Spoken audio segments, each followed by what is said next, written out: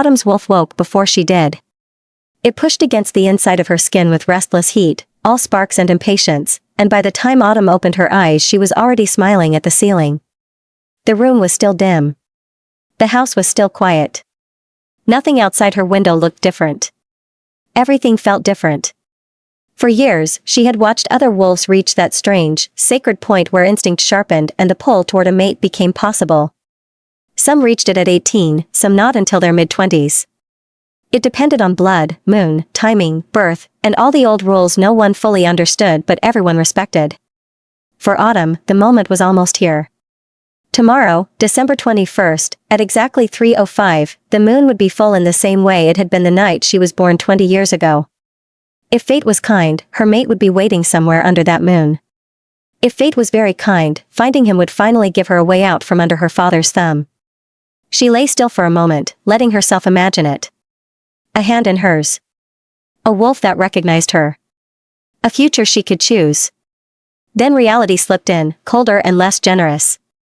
Autumn Hope Whitmore was the youngest child of an alpha bloodline that had never been subtle about expectations. She had 3 older brothers, all born close enough to a full moon to make the elders whisper about strength before they were old enough to shift. Aster, the oldest, had turned 25 the month before and was preparing to take their father's place. Falco and River, 23 and 22, already held respected positions in the pack. Autumn had trained harder than most warriors. She had earned her place in the sparring ring, in patrol exercises, in every fight where skill mattered more than rank. Her father still acted as if she belonged nowhere important. A mate could change that. Aster becoming alpha could change it too. For the first time in years, Autumn let herself hope both things might happen close together. She showered quickly, dressed in black jeans and a loose pink top, then pulled on a cardigan while she laced her boots. By the time she went downstairs, the family breakfast had already begun. Conversation stopped the second she stepped into the dining room. Aster noticed first, because Aster always noticed. He rose from his seat with a grin and crossed to her. "Look at you," he said, giving her an exaggerated once-over. "Any wolf with sense would fall at your feet." Autumn rolled her eyes, but warmth loosened something in her chest. Falco and River had always been more attached to each other than anyone else, almost two halves of the same thought. Aster had been Autumn's person from the day she was born. Brother, shield, best friend. He pulled out the chair beside him, and she took it without thinking. Her brother smiled at her. Her father did not. Neither did her mother. Across the table, her father watched with that hard, flat look that had followed Autumn since the night everything shifted between them. Her mother kept her attention on her plate. These family breakfasts were supposed to be private, a quiet privilege of rank, but Autumn had stopped feeling welcome at them long ago. She lowered her eyes and reached for her fork. Falco broke the silence first. "Any plans today?" River grinned. "Shopping for something scandalous to impress your mate?" Autumn shot him a look. "Do you hear yourself when you speak?" "Only when I'm brilliant." "Then probably not often." Aster laughed and leaned back in his chair. "Your birthday dinner is handled. The pack wanted to do a barbecue tonight." "A small one?" Autumn asked, already knowing better. Aster's smile told the truth. Pack small. Which meant half the territory would be there, food would appear in terrifying quantities, and someone would probably start music before sunset. Autumn's expression softened. Her pack had always loved her more openly than her father did. The thought steadied her. "I hope you find him tonight," Aster said more quietly. "I think you will." A stack of waffles appeared in front of her before she could answer. She looked up at the cook and thanked him by name. She had always made a point of that. Names mattered. People mattered. Her mother used to say that kindness like that would make Autumn a good Luna one day. That had been before the incident. Before her mother stopped reaching for her. Before Autumn learned that silence could live in the same house as blood. Her father's anger began gathering in the room before he spoke. Autumn felt it along the back of her neck, the familiar chill that warned her he was running out of patience. He hated breakfast chatter unless it served pack business. He hated joy unless it could be controlled. The blow came a second later. His fist slammed onto the table hard enough to rattle the dishes. Enough of this useless noise. Every head turned. Aster's body went rigid beside her. Autumn slid her hand over his under the table, a silent plea. Not today. Her father leaned forward. There are more important matters than dresses and mates. No, Aster said, cold as stone. There aren't. Their father's eyes narrowed. Aster stood. Autumn's stomach dropped. This is your daughter's birthday, Aster said. Her mating moon. For once, you can let the day belong to her. Sit down, their father snarled. Do not test me, boy. Aster did not move. Maybe I should. Maybe it is time you gave up a position you no longer deserve. Falco rose first. River followed. The room held its breath. Autumn looked up at Aster, fear pressing hard beneath her ribs. Please don't do this now. Aster's expression softened when he looked at her, but only for a moment. I can't keep watching him do this to you. If the pack stood behind Aster, he would become alpha. If they did not, the consequences would be ugly. Aster turned back to their father. Name the date. Not today. Not tomorrow. We do this before the pack, according to law. Their father's gaze cut to Autumn. Are you satisfied now? The words were meant to hit her. They did. Autumn picked up her plate and stood before he could dismiss her. I'll leave you to pack business. It was not pride that carried her from the room. It was survival. She could not handle being thrown out today. Not in front of all three brothers. Not when she was already holding herself together by force. Aster's voice entered her mind before she reached the hall. Come back. Not today, she answered. I don't have it in me. And I won't make this harder for you. She cut the link gently and kept walking. The packed dining hall was noisy when she pushed through the double doors, and the sound hit her like fresh air. People were eating, laughing, arguing about patrol schedules, complaining about the cold, planning the barbecue. It smelled like coffee, bacon, syrup, and wolves who were not afraid to enjoy a morning. Autumn's wolf relaxed at once. Charlie spotted her from across the room. He lifted a hand, calling her over without raising his voice. Charlie had been Aster's best friend for years and practically family by now. Autumn slipped into the seat beside him, grateful for his easy presence. Hey, he said, studying her face. Rough breakfast? She gave him a look. That bad? Family breakfast, she said. Use your imagination. His mouth tightened with understanding. Want to walk? In a minute. She pulled her plate closer. I want one peaceful meal first. Charlie slid an arm around her shoulders and hugged her against his chest. It was familiar. Safe. Or it should have been. I just hope I feel better once I find my mate, she murmured. Charlie went still. Only for a second, but Autumn felt it. Then he pressed a kiss to the top of her head. Maybe you will. They went outside after she ate, crossing toward the training grounds. Aster caught up before they made it halfway and pulled Autumn into a hug so tight she could barely breathe. Charlie looked between them. That bad? You have no idea, Aster said. Autumn pulled back. He challenged Dad. Charlie stared. You did what? Aster's mouth curved. I challenged him for alpha. Charlie burst out laughing. Autumn glared at him. That's your reaction? It's about damn time, Charlie said, still grinning. The challenge is Friday, Aster said. Autumn straightened, her mind already moving. Then you need to start making rounds. Talk to the pack. Let them speak. Let them see you listening. I know. I also need to finish the list of changes. His smile sharpened into something bright and dangerous. Things are going to be different. Aster took Charlie with him for the rounds, which made sense. Everyone expected Charlie to become his beta. He knew the pack, knew the warriors, knew how Aster thought. Still, when Aster looked back at Autumn before leaving, there was a mischievous gleam in his eyes that made her suspicious. She filed it away. Training swallowed the rest of the day. Autumn fought until her muscles trembled and sweat cooled beneath her shirt. She pushed through drills, sparred with warriors twice her size, corrected a younger wolf stance, and stayed until exhaustion made her thoughts quieter. On her way back to her room, she saw Aster and Charlie near the edge of the yard, talking with a group of girls. Her wolf stirred. Not gently. Autumn slowed. One of the girls laughed at something Charlie said, touching his forearm like she had every right to put her hands on him. Another leaned in too close. A sharp, ugly feeling moved through Autumn's chest. Jealousy. The realization startled her. Charlie had always been Charlie. Aster's best friend. Her friend. The person who knew too much about their family and still stayed. She had never looked at him as anything else. Now she looked. Really looked. He stood easily among the others, tall and broad, blonde hair combed back, short beard trimmed clean along his jaw.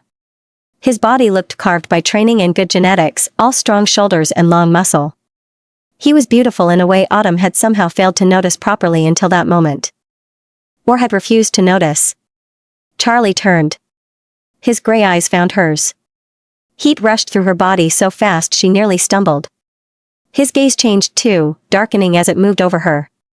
Not friendly. Not casual. Hungry. Autumn's cheeks burned. She walked away before she could do something humiliating. The shower helped. A little.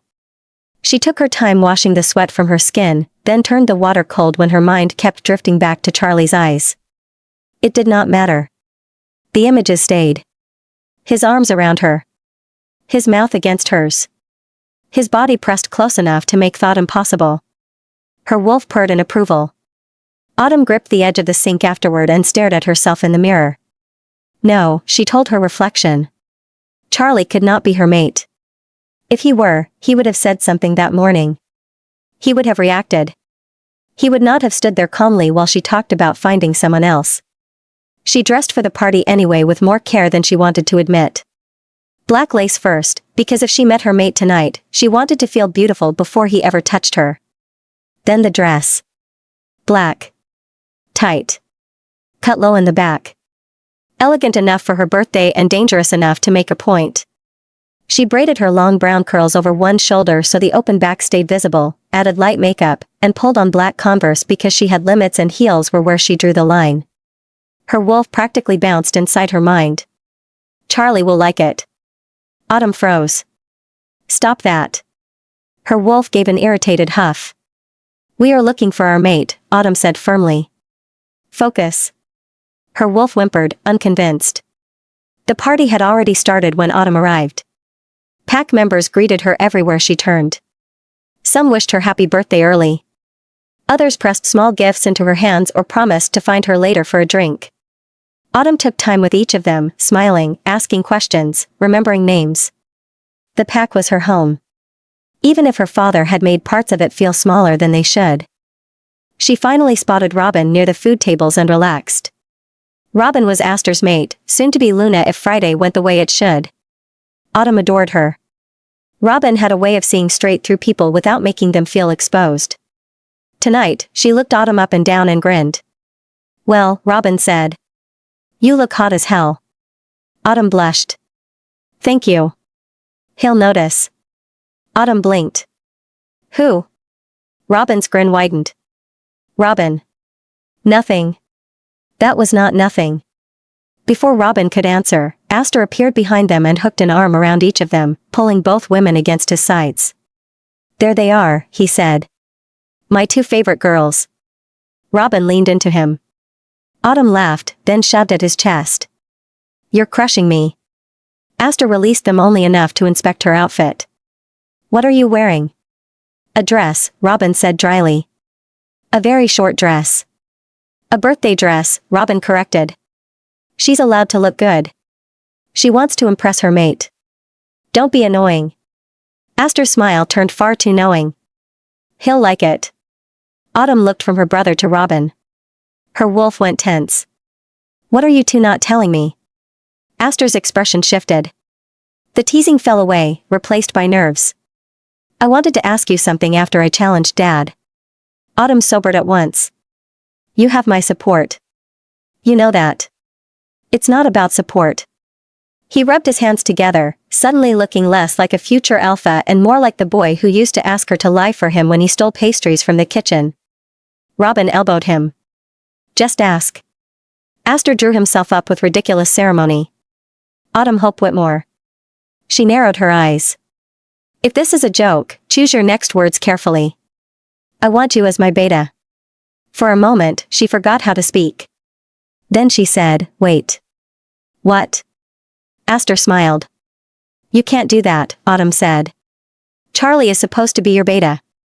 Robin and Aster exchanged a look, then both failed to hide their amusement. Autumn's suspicion sharpened. Why are you laughing? Tonight will make some things clearer, Aster said.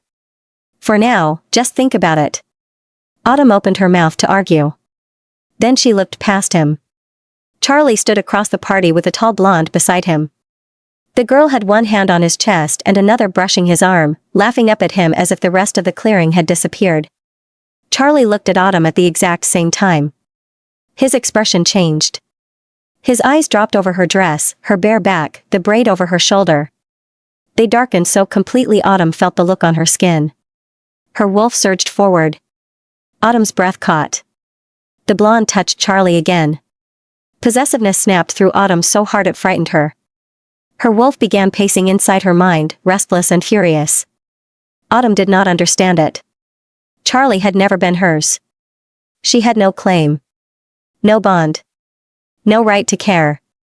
And yet she cared. Her gaze moved over him before she could stop it. His shoulders. His arms. His chest. The hard line of his body.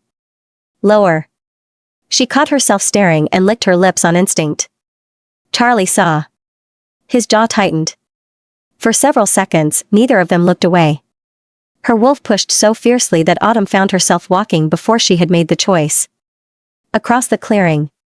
Past the tables. Past laughing pack members who blurred at the edges of her vision. Charlie watched every step. There was hunger in his face now. Want. Recognition, maybe. Autumn's wolf was almost singing. Then Charlie turned. He took the blonde by the waist and kissed her. Full on the mouth. The world went quiet. Autumn stopped so suddenly her body felt disconnected from her thoughts. Her wolf recoiled first, stunned. Then rage flooded in. Not human anger. Not embarrassment. Something deeper and sharper, a violent instinct to tear the blonde away from him and make the whole clearing understand that Charlie was not for anyone else to touch. Autumn staggered back from the force of it. No. No, she could not do this. She could not stand there in front of the pack, dressed for a mate she had not found, burning with jealousy over a man who had just kissed someone else. She turned before anyone could see her face clearly. Then she ran. Autumn had run in her wolf form as deep in the forest as she could. It took her a long time before her wolf settled down, not wanting to kill the girl Charlie had kissed in front of her eyes. She felt so confused, why was she suddenly so attracted by him? She had never liked him in that way. As one of Aster's best friends he had always looked out for her, he was even the first to find her that night. But he never pursued her romantically. So why did it all change now? The fur off Autumn's light gray wolf sparkled beneath the moonlight. She just wanted to talk to her mother for advice, as a Luna she would know what was happening to her. But she couldn't. And Robin would immediately tell Aster, so that wasn't an option either. Autumn stopped at a beautiful lake, the moon started to rise and she knew that it was almost time. She could feel how her body was changing, getting ready for a new chapter in her life. Maybe a dive would calm her and her wolf down, so that's exactly what Autumn did. When Autumn had approached the town, she had changed back in her human form, she had put her clothes back on and walked back. She must have been gone for hours since everybody had already left home. Her birthday hour had already passed, but there was nobody left to celebrate it with. There was nobody left. Since she escaped the party she hadn't eaten and she felt how her stomach rumbled. Autumn made her way over towards the fire, looking for some leftovers. Knowing the pack, much food would be left out since most of them would be too drunk to clean up. Autumn nestled herself in a comfortable chair in front of the fire and took a slice of cake. She saluted herself and took a bite. Suddenly something happened to her. The most delicious, mouth-watering smell filled her nose. The smell was indescribable, it wasn't like anything she had smelled before. Autumn looked around but nobody was near, she shook her head. Maybe she just had imagined everything. She took another bite and felt how her wolf was on alert. There it was again, it was a smell Autumn didn't want to stop smelling. It was the most heavenly combination she had ever smelled. It smelled so pure and manly, combined with fresh pineapple and a woody smell. Her wolf started to purr, loud and clear. Autumn couldn't help herself. She felt something pull at her. It pulled hard at her core. She wanted to inhale that scent, nestle herself in it. She wanted to smell nothing more. And then she saw him. Made her wolf screamed and he howled loudly. Charlie had been restless for the rest of the night, ever since he had seen Autumn. She was so goddamn beautiful. He had known for a long time that she was his mate, but no matter how hard he thought about it, he saw only one solution. He had known that that was the only way. So, he had kissed the blonde in front of him. When he saw the pain and rejection in his mate eyes, his wolf almost lost it. He had taken the blonde back to her room, but nothing had happened. He couldn't get her out of his mind. He had tossed and turned all night, but sleep wouldn't come. He had just decided to go down to get something to eat when the most majestic smell had hit him. He wanted to go back, because he knew damn well what it was. There was only one thing that smelled this good. But his wolf took over. He wanted to fix his previous mistakes. Charlie walked completely on autopilot outside. Sniffing the air over and over again, it was filled with the smell of apples and cinnamon, the most delicious smell ever. And then he saw her. Made his wolf screamed and a growl escaped his throat. Mine his wolf roared. And he couldn't stop himself. Autumn saw how Charlie walked straight up to her. She felt how a pool of desire rose from her belly, how her wolf couldn't stop herself. Get to him, she said, and without thinking Autumn ran over towards him. With each step she took his eyes darkened. She could feel how much she wanted him, how much she wanted to bury herself in his neck, his arms wrapped around her. Most of all she wanted to please and love him until there was no tomorrow. Autumn jumped and Charlie caught her with ease. He wrapped her legs around his waist. She noticed how heavy her breathing had become, but Charlie's breathing was just as heavy as hers. His eyes pitch black only focused on her lips. She closed her eyes and inhaled his smell. Unconsciously she squeezed her hips together and a howl pierced to the sky.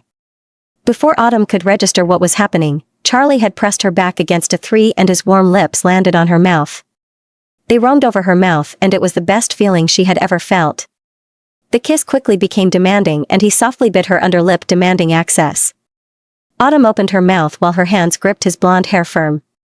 She felt how Charlie pushed her dress aside and his hands roamed over the lace edge of her panties covering her bottom. Fuck, he moaned in the kiss and pressed himself harder against her. His tongue slipped into her mouth and licked everything from top to bottom. A sensational shiver went through Autumn's body and a soft moan escaped her lips. Charlie broke the kiss and they both tried to catch their breath while resting their forehead against each other. You are my mate, Autumn whispered softly. And before Charlie could respond she kissed him again. Wrapping herself even tighter against him, taking the lead. Her hands went over his hard exposed chest and he moaned loudly as she nibbled at his bottom lip. She started to trail kisses along his neck and jawline and he pushed himself even deeper against her. Autumn licked from his ear over his neck towards his chest. She felt how his hands reached over towards her back and making way to the front towards her breasts. They were almost dry humping against the three.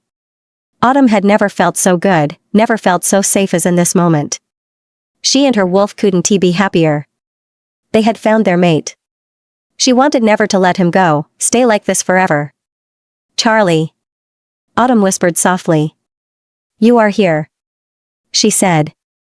And in that moment, he froze.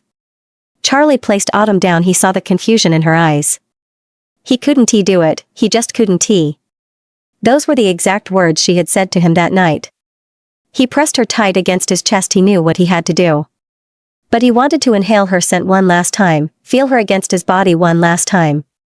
His wolf became anxious. He didn't agree with Charlie. He wanted to mark his mate and spend every moment of the rest of his life with her. But he simply couldn't. He took her head in his hands. This would hurt a lot. He had no doubt in his mind, this was the hardest thing he ever needed to do. His wolf was ready to come out. To stop him and to mark his mate. But Charlie wouldn't let him. Autumn placed her small hands on top of his big hands and she smiled up at him. You have no idea how happy I am, she almost whispered. Autumn, don't, he said coldly. She looked confused at him. What do you mean? You are my mate, aren't you? She asked, eyes filled with doubt. The feelings I have right now are overwhelming. I felt so good, safe and loved in your arms. I don't want to ever leave you. Autumn, don't, Charlie said stern again. We can't. He added. Autumn felt how her wolf became alert, sensing there was something wrong. Sensing that what was about to happen would hurt her a lot. Autumn Hope Whitmore, I Charlie Pierce I now reject you as my mate. Autumn looked shocked at Charlie. You can't, please don't do this. She softly whispered. But it was already too late. Autumn felt how a hard pain rose in her chest. She felt how her wolf held in pain and how her heart shattered in a million pieces. I can't be your mate, Autumn. You deserve someone better. Charlie released her face and watched her. Autumn clenched her chest, clawing at the gaping hole in her chest. You need to say something back. Why? She asked. Why did you do it? She yelled at him. I can't be your mate, Autumn. It's because what happened that night. You need to answer my rejection, Autumn. Fuck off.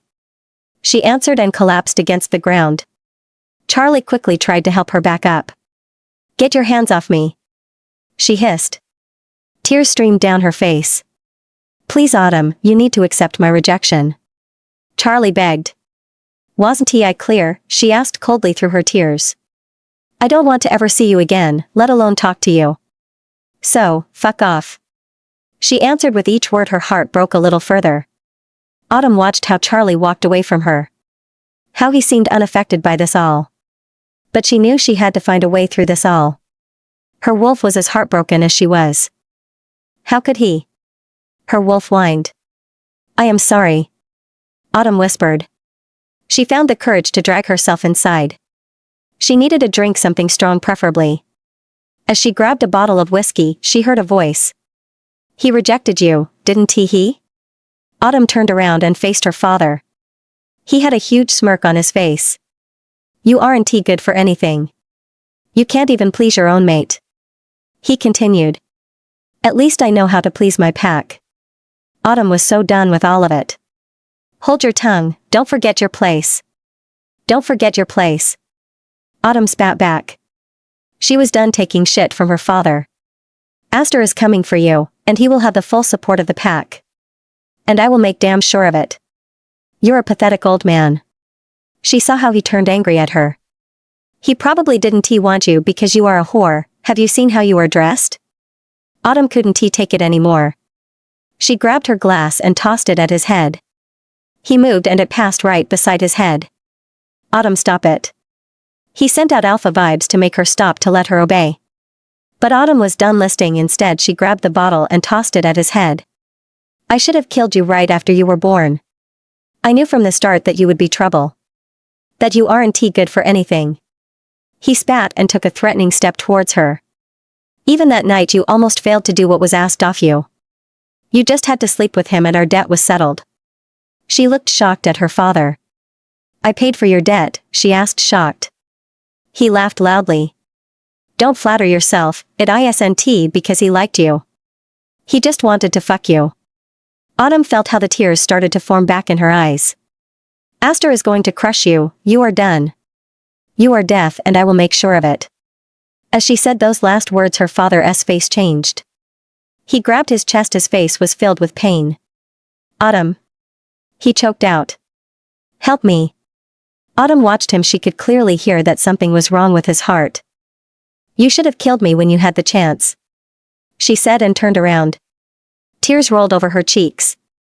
She was done with this life, done with everything. As she made her way to her room, she heard how her father fell down and still she didn't move to help him. Autumn's mind was set. She knew what she wanted and what she didn't. She tossed a large bag on her bed and started to fill it with her most important belongings.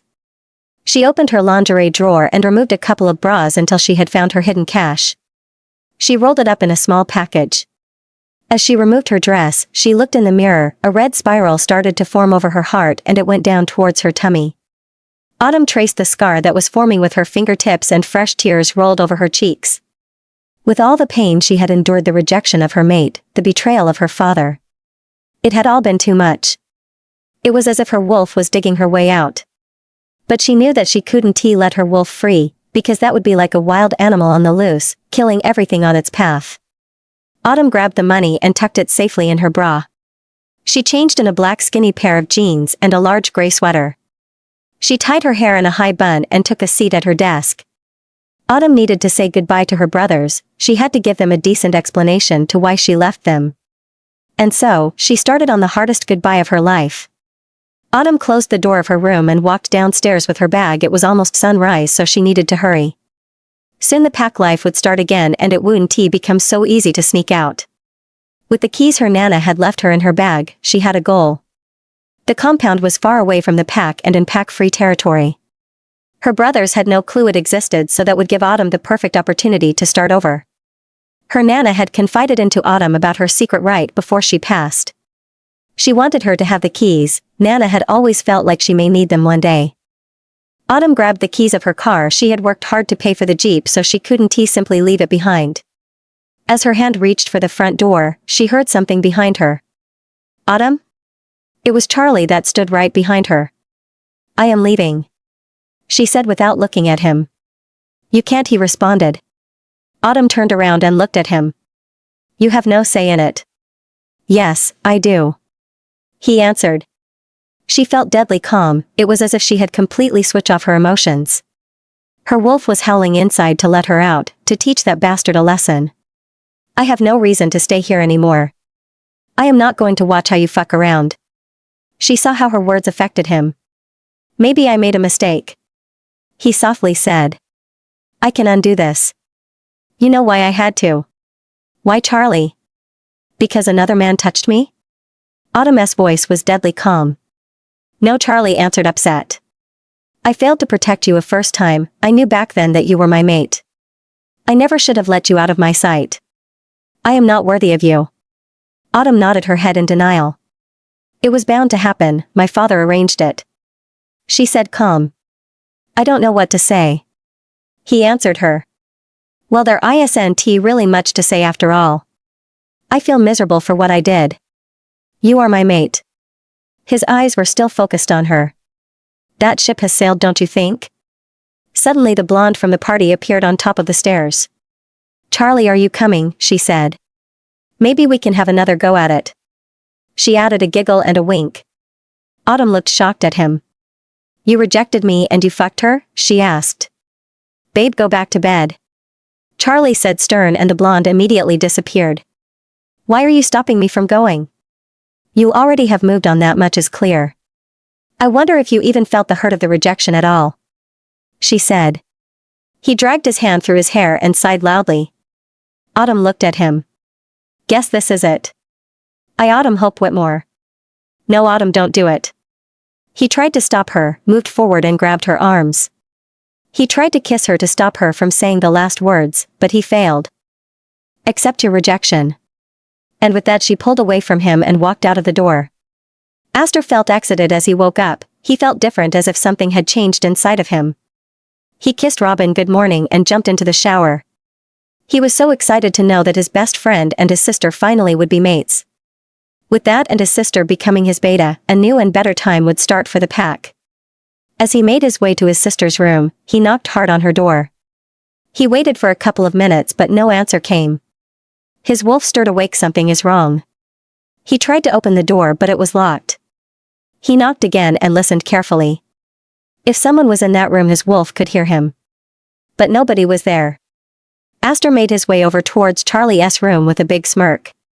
He didn't bother to knock but walked straight in. They had always done that to each other. He hadn't plans to stop doing that now. As he walked in, he immediately sensed something was off. He saw Charlie still fast asleep, but what bothered him the most was that a blonde woman was sleeping next to him, with her arms wrapped around him. That woman was definitely not his sister. His wolf started to pace in his head. Something is horribly wrong with her, he said. Aster stalked over towards his best friend and grabbed him harshly. What did you do? He yelled, Charlie awake. He opened his eyes, confused and still sleepy, to look at his best friend. What are you doing, man? He asked. Why are you with her? And not my sister? Aster asked loudly. The blonde next to Charlie stirred awake. Why would I be with your sister? He asked. Don't play dumb with me, you two are mates, Aster yelled. The blonde stared at the fight in front of her, not knowing what was going on. Your sister left, she suddenly said. Charlie tried to stop her, but she left. Aster was fuming by now. Get out of his room. He hissed between his teeth, using his alpha vibes. The blonde wasted no time and took off. What did you do? He repeated his question. Charlie felt ashamed about what had happened between him and Autumn. Last night his actions all made sense, but this morning that feeling was completely gone. I rejected her. He softly said. You did what? Aster yelled at him. She found out that we were mates last night. But I am not worthy to be here, mate. I failed to protect her. We were too late that night. He had already raped her. You are a moron. You did more for her than you possibly could imagine. You warmed her with your wolf when she lay there unconscious. You protected her from everything and everybody. You helped her through my father's twisted decision of letting the guy leave unpunished. Charlie's shoulders slumped down. And yet I failed to protect her. I failed to prevent it from happening. She found out yesterday that your father arranged it all. Charlie was almost crying as realization hit him. He had rejected his mate, the one woman he had ever loved. He had hurt her and chased her away. She said the exact words to me when she found out I was her mate as that night. I couldn't take it. But I tried to stop her. I tried to fix it. She wouldn't listen. She accepted the rejection and she left. Aster felt never more disappointed in his life. Then you didn't try hard enough. Why are you guys fighting? Falco popped his head in and looked at Aster and Charlie. He chased away our sister. Aster replied and turned around. He grabbed the key from Winter's room from his pocket and walked over. What? Falco asked, following his brother. Autumn is gone. Aster said, defeated, as he opened her room. They both looked around and saw that most of her stuff was gone. On her bed lay 3 envelopes, each with the name of a brother. Get River. Aster commanded. Falco quickly disappeared as he took a seat on the bed. Why didn't you come to me? He softly whispered as his hands trailed over the letters holding his name. With trembling hands, he opened it and started to read. Dear Aster. It pains me the most that by leaving this place, I have to leave my best friend, my one and only Alpha, behind. If you have a stupid plan in your head, then I ask you to let it go. Don't try to bring me back. Too much has happened for me to be here. I am deeply sorry for causing you this pain, but I can't stand to face my pain each and every day. Charlie rejected me. I hope you never have to lose Robin, because the pain is just unbearable. Hold her tight and close to your chest, cherish her with all your heart. You guys are so good together. Charlie's rejection is part of why I have to leave. He clearly hasn't had as much trouble with it as I have, but please don't give him a hard time. He has his reasons, and even though I find them weak and pathetic, I get where he is coming from. Last night something else happened.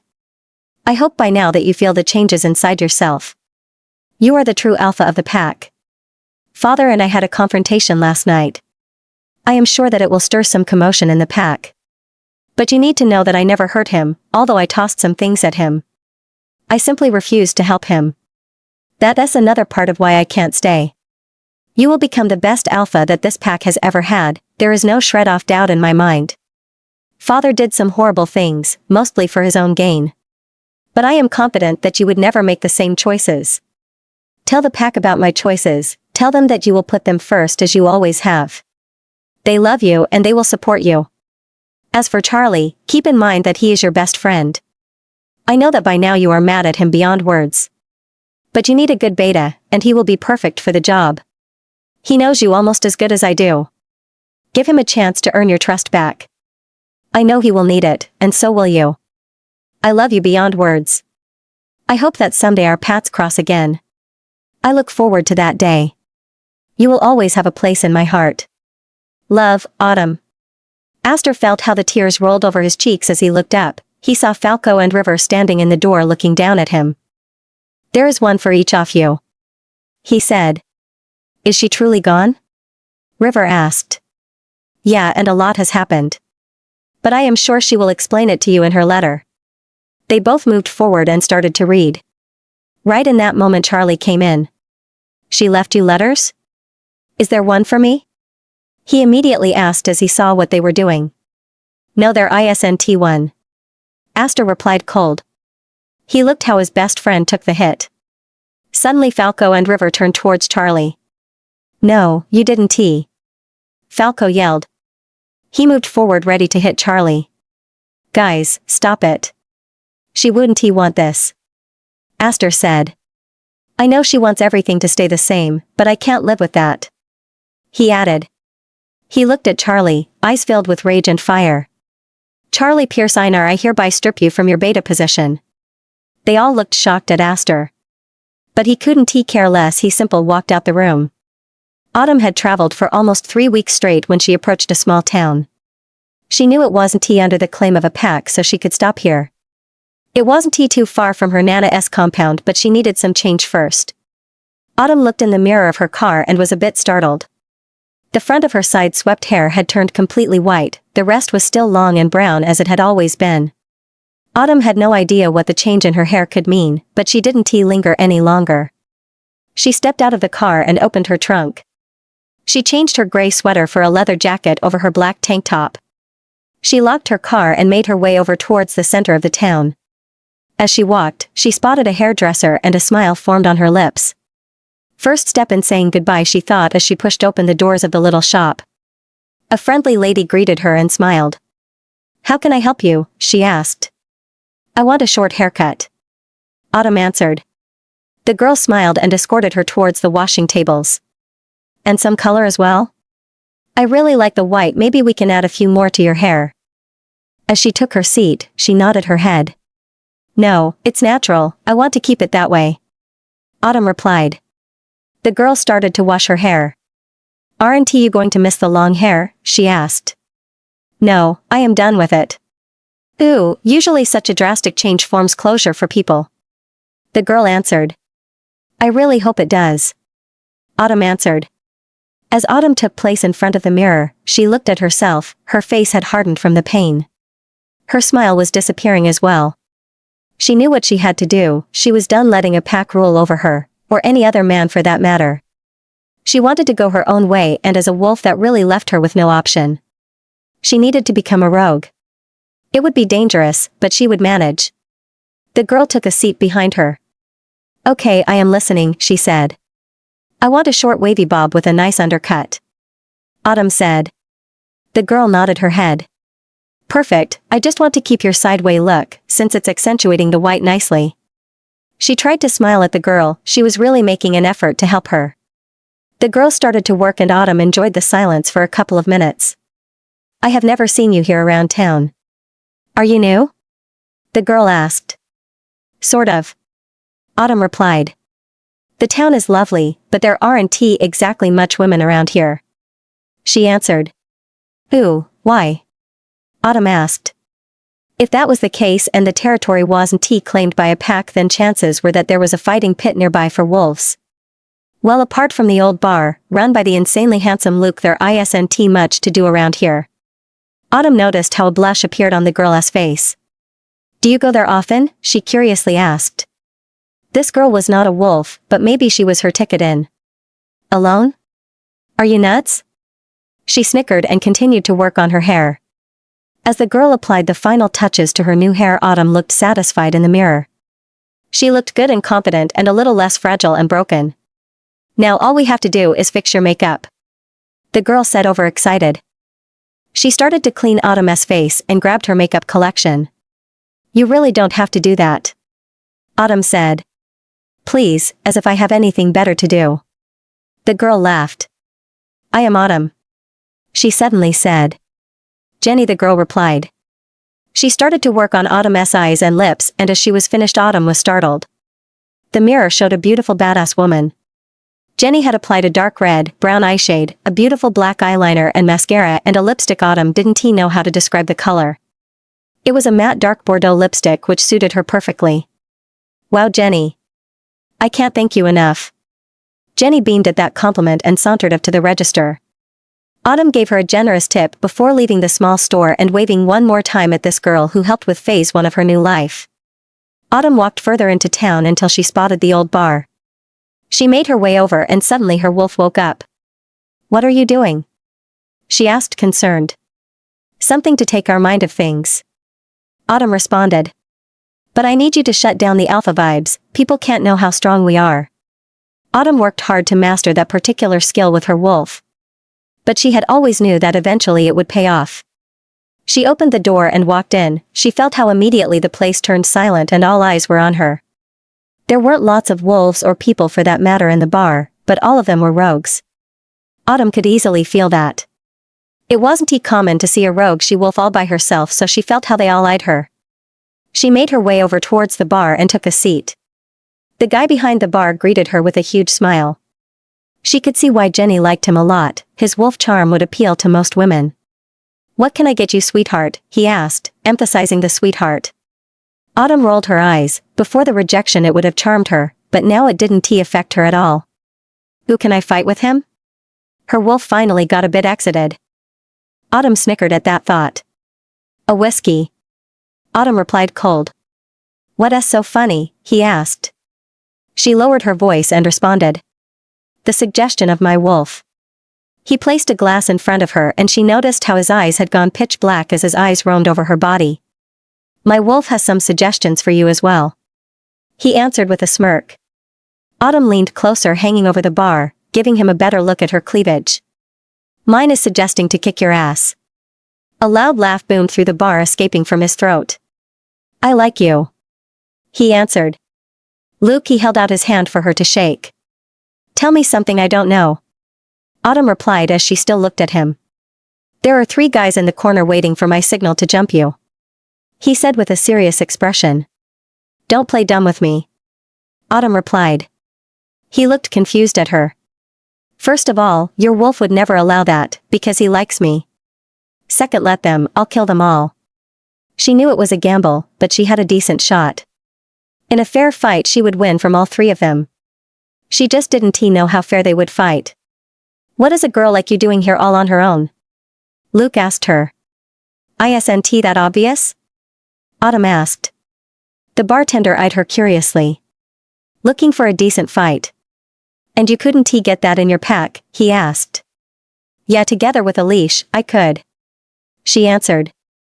He snickered at her. "Or maybe a golden cage," she added. "How long has it been since you let her out?" he asked. Autumn thought back to her last run at home when she was still part of the pack. "A couple of weeks ago, but if I let her out now, I can't guarantee the outcome," she added. Suddenly someone grabbed the chair next to her. Autumn studied the guy and saw he was all beaten up. "Jack, you look pretty," Luke said as he smiled at the man. They looked a lot like each other, Autumn noticed. "What she is having?" Jack said stern. "Hard night?" Luke asked. "It's better now that I have seen the mystery girl from close by. She is indeed smoking hot," he replied while winking at Autumn. "Gossiping about me over a mind lick isn't quite polite," she said. "Honey, he did a lot more than that. The picture he painted was quite amusing. My wolf couldn't be her fast enough." "So, you are 2 horny teenagers?" Autumn asked with a smirk. She knew that they were both older than her, but she couldn't let it slide. Jack laughed and his laugh boomed through the bar much like his brother had done. "Sweethearted, isn't any day that a beautiful she-wolf passes along this little town," Luke said. "And especially one without a pack and unmarked," Jack added. Autumn swirled her whiskey around and looked inside her glass. The scene from that night played over and over in her head. She needed to remind herself why she was here. "Maybe I can take you out to dinner," Jack said. "I haven't seen a restaurant in this place." "Luke will cook for us with pleasure," Jack said.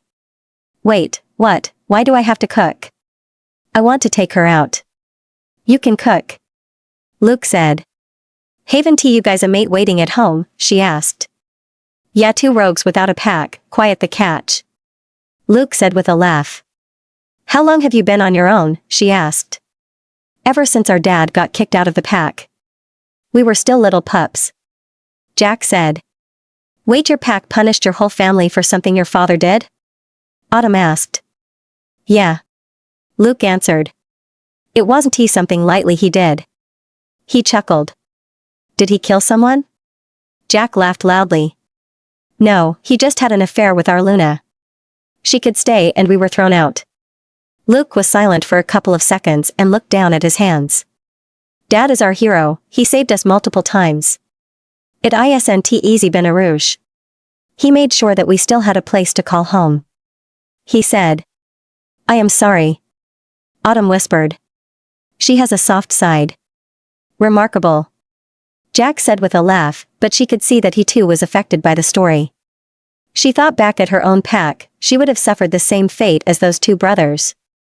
Refusing to help your alpha, not much to defend her case. The more she thought about it, the more she became to hate those pack rules. An alpha wasn't better than the rest of the wolves in his pack. They should have functioned as one and protected each other, something her father never had done. So why did you got kicked out? Jack asked. So how do you got that pretty face of yours? She answered his question with another question. Smooth, he laughed. Did you kill someone? Luke asked. Seriously, what happened to your face? Autumn tried again. How about this, an answer for an answer? He said. What's your name? Luke asked as she nodded her head. Autumn. She replied. What happened to your face? I got in a fight. Jack answered. Fighting pit? She asked. It's my turn, honey. He said, cocky. And Autumn rolled her eyes. Why did you got kicked out of your pack? He asked. I am not kicked out, I took off. She answered. They both looked at each other. Why on earth would you do that? Luke asked. Sugar, you can answer mine first. She said with a sweet smile. Jack looked nervous around the bar and lowered his voice so that nobody could hear him easily. Yeah, it was. Take me there. Autumn answered. It was our turn, sweetheart. It wasn't a question. She replied. It was dark when Autumn left the bar with Jack and Luke. I don't think this is a good idea. Luke said. No, I agree, but we can't leave her on her own wandering around town. Jack responded. I am a big girl, I can take care of myself. Autumn replied. I am sure you are, but a fighting pit is something different. Jack and Luke approached an old abandoned industrial site. They walked in using a side entrance, shielding Autumn between the two of them. As soon as they were inside, another wolf approached them. Luke, boss, what are you guys doing here? I thought that you didn't want to come tonight. The guy said. Relax, Enrique, we are here with our friend. She wanted to see the pit. Jack replied and shook the guy's hand. You own this place. She whispered towards Luke. Yeah, Jack does. He said with a smile. Luke and Jack escorted Autumn inside the building. They both took their time to greet their fighters. Autumn introduced herself to all of them, actually liking to have a talk with them. Come on, or we will be late to our seats. Jack pulled them further inside the building. The next room was pitch black and Autumn felt how she was squeezed between the two guys. My wolf likes this a lot. Luke laughed. Mine too. Jack answered. Mine is still looking forward to fight you guys. Autumn answered with a chuckle. They soon made way towards their seats and Autumn took place in between the boys. Suddenly the lights flashed on and Autumn saw an arena filled to the top with wolves. Some part of a pack, some rogues. But all had their eyes on the middle of the room, the ring. Autumn looked exited down in the same direction. She felt a bit excited and her wolf wanted to go as well. She smiled. If she could get in phase 2 of her plan, her new life could start. After the fight, the guys had insisted on escorting Autumn towards a motel. She woke up past noon, exhausted from the emotions of the past couple of days. Her mind wandered back towards home. Would Astor be alpha by now? Would Charlie be his beta? Her wolf roared at that thought. I know, he is not worthy of our thoughts and our time. Autumn tried to calm her. She got herself out of bed and walked over towards the shower. As she stripped in front of the mirror, she took a look at herself. Her fingers traced over the scar. It had finally stopped growing. She followed the spiral starting from her heart and unwinding over a part of her belly beneath her breast back to her side. She would be reminded of Charlie's rejection for the rest of her life. Tears formed in her eyes, but she blinked them away. She didn't want to cry anymore, she wanted to move on, even tough that would be a hard thing to do. The hot water rolled over her body and washed a bit away of her sorrows. She needed to be careful. In the company of Jack and Luke, most wolves had left her alone. But if she would go out alone, she wasn't sure that would be the case. As she came out of the shower, a calming thought settled on her. She would survive even if it was all alone. She was determined to survive, to start over. She grabbed a fresh top and applied her makeup as Jenny had shown her. She needed to find a store to gather some supplies. She would stop by Jenny's shop to ask where she got the lipstick. Autumn smiled as she looked at herself in the mirror. She was almost unrecognizable. You had to look hard to spot the sweet Autumn from the White Moon pack. She already looked the part, now she needed to feel the part. Autumn had stopped by at Jenny to ask for directions and information. Turned out that there was a big shopping mall in the next village. It was a 2-hour drive, but Jenny assured her they had everything. Autumn knew she needed to be careful, since it was territory of another pack. But if she used her car, she hoped that they would only smell her by the time she left again. And the best part of it was, that her Nana's compound was on the way over. So, she could easily make a stop to look at the place. It would be in bad shape, so Autumn needed to know what the state was. After a long drive she finally reached the mall and felt exited. Her father had always restricted her access. It had been too long since she had been in a mall. Autumn looked at the shops and felt excited. She needed to remind herself that she had to be quick and only could make the necessary stops. First order of business was makeup supplies. She went in the store and searched for all the products Jenny had suggested. As Autumn was looking for some lipstick, she felt a booming presence behind her as if someone was watching her. She carefully looked over her shoulder but didn't notice anybody. She paid for everything and went on to buy some food. She grabbed some basic supplies but didn't fancy a decent meal, so she tossed a pint of Ben Jerry's in her chart. As she made her way over towards the register she still felt as if someone was still watching her. She looked around but couldn't identify someone. She smelled, however, that someone was near. A pack wolf. Her wolf said, restless. Can we fight him? She asked. I rather not. It will draw too much attention to us. But I promise you some action soon. Autumn replied. Autumn rushed outside and tossed everything in the trunk of her car. As she stepped around towards the driver's seat, she opened it quickly. But before she could get inside someone smashed it close again. She felt trapped, the booming presence had caged her between his big arms. Turn around. He hissed in her ear. Autumn slowly did as the man said. Who are you? He said. Autumn. She answered without hesitation. She knew that this was not the time nor the place to play games. Do you know whose land you are standing on, Autumn? He asked. He closed the space between them, pressing her against her truck. Autumn studied him for a second. He was around the same age as Aster. Isn't the cavalry coming? She asked as she saw how he looked around. I don't need cavalry to deal with you. He answered. You are trespassing the Opal Storm Pack territory. You will need to see our alpha for doing so. I rather not. Autumn replied. He grabbed her hand in a firm hold. I don't think you have a choice. You are just a weak rogue wolf. You will do as I say. We have a firm policy for trespassers. Let us just say that not many live to tell. Autumn felt how he sent some beta waves her way, making her obey his command. He towered over and yet she smirked at him. She was an alpha and much stronger than him for that matter. His waves had zero effect. Get your hands off me. Autumn commanded using her alpha voice, and the guy let go of her arm. Be a good boy and step back. She said stern. What's your name, boy? She mocked him. He couldn't refuse to answer her question. Josh, beta from the Opal Storm Pack. He replied meek. Well Josh, tell your alpha I said hi. Or maybe don't. I am not sure he would like that. Autumn said with a smile and entered her car. As she exited the parking lot, she saw that Josh still was startled as he looked at her disappearing truck. Autumn needed to make a stop at the compound from her Nana on her way back. She drove on an abandoned route, which was in poor shape. The route went deeper inside a forest. Autumn felt how the peace and silence washed over her as she went further away from the habited world. The stories from her Nana had done justice to the place, she realized. She could see why her Nana liked it out here. As she drove further down the road, a big building started to take shape on the horizon. A square farm appeared. Her Nana had told her multiple stories about this magical place. The farm was constructed on the former outbuilding of an old abbey, whose origin dated back to the 13th century.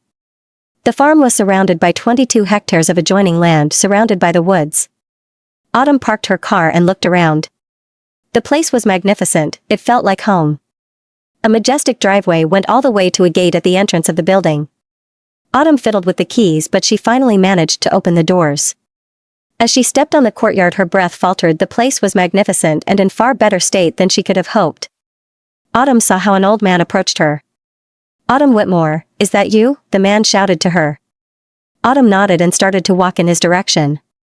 "Yeah, I am. Nice to meet you," she said. "That took you long enough. Your Nana died 3 years ago. I was expecting you way sooner." Even though she never specified when you would arrive.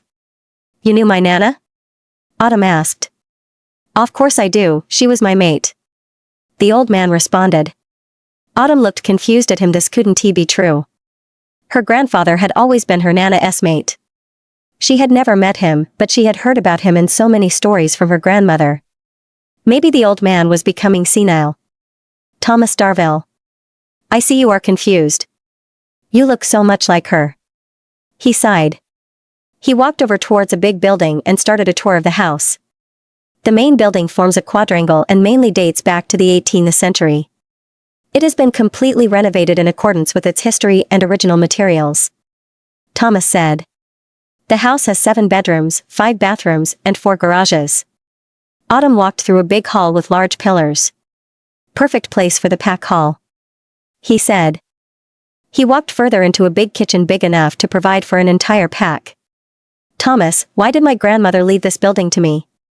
And why does nobody know about it?" Autumn asked. "Your Nana was forced to leave me here. It wasn't her choice. She loved this place, but she didn't want it passed on to one of her greedy children. The first she saw fit to live in this place was you, and from what I heard about you I agreed. We started the renovations when you turned 16. Your Nana was convinced that one day you would need a place to start your own pack. She wanted it to be this place," he said. Autumn looked startled at the man. She had so many more questions. Thomas showed her several more rooms. They all were beautiful and very impressive. Until he finally stopped at one room. This room belonged to her. She wanted it to become your room. "It's the most beautiful room inside the whole compound," Thomas said. "Aren't you staying there?" Autumn asked. "No, after she was forced to leave, I couldn't stay here. It reminded me too much of her," Thomas said. Thomas opened the door to the room but never entered. Autumn stepped inside and knew immediately what he meant. The room was big, beautiful, and full of light. The back of the room was filled with big glass windows, leaving an indescribable view over the estate. Autumn smiled and thanked her Nana for taking care of her. Thomas showed her further around the compound. There are different stables and barns that can be turned into suiting living areas, he said. He pointed towards a tiny house that lay a bit remote in the field. "That's my house. If you ever need anything you can find me there," he said. Autumn looked at the old man. "Thomas, why did my Nana leave her mate?" Pain filled the old man's eyes. "I think that's a story for another time," he answered with a weak smile and walked away. Autumn felt so confused as he left. Why did her grandmother leave her this property, and why did she mean by her pack? Autumn was no longer part of any pack. It was her and her alone. Autumn drove back to the town, and as she parked near the bar, she noticed how Enrique, the man who let them in the building last night, was harassed by 4 other wolves. She quickly made her way over towards the side where they had pushed the man in an alley. As she approached them, Autumn overheard a part of their conversation. "You said they wouldn't be there. And yet they both showed up. Do you have the money at least?" One of the wolves threatened the man. "Hey!" Autumn waved enthusiastic to the group of men. "There you are, Jack has been looking everywhere for you." She quickly approached the group and the man recognized her. The 4 backed away a bit from him and Autumn saw her chance. "You know how he gets when he needs something. Are you coming?" No, one of the wolves roared. "We weren't done talking." "From my point of view, you don't want to talk," Autumn replied with a smile. "Baby, you better leave now, things are about to get ugly," another wolf said to her. She responded with a smile. "Isn't it rather pathetic that you need 4 wolves to attack one guy? There is really no need. Tell Jack I am coming," Enrique whimpered. But Autumn wasn't backing down. One wolf approached her and he licked his lips. "Baby, you heard the man, you can go. We don't want to scratch your pretty little face," the wolf said as he tried to brush a hair lock out of her face. In a swift motion she grabbed his wrist and twisted his arm in a deadlock. To endure the pain the wolf had to bend down and Autumn just stared at the other guys, still holding his arm firm. "I think the conversation is over, he is coming with me." They looked at her anticipating what she would do. Since nobody moved, Autumn pushed the arm of the man further until a loud snap was heard. She had broken his arm while never breaking eye contact with the others. "Look, we don't want to have a fight. I think we can have this talk another time," one of the other wolves said as they released Jack's man. He hurried himself over towards Autumn. "I could protect myself," he said stern. "I didn't look like it," she answered. The wolves picked their friend up from the ground and walked away. "Why did you do that? Why did you help me?" the man said. "Because you are a friend of Jack and I didn't like the numbers," Autumn said without looking at the man. She turned around and started to walk towards the bar. "Why didn't you defend yourself? You are a wolf after all?" she asked. "I can't fight," Enrique answered. She nodded her head and pushed open the double doors of the bar. "Can we not tell Jack about this? I am trying to fix the problem. I don't need him to worry about it," he answered. As Autumn walked inside, she bumped against a hard chest. As she looked up, Jack steadied her with a huge smile. "Honey, it's good to see you." "Jack, nice seeing you again," Autumn answered. He smiled down at her as he removed his arms from around her waist. He looked from her over to Enrique next to her. "Now do enlighten me, what can't we tell Jack?" he asked.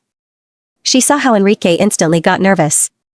"He has offered me a fighting position in the team," Autumn said without hesitation. She knew that he had no choice then to back her up. "What?" Jack said, confused. Enrique looked startled at her. "He was harassed by a couple of wolves and I chased them away. They were rogues going for his wallet. I said I was looking for a job and he must have been impressed by my skills since he offered me one on your team," Autumn answered with a steady breathing. "No way," Jack answered stern. "Why not?" Autumn asked. "I am not letting my guys beat up a lady," he answered. Enrique was still silent, not knowing what the outcome would be. "Your numbers aren't that great. You need the money.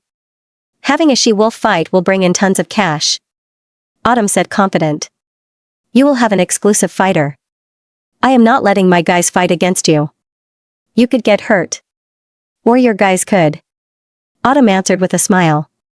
Jack grabbed Autumn's arm and dragged her over to the bar. "Luke, tell her we can't let a woman fight," he said. Luke looked at Autumn. "Why not? It's not like you are forcing her. From your conversation she clearly wants to. And you should be grateful, it will indeed bring a ton of money." Jack looked shocked at his brother. "She is a woman, for God's sake. You are supposed to be the wise one, you are my older brother. You need to tell me that this is a bad idea," he said. "Or we could try it once," Autumn said. "I will not look at you beaten and bloody. Just because you are a stubborn woman." "Who says I will be the one covered in blood?" she asked. Luke smiled at her. "You are rather confident that you will win," he said with a smirk. "I am not, but I know what I am capable of and what my wolf is. And she has been begging me for a fight for the last couple of days." Autumn closed her eyes to push the memories and the pain back. "What was your place in the pack?" Luke asked. "I had no specific place, but my brothers insisted that I learn to fight and defend myself.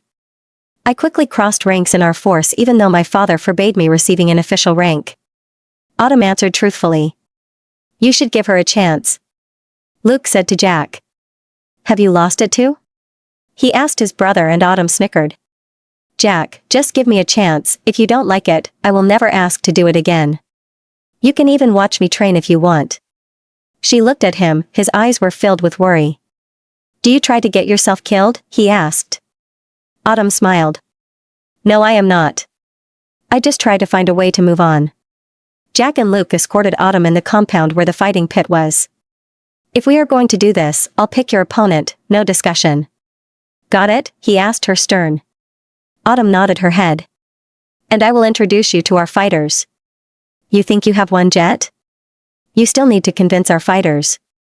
She smiled at his response and followed the two men inside. Enrique, who she had saved earlier that day, quickly ran over the moment he saw them. "Are you letting her fight?" he asked. "Easy, Enrique," Jack said. "Yeah, I am schedule her against Vinny." Autumn heard Luke snicker behind her. She threw him a questioning look. "He's not taking any chance with you," he said with a smile. "Jack, you don't have to protect me or go easy on me," she said. He sighed. "You know what you agreed to," he replied. "How do I announce her?" Enrique asked. "Any suggestions, Autumn?" Jack asked her. "Maybe Summer." Enrique laughed, feeling hilarious. "Hope she answered stern." "I like it," Jack said, and walked further over towards the training room of the fighters. He whistled loudly and they all came towards him. "Guys, we have a new addition to the team. Give Hope a warm welcome," he said stern. Autumn waved at the guys in front of her. They looked all startled at her. "Boss, with all due respect, but I am not going to fight a girl," a big guy said. "Afraid you will lose?" Autumn said, confident and with a smirk. He took a step forward, as did she, until they were almost standing nose to nose. "No, it's just a matter of respect," he said stern as he looked in her eyes. "Why do you want to be beaten up by a guy?" he asked. Luke looked amused at the situation in front of him. Jack was passing the room, nervous about the whole situation. Autumn laughed. "I don't want to be beaten up by a guy. I just want to beat up a guy," she said, wicked. "You're nuts," the guy answered. "Big Frankie, calm down." Jack tried to ease the situation. "Look, I know that most of you would never hit a girl, let alone think about trying. But it's not the same inside the fighting pit. I have trained and fought with many wolves in pits. In there you just can forget that I am a girl," she said. Big Frankie looked her up and down. "Fine, let us see what you got," he said. Autumn had changed in sport gear and was standing in a practice ring. Marshall stood in front of her. He was bigger than her, but not the biggest fighter in the group. He wouldn't fight in the pit anymore, he would mostly train the others. The men all stood around the ring looking at this foolish girl. Luke and Jack stood next to each other, their eyes never leaving Autumn. "Who you want to bet on?" Jack asked. "Autumn," Luke replied without doubt. "You think she is going to win for Marshall?" "Yeah, I am pretty sure she will kick his ass." Luke had a smile on his face. "Wipe that stupid smile of your face," Jack said with a laugh. Enrique opened the fight and all the men followed Autumn's movements closely. "Why do we like her? She is a rogue after all?" Jack asked his brother. "Look around us, we aren't rogues anymore. We are more and more becoming a pack," Luke said. "Maybe she is just what we need," he added. Jack smiled at his brother. They followed Autumn's movement. She danced fast and nimble through the ring. She blocked almost all incoming punches and dodged the rest of them. Marshall didn't seem able to find an entrance in her defense. She threw a couple of punches, but to the men it looked like she was holding back. But they all landed where they were supposed to. Marshall started to limp from her last kick and Enrique looked over at Jack. He understood what he was trying to tell, so he ended the fight. "Wait, what are you doing?" Autumn asked. "Ending the fight," Jack said. "You have proven yourself," he added.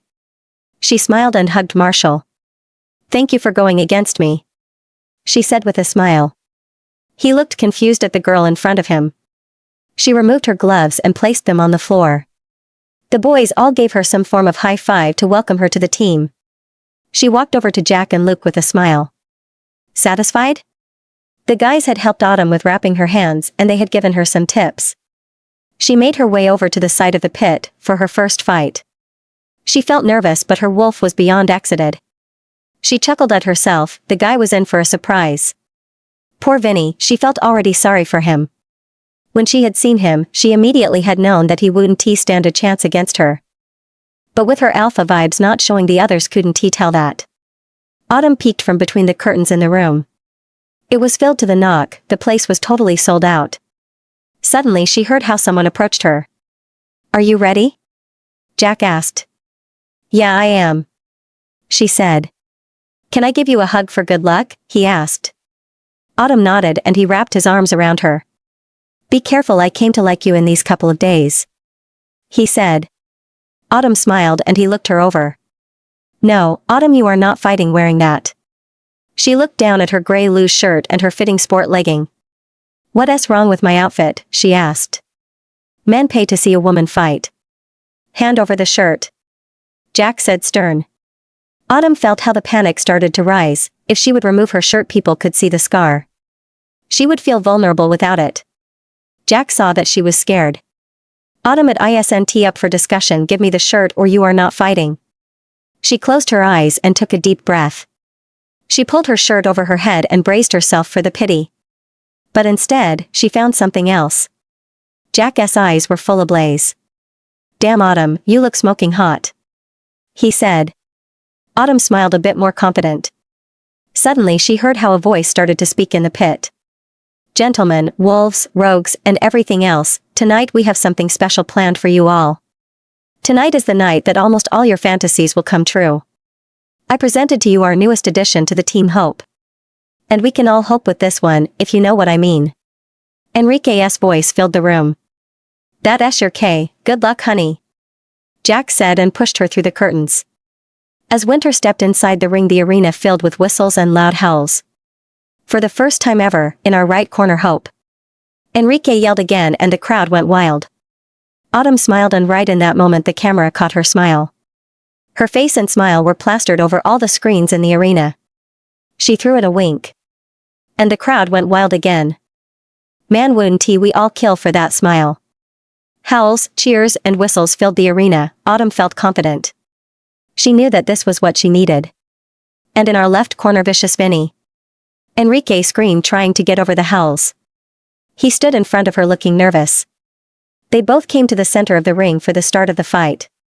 Fists lined up. Don't forget what I told you, I am not a girl here. I am just another rogue. She said. Vinny nodded his head. For we start a quick rundown of the rules. Fighting is allowed, shifting is allowed, and biting is allowed. If at any point you need to surrender, do so by hitting with your hand on the ground. If not, fight till you get killed. Enrique's loud voice filled the arena again. Ready, set, fight. He yelled and a tense silence filled the arena. Vinny was a good head taller than her and he was a lot broader. But Autumn had seen from his normal movements that he moved slow. She had no idea about the strength he would punch with. But she knew that she could easily beat him in speed. If she shifted, he didn't stand a chance. Autumn wanted to postpone the shifting as long as possible. She didn't want people to be intrigued by her ability to change so fast. Autumn started the dance by circling around Vinny. She saw he was impatient and he threw a first punch. She easily dodged him. She didn't want to drag this any longer than necessary, but Jack had said that a good fight would at least take 10 minutes. So, Autumn did exactly that. She dodged and blocked the first 10 minutes every hit of the fight without delivering a single punch. She felt how the crowd got a bit restless, and then precisely when the 10 minutes had passed, she tackled him hard, making him slump to the ground. A roar went through the crowd. Autumn took a few steps back to give him space. She looked at him, trying to anticipate his next move. Would he already shift or would he wait a bit longer? Vinny pulled himself up and looked at her. He was angered by the kick. He lunged immediately for her. She sidestepped him and delivered 2 hard punches on his ribs. She studied him. She wanted to provoke him into shifting. She knew that she would be more impressive if she took down a wolf. So that's exactly what she did. She provoked him with kicks and punches until he shifted. Let me out, let me out. Her wolf screamed, excited in her head. Not yet, I want you as I surprise. He isn't worthy of your time. Autumn answered. She looked at the dark gray wolf in front of her. He tried to bite her, but she quickly moved. He lunged for her, and in one swift movement Autumn rolled under him and getting back up at him. Before Vinny had realized what had happened, she jumped from behind on him. She quickly wrapped her arms around his neck and strangled him. He tried to roll her off, but she didn't move. She only squeezed harder. Autumn wrestled them both down towards the ground. She felt how Vinny was weakening in her hold. Right before he chalked, he changed back in his human form and folded, smashing his hand on the ground. The crowd went wild. Luke had waited for Autumn to finish showering after the fight. She walked out and bumped almost right into him. You did well. He smirked. Thank you. She answered. The boys are celebrating among the crowd, do you want to join them or get out of here? He asked. Autumn was silent for a couple of minutes. We can go somewhere else. Luke said. His eyes lingered on her. Okay. Autumn replied. He grabbed her hand and walked with her towards the kitchen. He grabbed a couple of beers and pulled her further. They took a long staircase and as Luke pushed the door open, Autumn fell silent. They stood on top of the building, she saw a beautiful view of the town and the surrounding nature. She sighed in contentment and walked behind Luke. He stopped and took a seat, she took place next to him. He handed her a bottle and smiled as they toasted. On your first fight. Luke said with a smile. Autumn smiled back and took a sip from the bottle. In silence they looked over the town. So, is this where you take all your conquests? She asked. A loud laugh boomed from his chest. In the short time you have been a rogue, have you met many rogue females? He asked. No, but you are hardly a rogue. She answered. Why not? For starters, how long have you been in this place? She asked. Luke was silent for a couple of minutes. 5 years. He answered. Isn't that the definition of a rogue wolf, a lone wolf? They are known to never settle down, to always move on. Autumn studied him. To be ruthless, wicked, and vindictive. And yet you two welcomed me with open arms. She snickered. Luke sighed, we didn't choose to leave the pack. Autumn placed her head on his shoulder. I always wanted something else for Jack than this life. And as we started here the guys just became part of our life. You know I don't judge you. I think it's great what you guys built here. Autumn said. Yeah, but there are times that it feels as if something is missing. Luke said and looked down at her. What was your pack like? He asked. Autumn looked down in her lap and took a big gulp from her bottle. That bad? He asked. Let us just say that if I would lead a pack I would do it differently. You have thought about leading a pack? He looked curious at her, that was not a common thought amongst wolves. Most wolves just lived the pack life never thinking about the rules or what could be better. Can I trust you? She asked. Like really trust you? Have I given you reason not to? I even backed you up against Jack. He answered with a smile. Promise you won't tell anybody, not even Jack. He nodded his head, curious as what she was about to say. Maybe it's better if I show you. Autumn focused on her wolf. Show him our alpha side. She commanded. Luke suddenly felt the change in power, he looked at the girl next to him. She radiated power, not just power but it felt like the power of a really strong alpha. Probably the strongest alpha he had ever met. You have alpha blood. He said looking startled at her. Autumn nodded her head as she turned her power off. Why would you leave your pack if you have alpha blood? He asked and studied her again. A tear rolled up Autumn's cheek. Does it have something to do with the scar? Jack forced you to go without a shirt, didn't he? It's partly because of it and partly because I couldn't live with the decisions of our alpha. Autumn tried to smile to hide her true feelings. You know you don't have to pretend with me. Luke said. He gently brushed a strain of hair out her face. Promise you won't tell anybody. She softly said.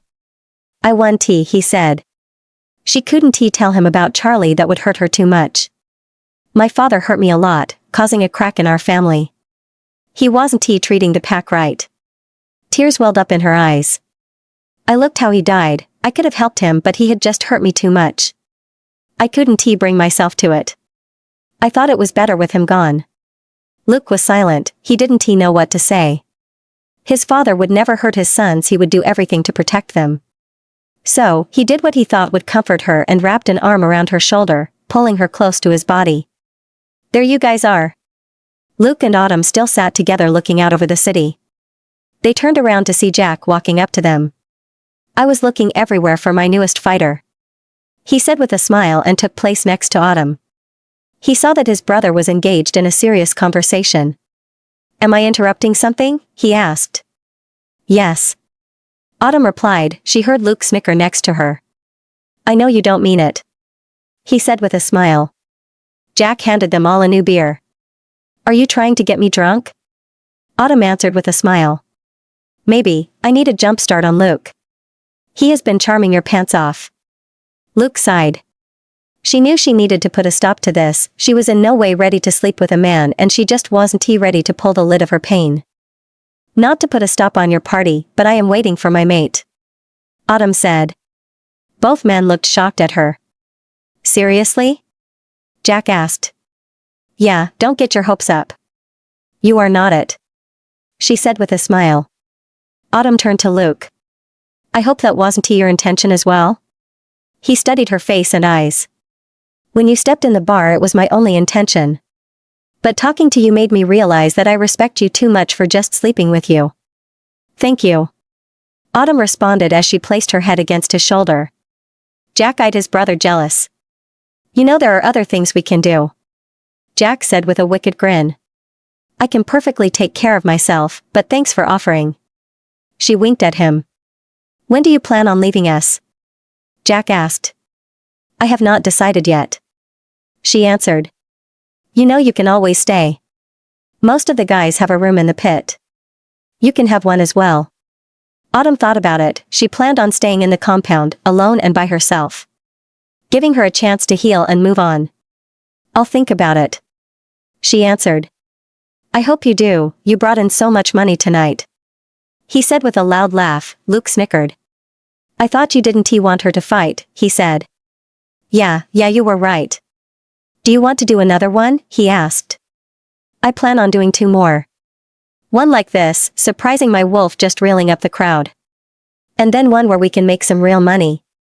The boys were silent for a moment. Wait, what? Jack said. By the 3rd fight your spectators will be so curious about me. Let them bet on everything, the color of my fur, how fast I can turn, when I will turn. I promise you will make a ton of cash. She said with a smirk. You are just full of surprises, aren't you? The next couple of days Autumn settled in the compound, mostly training and exploring the building. She prepared herself for the next fights. She knew that Jack would up her opponent and make a bit of advertisement about the next fights. She just hoped it wouldn't reach her brothers. Autumn felt a pang in her chest as she thought back to her brothers. She quickly tossed those feelings aside and walked out to find Thomas. In the few days Autumn had stayed here it became a habit to drink a cup of coffee in the morning together. She walked over with coffee and a stack of pancakes towards the middle of the fields. It was still freezing and it would start to snow again any time. But Autumn didn't mind, she loved the snow and the cold. She made her way over towards the small table in the middle of the field. The soil cracked on her feet from the frost. Thomas was already seated at the table and she took a seat in front of him. She greeted him with a big smile. Morning. Morning. He smiled back. You made pancakes? He asked. Nana's favorite. She said with a soft smile. She would be proud of the women you have become. Autumn stared over the field, she doubted that. If her Nana knew she was fighting for money, she wouldn't be pleased at all. Not the behavior of a true alpha, she would say. A soft smile played over her lips. Why did you let her leave? Autumn suddenly asked. Because I loved her. Thomas answered. She looked confused at the old man. The alpha that claimed her was very powerful, he challenged me for her. Tears started to form in his eyes. But as we weren't part of a pack, your Nana feared that I wouldn't survive. That if I killed him, the rest of his wolves would kill me. So she went away without my knowledge, she left with him to save my life. What she didn't know was that both our lives would become miserable without the other. Autumn looked over the fields, trying to understand why she did what she did. You have to be careful, Autumn, you are blessed with the same beauty as she was. Man will always want you. She looked down at her fingers, the one man she had wanted didn't he? You will find him. Thomas said. It may hurt now, but you will find him. Your true mate, you will find him. It was the night of the 3rd fight and Autumn felt more alive than ever. Her wolf was howling and pacing inside her head. She knew that tonight finally she could let out some steam. The previous fight against Big Bill had been entertaining, but she was able to let her wolf stay hidden. He had been stronger than Vinny, but it still wasn't much of a challenge. She was waiting behind the curtains ready to fight again, to show the crowd her wolf. Jack approached her. You were so right. Of course I was, but you need to specify about which part. Autumn replied. The bets, we will gain a lot of money tonight, honey. He screamed in her ear. She snickered at the man in front of her. You're welcome. She responded. Big Frankie, are you ready for him tonight? Jack asked. I need to know, Autumn, because if you aren't, I will cancel this fight in a heartbeat. I want to risk you. Give me a hug before I drag you in the pit with me. She said with a smile. Please don't go after this fight, Autumn. Jack said as he searched her eyes. It would crush Luke and me. We became quite fond of you in the past couple of weeks. How about I'll win this fight first? She answered with a smile. And in our right corner, the lady we are all dreaming about at night. The lady we all dream to dive our canines in to make her ours. The lady we all want to moan our name. Give it up for Hope. Enrique yelled. Autumn stepped into the ring as the crowd went wild. The place was packed, all seats were taken, and a lot of people were standing around the ring. Autumn blew a kiss inside the arena and took her place. Tonight, our rising star will take it up against not the least, a legacy, a legend amongst rogues. Give it up for Big Frankie. There was applause, but it wasn't as exuberant as the one for Autumn. She snickered as she saw that Frankie noticed it too.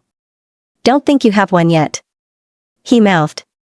I wouldn't dream of it. Autumn answered. I can hear we have a clear favorite here. Enrique yelled again and whistles filled the arena. The camera focused on Autumn and she pulled her bottom lip between her teeth. Howls pierced through the arena and Frankie shook his head. A smile cracked on Autumn's face. She was already reeling him up. The rules, lady and gentlemen. Fight, shift or bite. Please hope we are all dying to see your wolf. Enrique smiled. You know the rest of the rules.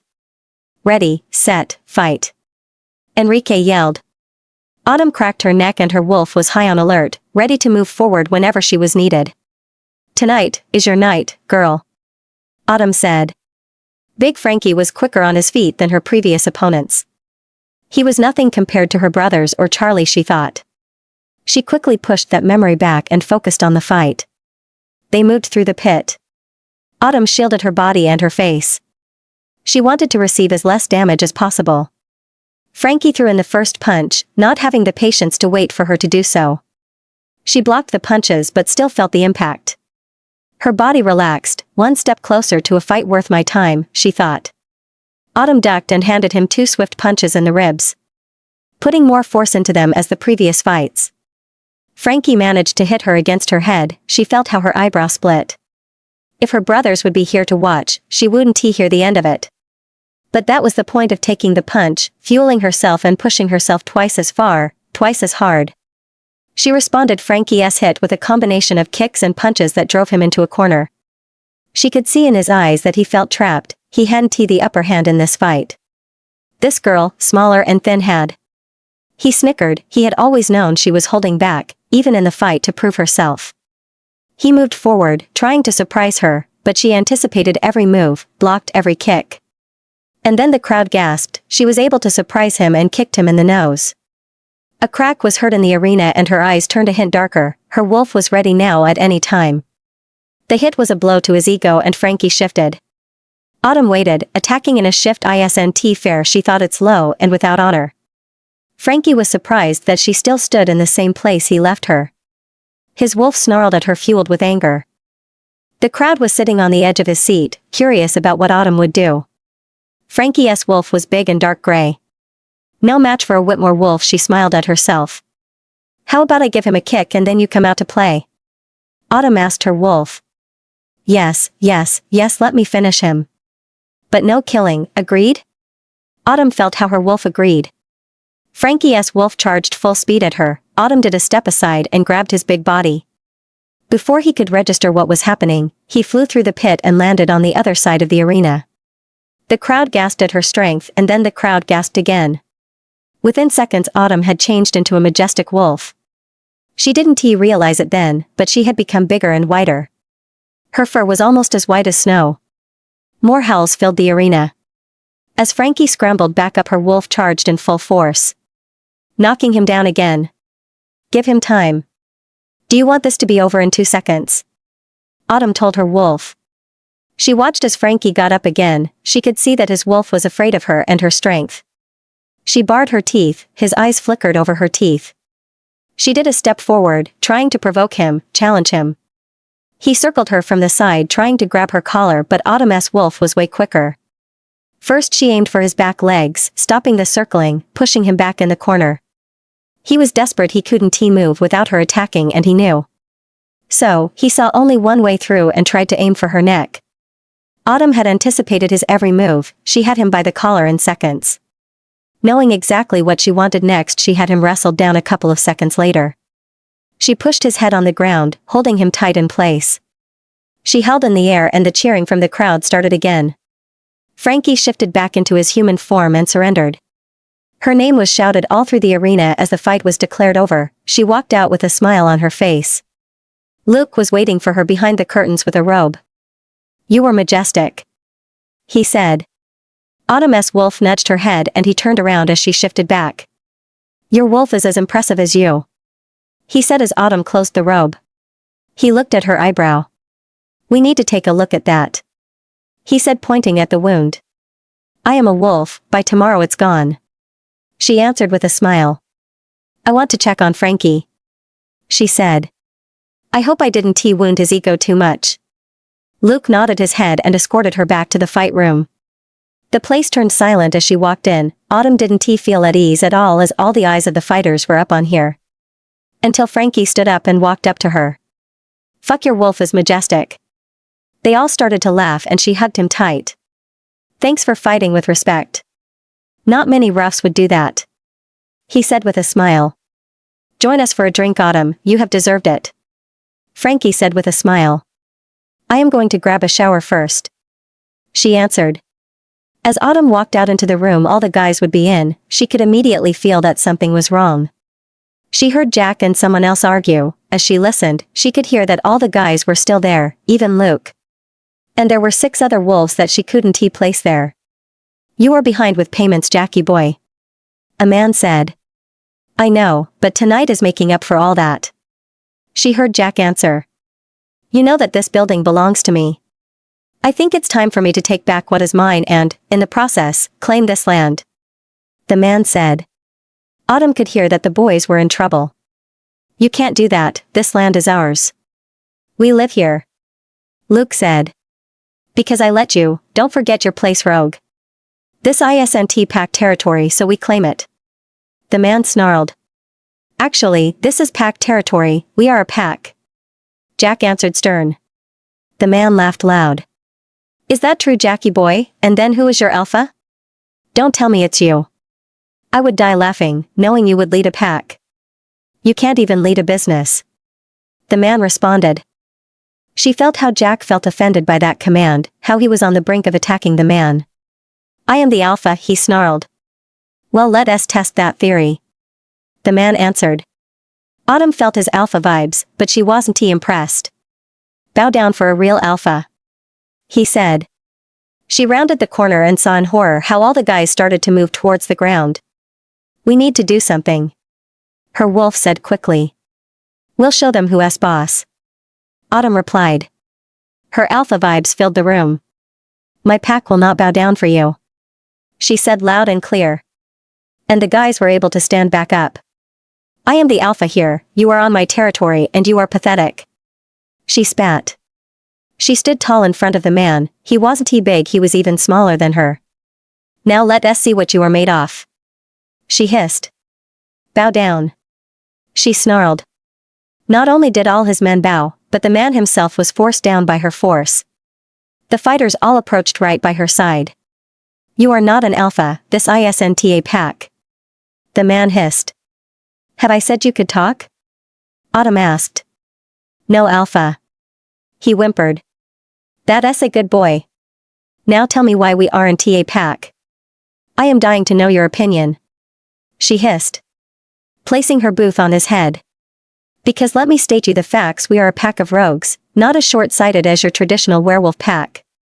We function as one, we have each other's back, and if some stupid alpha comes around to show who's boss, I pick up my alpha role with pleasure." She hissed the words down. "You don't have a pack house or a compound. You don't follow the pack rules," he dared to answer. We have a compound way better than this, so consider this our 2 weeks' notice. We are moving out. We don't live by the pack rules because they are stupid. We live by one rule and one rule only. Our rogue pack before everything else. Autumn spat. So now that that's settled, you take your filthy mutts and move away from our territory. Trespass and offend us again and I will kill you. She said, sweet with an ice-cold undertone. Autumn lifted her booth off his head and let him and his wolves stand up. Anything else to say or not? She asked and studied him.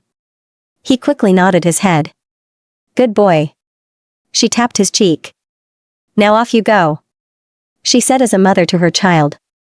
The man and his followers took off as quickly as possible, with their tail between their legs. Enrique said with a smile. Autumn turned around and was fuming. She had recognized the man from that day in the alley. She grabbed his collar. Immediately the guys all tensed around her. After the power display they weren't sure what to do. I thought you said you handled it. She said stern. You knew? Jack picked in. They were here a couple of weeks ago. Autumn said. Guys, pack your stuff. If you want to go, we are moving. Autumn said as she let go of Enrique. What about me? He asked. You can earn our trust back, but at that moment you aren't welcome. She answered. She walked out and left all the guys dumbfounded behind. Autumn waited by her car, not sure what the guys would do. She basically made them homeless. The man was about to kick them out anyway. She was so lost in thoughts that she didn't hear how someone approached her. Autumn. Josh stood smiling in front of her. I knew you were impressive. He said with a smile. You survived? She asked, mock surprised. Didn't our little standoff gave that away already? She asked. Yeah, but I never imagined your wolf this impressive. She was majestic and so pure white. Autumn was confused, her wolf was light gray, not white. Had her wolf changed? The same white as you have in your hair. He said with a smile. Could the pain from the rejection force her wolf to change as well? Losing her mate had affected her. But like this? The only person who she could trust with such questions and answers was Thomas. She needed to ask him tomorrow. I thought this place was only for rogues, she asked suddenly. There were a lot of pack wolves in that arena, it's out the perfect place to scout warriors. Anybody would be lucky to have you in their pack. Autumn smiled at him. Yeah, not going to happen. Josh smiled back. My alpha still wishes to see you. He said with a snicker. Then why isn't he here? Pack business. Josh answered. Autumn rolled her eyes, of course she thought. Well, tell your alpha I said hi. Autumn snickered. Or maybe don't, she winked. You are going to meet him, Autumn, one of these days you are going to meet him. Josh said as he walked away. Luke approached her, holding 2 large sacks. Who was that? He asked. Josh, beta of the Opal Storm pack. Autumn answered. He looked shocked at her. What did he want? You know how dangerous that pack is? Or haven't you heard the stories? He said, concerned. Ooh, trust me, I have heard them. Autumn, they kill trespassers without thinking, their alpha is ruthless, their strength is unseen, and they show no mercy. Is the alpha position already getting to your head? He asked as he tossed his sacks in her truck. I am not your alpha, I just saved your ass. What he had in store for you guys next wasn't he pretty? She answered. Thanks, Autumn. She looked confused at him. I destroyed your home. She whispered. No, you didn't. Not only did you stand up for us, but you gave us something to look forward, you gave us a home. He said with a smile. Does your brother feel the same way? Autumn asked carefully. He will get to it. Luke said as he saw Jack storm over. Autumn saw how the other guys were gathering their stuff and tossing it in the truck. Why didn't you tell me? Jack said, angry. Enrique asked me not to, he said he would solve it. So I gave him my trust. She answered calmly. I lost everything tonight. Jack yelled. Really? Luke said, stern. She saved your life and our lives. She gave us a place to stay. He added. Jack, I am sorry by how it turned out. She said. Sorry, won't get me my building back? He said with a sour face. You truly have no idea on how to be an alpha, she said with a smile. I don't see how that's relevant, Jack answered. Whose territory are you standing on? She asked. Yours, your pack, he answered. So, yours as well. What if you have a building in another pack's territory? She asked. I don't know, Jack answered. None of your pack members will want to rent it. You can't rent it to rogues either. So there is only one solution: sell it. For now he will ask a high price, but he will have to lower that price soon. The building costs too much to keep it empty. I doubt Enrique can pay for it, she answered with a smile. Jack looked dumbfounded at her. Now I am getting tired of this shit and I want to go to bed. We still have an hour and a half drive in front of us. Are the boys ready? She asked. I'll go check on them, Jack said. Luke chuckled. That's his way of saying that you are right. She smiled at him. 15 of the 18 fighters had packed most of their stuff and had chosen to follow Autumn. Luke smiled as she started to drive and a lot of vehicles followed. Why aren't you driving with Jack? She asked, curious. He would complain the whole way and I don't feel like that. I much rather like to know how a rogue she-wolf ends up with a compound in this territory, he said as he studied her. And I most definitely want to know if it has always been your ambition to start a pack. Autumn was silent for a second. My grandmother left it to me. She thought that one day I needed it. Apparently she was convinced that in time I would start my own pack. She said, I still on the road. As for your other question, I didn't. I came here to be free off a pack, to not have to live by the rules of an alpha. I am not planning to be your alpha, I just wanted to help you guys. Luke was silent for a couple of minutes. Your family, do they know the compound exists? He asked. No, I am the only one, and Thomas. He maintained it, after my grandmother had to leave him. He looked outside again. How do you see this? Autumn's fingers grabbed the steering wheel tighter. Look, I didn't think any further than saving your asses. It was this or seeing how he would end all of you, she whispered. Luke squeezed her hand. I know, but we need to think about the next steps, he said with a smile. Luckily we have an hour and a half drive for that. She smiled. Autumn had parked the car and Luke immediately made his way out of the vehicle. This place is amazing, he said. Even in the dark with the enhanced wolf vision, everybody could see the building they were standing in front of.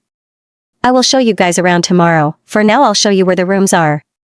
You can walk around here freely, only the small house in the field is off limits.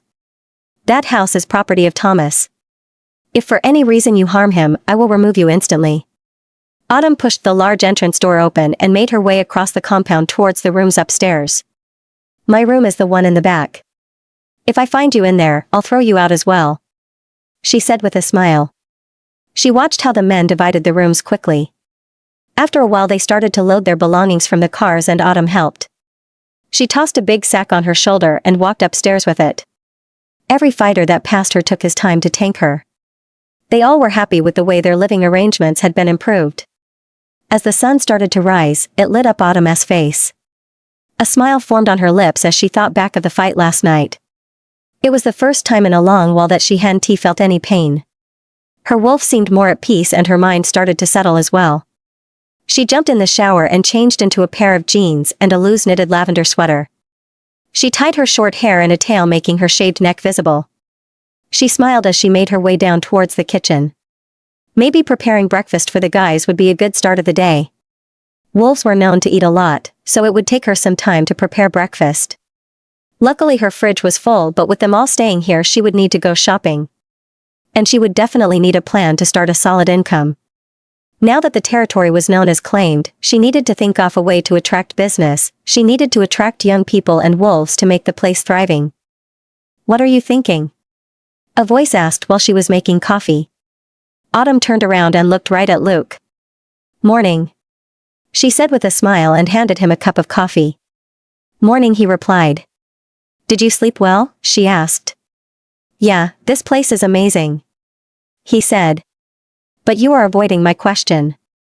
I was thinking what we need to do to get this place on tracks. Autumn smiled at him. You truly are an alpha, he responded. Ooh, shut up. The guys came down when the place started to fill up with the smell of food. They all looked happy at the breakfast, even Jack had smiled a bit. After the breakfast, Autumn had showed them around and announced that they would need some ground rules. And so, now she was sitting in the grand hall waiting for the boys to arrive. She had created one large table, with a chair for everyone in the large pack hall. There was room for a lot more, but Autumn smiled at herself knowing this would be a good start. Thomas walked in the room before everybody else. "Starting on that pack of yours?" he asked with a smile as he took a seat next to her. "Sort of," she answered with a smile. "You don't need me here," he answered. "Are you sure?" Autumn looked at the man. "I am an old lone wolf, what could I possibly bring to the table?" Thomas asked her. "You would bring a lot of wisdom to our table," she answered with a smile. The boys started to walk in and looked from Autumn over to Thomas. Luke passed them all and took the seat right next to her. "Are you ready?" he asked. "Yeah, are you?" she answered with a smile. All wolves took their seat and looked expectantly at her. Autumn started the meeting. She had never felt this nervous. It felt as the most important meeting of her life. "Guys, you are all here today because I cost you your living arrangement." Jack sighed loudly. "But in my defense, the guy wasn't planning on letting you guys walk out of there. And I wanted to protect my family." Autumn looked around the table. "We know and we are thankful for what you did. You defended us and our honor." She felt surprised as she listened to the words of Big Frankie. "It isn't because Grumpy Pants over there doesn't agree right now, that we can't hold a different opinion." Autumn smiled at those words. "Thank you. I know that I said that I was your alpha, but I don't want to be that." The boys looked shocked at her. "What do you mean?" Vinny asked. "We came here to be part of a new pack, a pack guided by you," he said. Autumn looked shocked at him. "The words I said last night are true. I don't want to live following the traditional pack rules. My pack and every pack member comes first, and everything I do will always be in function of the pack. I don't want to have a pack containing an alpha, a beta, or even an omega. The only way I would ever see a pack is as all wolves equal." Autumn felt how Thomas smiled next to her. "I have been a rogue for a long time, but sometimes it's nice to not be forced to have your own back. I would like to live in a pack where everybody is equal. But I do think that there is a person who needs to make the decisions," he said, and while he did so all wolves around the table nodded their head. "Maybe there is a solution in between. All wolves can have their opinion about the pack, but your word is final," Luke said as he looked at her. "I will only agree if I am replaceable." "What do you mean?" Jack asked. "The moment somebody else is more fit, we host physical and psychological tests for a successor. My position will not be passed by birthright, it will only be passed towards the most fittest wolf. The only thing that stays in my family is the compound." All wolves nodded their head. "You need someone to help you with the tasks. If word gets out that a new pack has been created by rogues, more rogues will arrive," Jack said. "I think Luke is the most fitted for that role." All wolves agreed again. "There is one thing that you are missing. You guys share the same values and agree to the code. But we need to think about the new wolves that want to join us," Marshall said. Autumn nodded her head. "Maybe each one of us can be in charge of a task in the pack. We are the foundation of the pack. But by the same rule, the moment someone better fit walks in, we step down," Jack added. Autumn was surprised by what he had said, but she knew he had meant it. She was grateful that he was finally turning around. "Alpha and beta role is filled," Luke said. "What did you have in mind?" he asked. "Responsible for property," she answered. All wolves pointed over towards Thomas. He nodded his head with a smile. "Recruit training," Autumn continued. "Marshall and Big Frankie." Someone proposed and all wolves accepted. "Fighting pit." Fingers were pointed towards Jack. Autumn continued. "Food and reserves, territory rounds, business, protection, fighters, scouts." Until all wolves had a responsibility and the men smiled at her. "I will make a list with our pack laws, so by the meeting tomorrow we can officially start preparations," Autumn said. "There is one more thing," Thomas interfered. Everybody looked at him. "We do need a pack name," he said. "The Silent Autumn Pack," Jack answered with a smile. 3 years had passed and the Silent Autumn pack had grown into an unthinkably strong pack. As word had traveled around about a new strong pack, uniting rogues with a different view and take on things, a lot of them had set direction towards Autumn. The pack had worked really hard to turn things around for themselves and their territory. The lost and deserted place was in no way the same as 3 years ago. Jenny was still there, but she had now 3 shops in town. All wolves went there for a haircut. Luke's bar was still there, it gave the pack eyes and ears in the township. Autumn had opened a big nightclub which was famous and brought a lot of money in. The major had seen what she had invested in the city and they started to work together to turn things around. Together with her wolves they had ruled their pack with a strong hand, the image of the pack was one that fitted their name. Cold, merciless, rogues, and yet most packs envied their strength and growing power. Where they had started with 20 wolves they now had reached the step of 500. Most of them still lived at the compound, but Autumn and Luke had looked for another place to settle their pack. This way the territory was better protected and they could better stand incoming attacks. So far nobody had tried to attack or take over the pack. But Autumn knew that with her growing numbers and the way the pack was doing, sooner rather than later an enemy would be knocking at their door. She had increased the patrols and guards around the borders. She had trained her wolves to fight harder and defend better. But most important, she had trained them on obeying only the pack and no one outside of it. She had trained them to withstand other alpha commands and use a mind link inside the pack. It was unseen for wolves not related by a real pack or by blood to communicate together, and yet she was able to manage it. The members all were proud to be part of her pack and they treated her with the uttermost respect. But in those 3 years, even though she had been occupied most of the time, the loss of her family followed her. The past 2 nights Autumn had been plagued by nightmares about her brothers, she had felt restless each morning. She could feel that something was coming, something bad. She had jumped in the shower and dressed herself in training gear. She made her way over towards the kitchen and saw that the wolves on duty were already starting with the preparations for breakfast. As she stepped in she greeted each and every one of them. It didn't take long before a plate filled with food was handed to her. Autumn grabbed the food and walked over towards the pack hall. She took a place at the long table and started on the food. As she was eating the door swung open and Luke walked in. Many of the original wolves had been replaced, since more fitter wolves had presented themselves, but the one constant in the pack had been Luke. The wolves respected him and his opinion. Luke walked in with Jace, a wolf that had stood up for the pack and had been rewarded by giving him the role to help Luke with his duties. "Morning," Luke said with a smile. "Morning, Alpha," Jace added as his eyes roamed over Autumn's body. He had never hidden the fact that he found his Alpha wildly attractive. "Morning, boys, Jace, do me a favor and cut the Alpha," Autumn had answered with a smile. Luke snickered. "She prefers Ice Queen," he answered with a smile. They took a seat on opposite sides of Autumn and eyed her food. "Yeah, no food for you guys today. Insulting your Alpha costs you dearly," she answered with a grin. "Now over to more important business." "What, no small talk?" "Hi Luke, how are you doing? Jace, everything okay with you guys?" Autumn started to get annoyed. She could feel something was terribly wrong and Luke acting like this was a sizzle on a hot platter. She smashed her fist on the table. "Enough. I want status reports on everything and I want them now," she roared. Luke and Jace looked both startled at her. "What's wrong? Talk to us?" he asked. "Nothing, just do as I ask." Patrols reported everything is okay.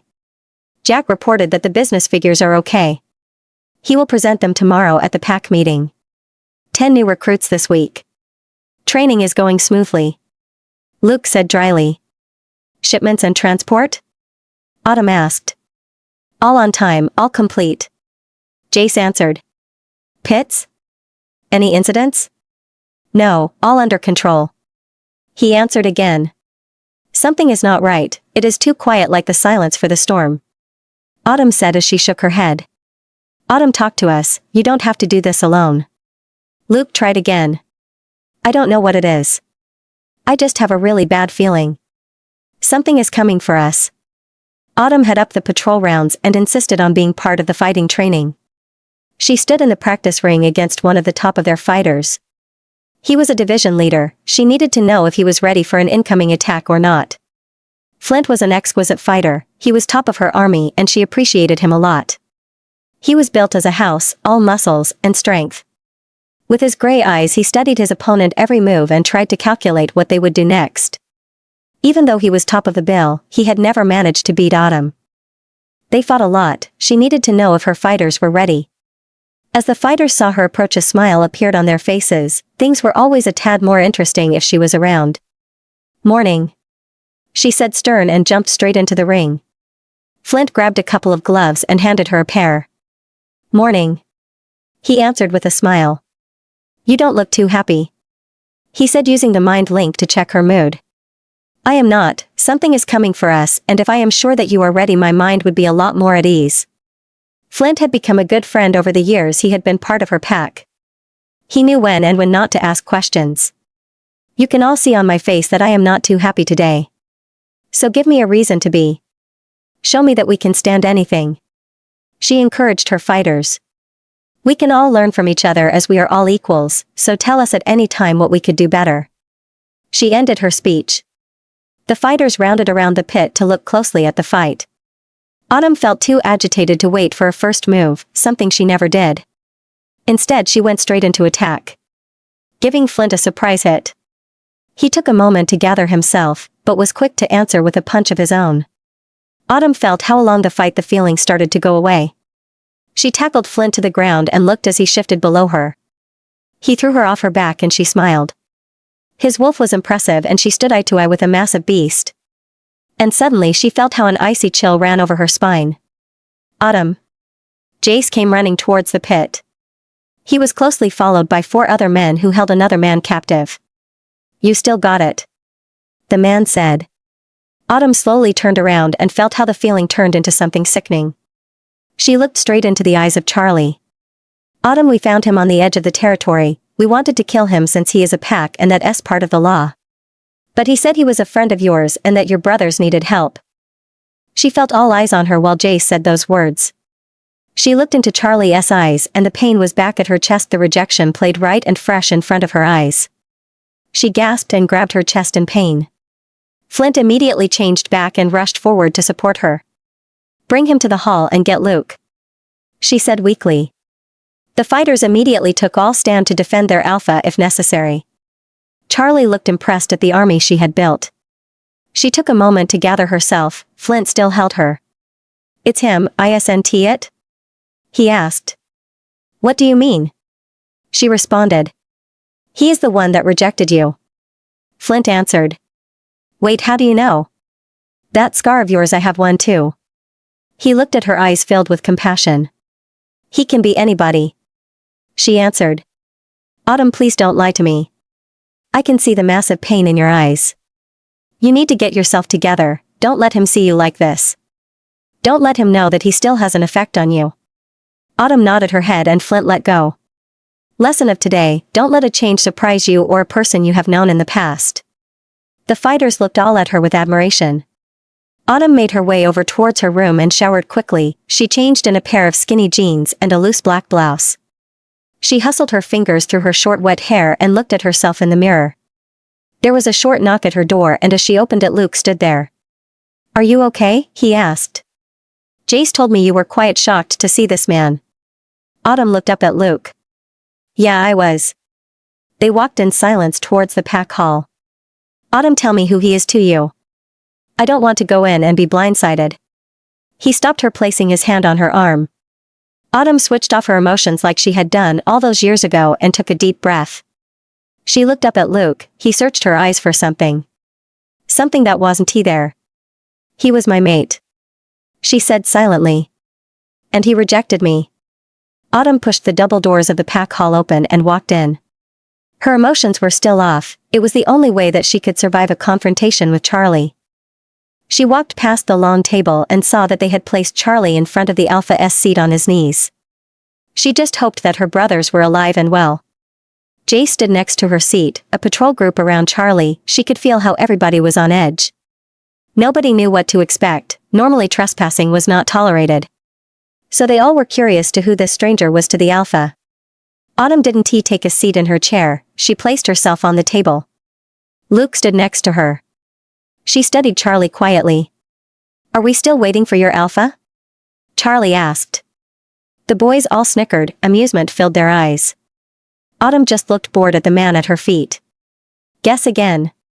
She said emotionless. You are the alpha? He asked startled. Still as short-minded as ever. I am not interested in making small talk with you, Charlie. She hissed his name out. Why are you here? She asked stern.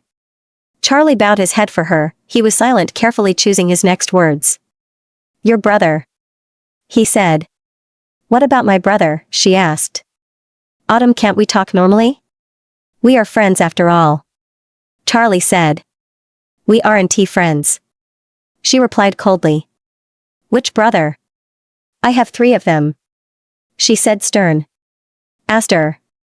Charlie said as he looked straight in her eyes. Autumn bowed her head, she didn't need her wolves to see how worried she was. Free him. You can leave, Luke, Jace you can stay.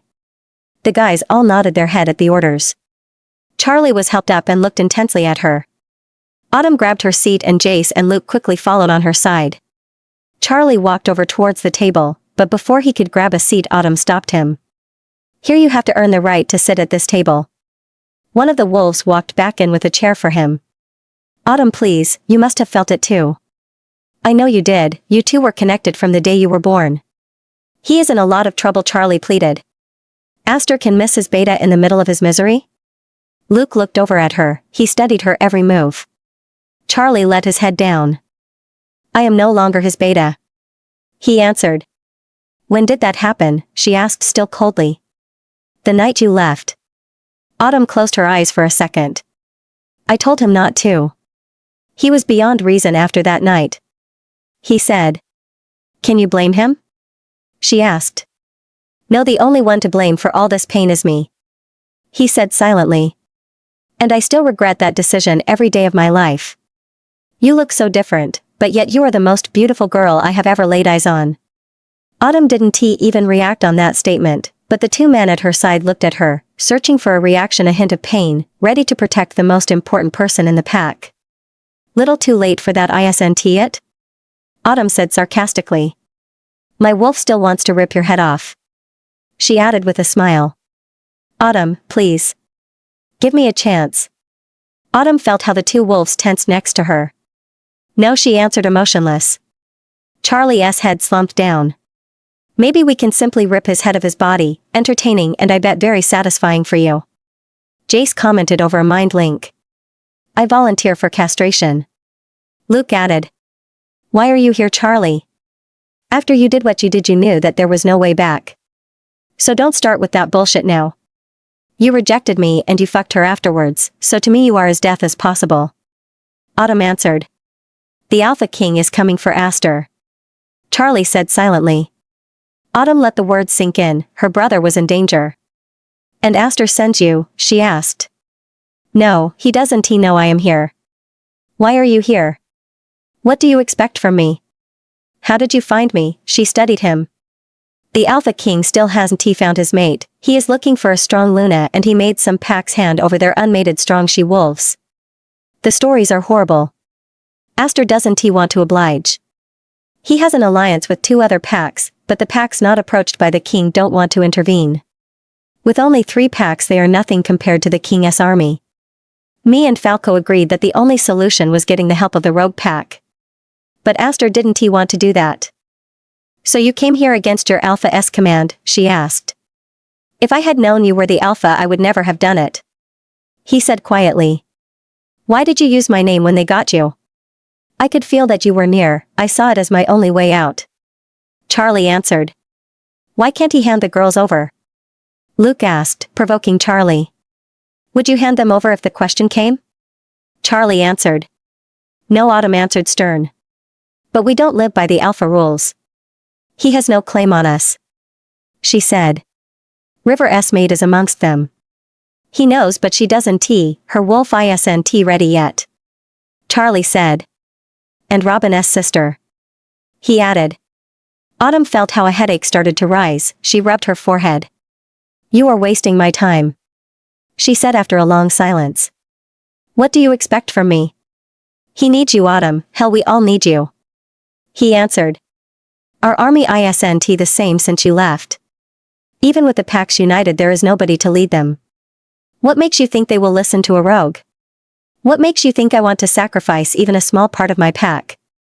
My pack comes for everything," she said, stern as she stood from the table and walked out of the room, leaving the three men dumbfounded. Autumn made her way across the field. Fresh snow had just started to fall. She made her way over towards Thomas' house. She needed to talk to him. She felt so angry that Charlie expected he could still affect her. She knocked on his door and he quickly opened. "Autumn," he said happily until he saw her face. "Do you want to come in?" he asked. "I have fresh pancakes." Autumn nodded her head. "But can we eat outside? The snow reminds me of Nana," she answered. Thomas handed her platters and the stack of pancakes. They started to move through the snow towards their small table. Autumn quickly cleaned the table and the chairs. She took a seat and a deep breath. Thomas handed her a pancake and smiled at her. "Talk to me," he said as he poured her a cup of hot chocolate. "He is here," she said.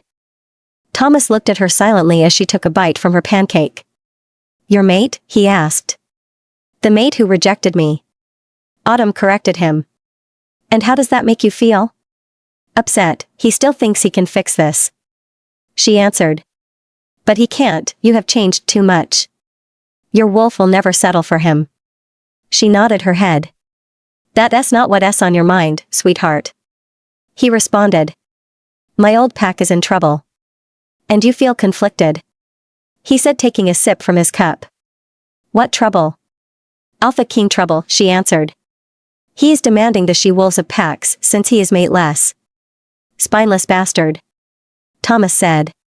"But is it worth losing your wolves over? He isn't coming for your pack." "What if you put a target on your own pack by helping your brother?" he asked. "Because that's what keeping you from saying yes, I believe." Autumn smiled. The old man could see right through her. "I don't want to risk them for a war they are no part of," she said. "But what if it's more than that?" he answered. "What do you mean? How many she-wolves will he destroy before he has stopped?" "This isn't the first horrible thing he has done," Thomas said. "What are you going after?" Autumn asked. "You have built a whole different pack, one where all wolves are equal. But it's limited to your pack. Don't you want to push that further?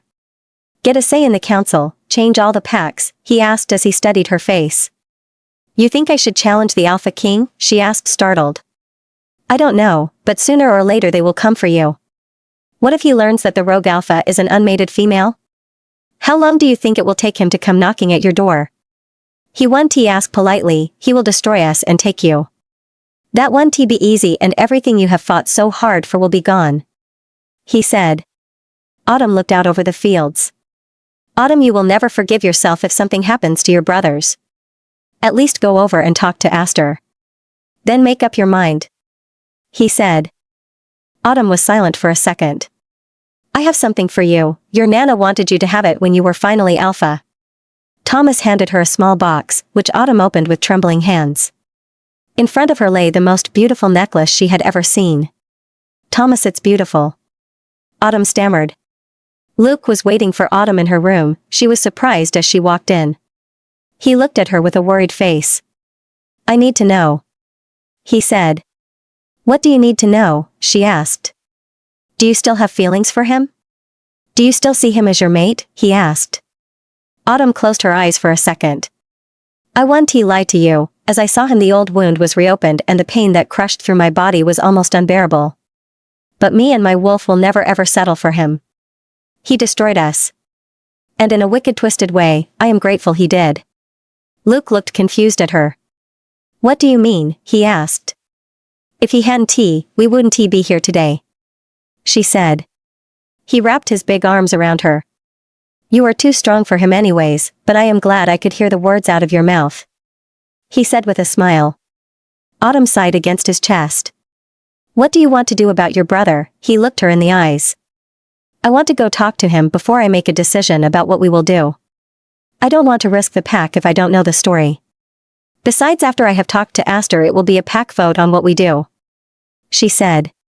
Luke's fingertips trailed softly over her jawline. "You are so beautiful, you know. The pack will support you and follow you no matter what. Maybe we are not only fighting against the king but also for our future. What do you mean? She asked. More and more wolves are joining us, maybe it is time to do something bigger. Something beyond the pack. Something that will change the future of all wolves. Autumn made her way inside the pack hall. The wolves represented the pack were all there. She looked around as everybody took his seat at the same time. Wolves, we caught an intruder today. We didn't kill him according to the laws, since he was identified as not being a threat. But I am sure that some of you noticed how his presence affected me. She was silent for a minute and wolves looked at her expectantly. He was my mate, he rejected me and among other things he became the reason I left my pack. There sprouted rumor at the table. You should have killed him.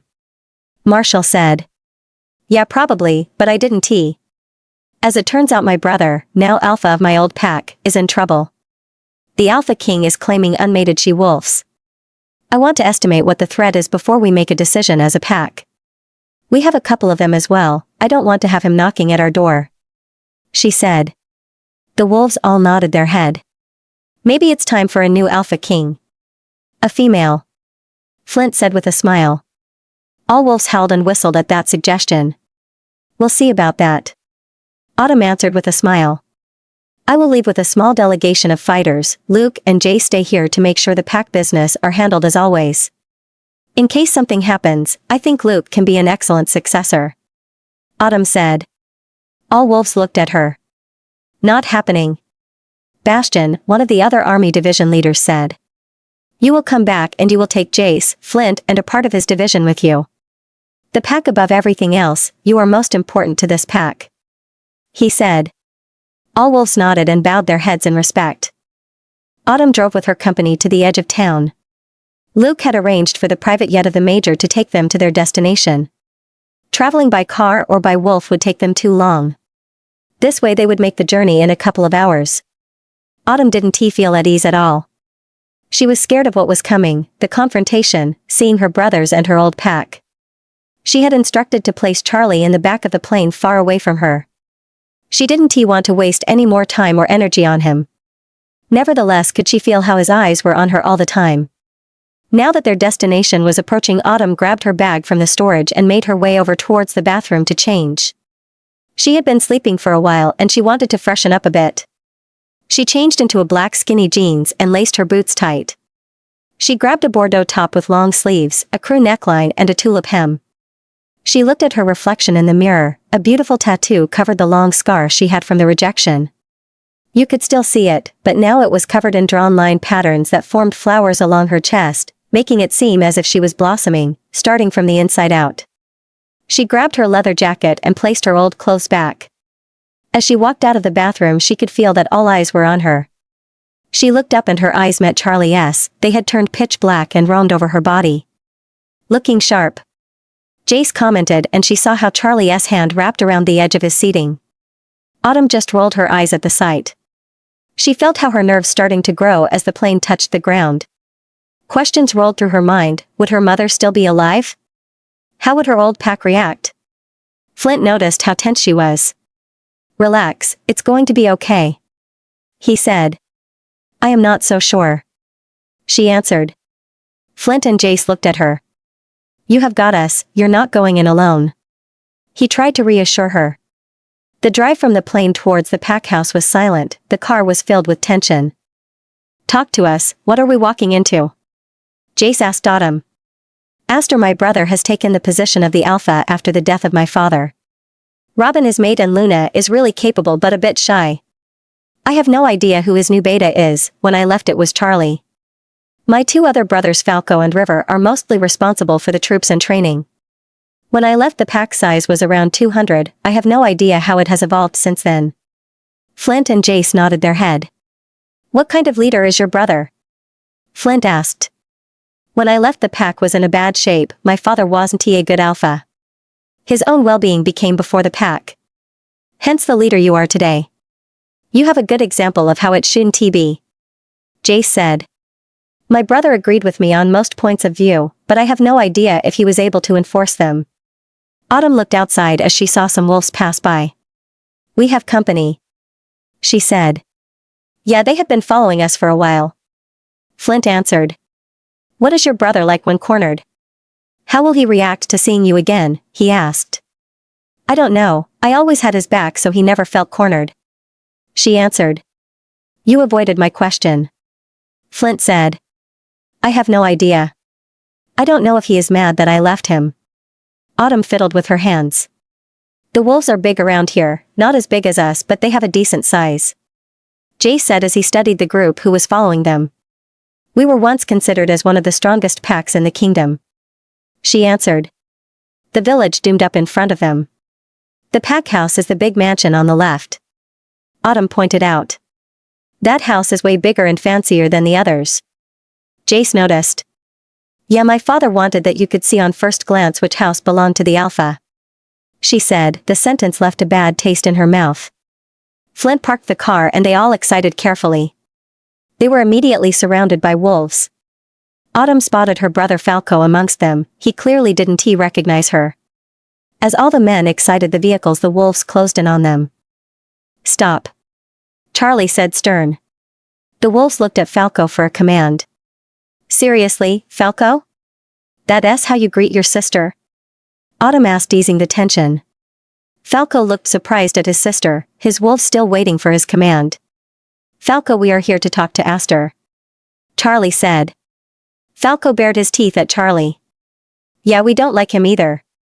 She said with a smile towards her brother.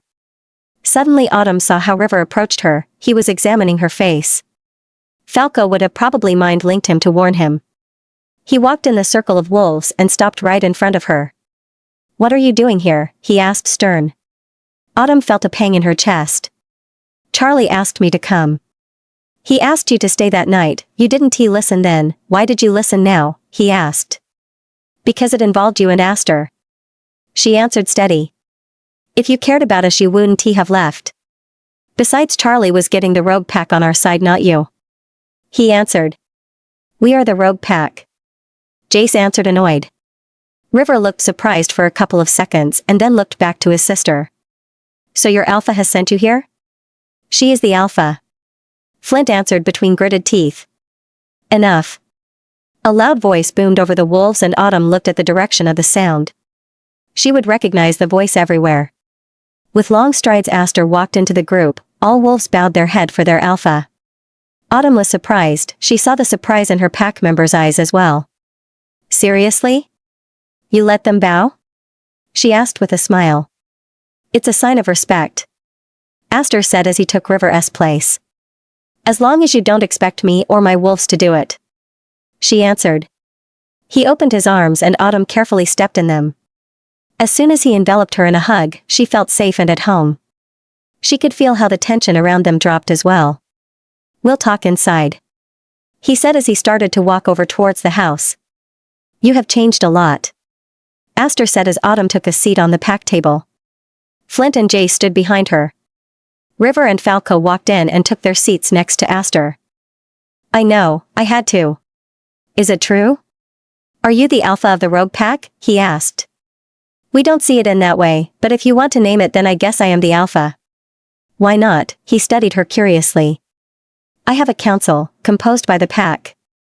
We discuss the direction of the pack together. I don't take the decisions the pack does. Only when the votes are equal I can decide if I find it necessary. She answered looking at him. Are you as merciless as they say? Aster asked. Autumn was silent and looked away. Autumn, answer me. If you cause harm to the pack, your fate is sealed. If you trespass our land, you have to have a darn good reason to stay alive. Charlie had one? He asked. He said he knew me and that he wanted to talk about my brothers. Autumn was silent as she looked from Falco to River. I told him specifically not to. He answered. Why isn't he your beta? She asked. She noticed how her brothers tensed immediately. I couldn't knowing how much pain he caused you. He answered. A tear filled Autumn's eye. It fell down over her cheek. He had his reasons. She answered silently. So when will you be leaving again? River asked coldly. Autumn smiled and looked at her brother. I heard you know who your mate is, but she isn't ready yet, she asked. I don't see what that has to do with leaving. He answered. You have studied my tattoo, haven't you? She asked calmly. River got nervous as he nodded his head. The moment Charlie rejected me, a scar started to form from right on top of my heart towards my back. Her fingers traced over the red line. It felt as if my wolf was trying to claw his way out to escape from the pain. River looked shocked at her. What my wolf taught that night and the first weeks after that night wasn't he pretty. She wanted to kill everybody on her path. So watching him moving over towards the next bombshell wasn't he an option at all. She answered.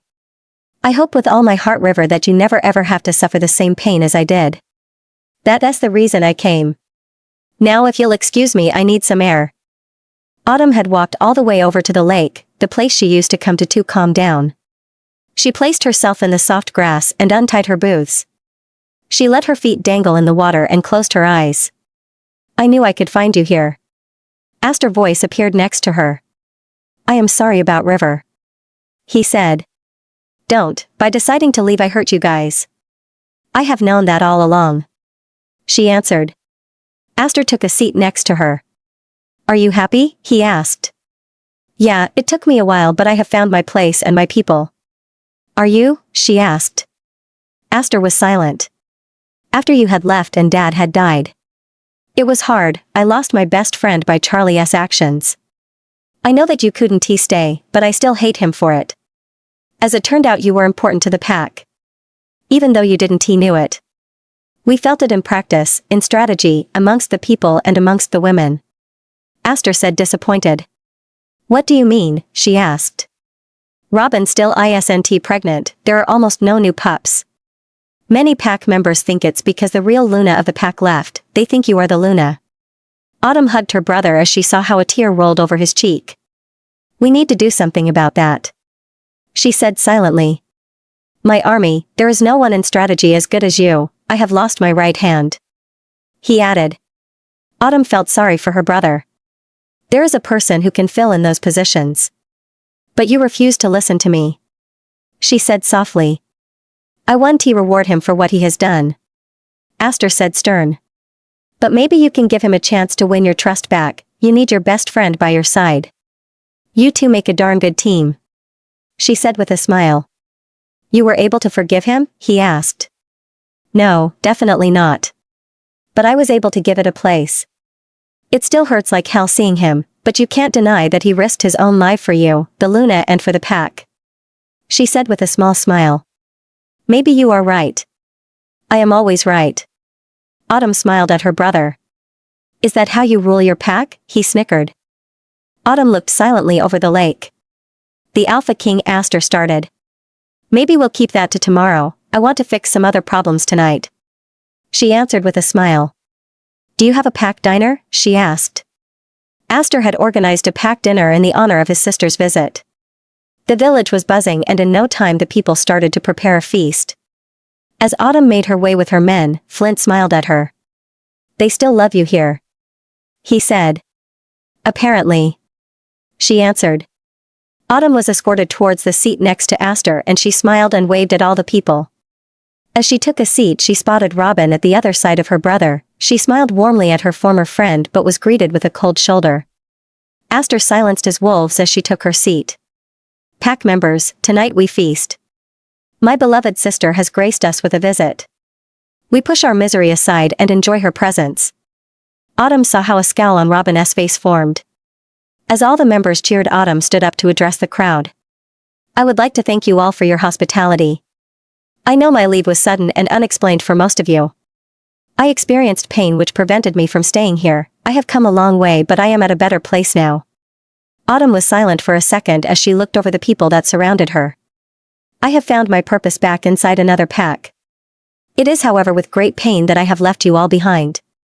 You, your great Alpha, and especially your magnificent Luna.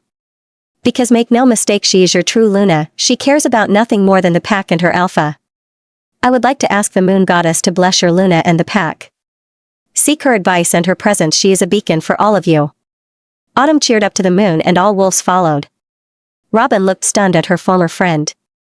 After the party last night, it had quickly become late.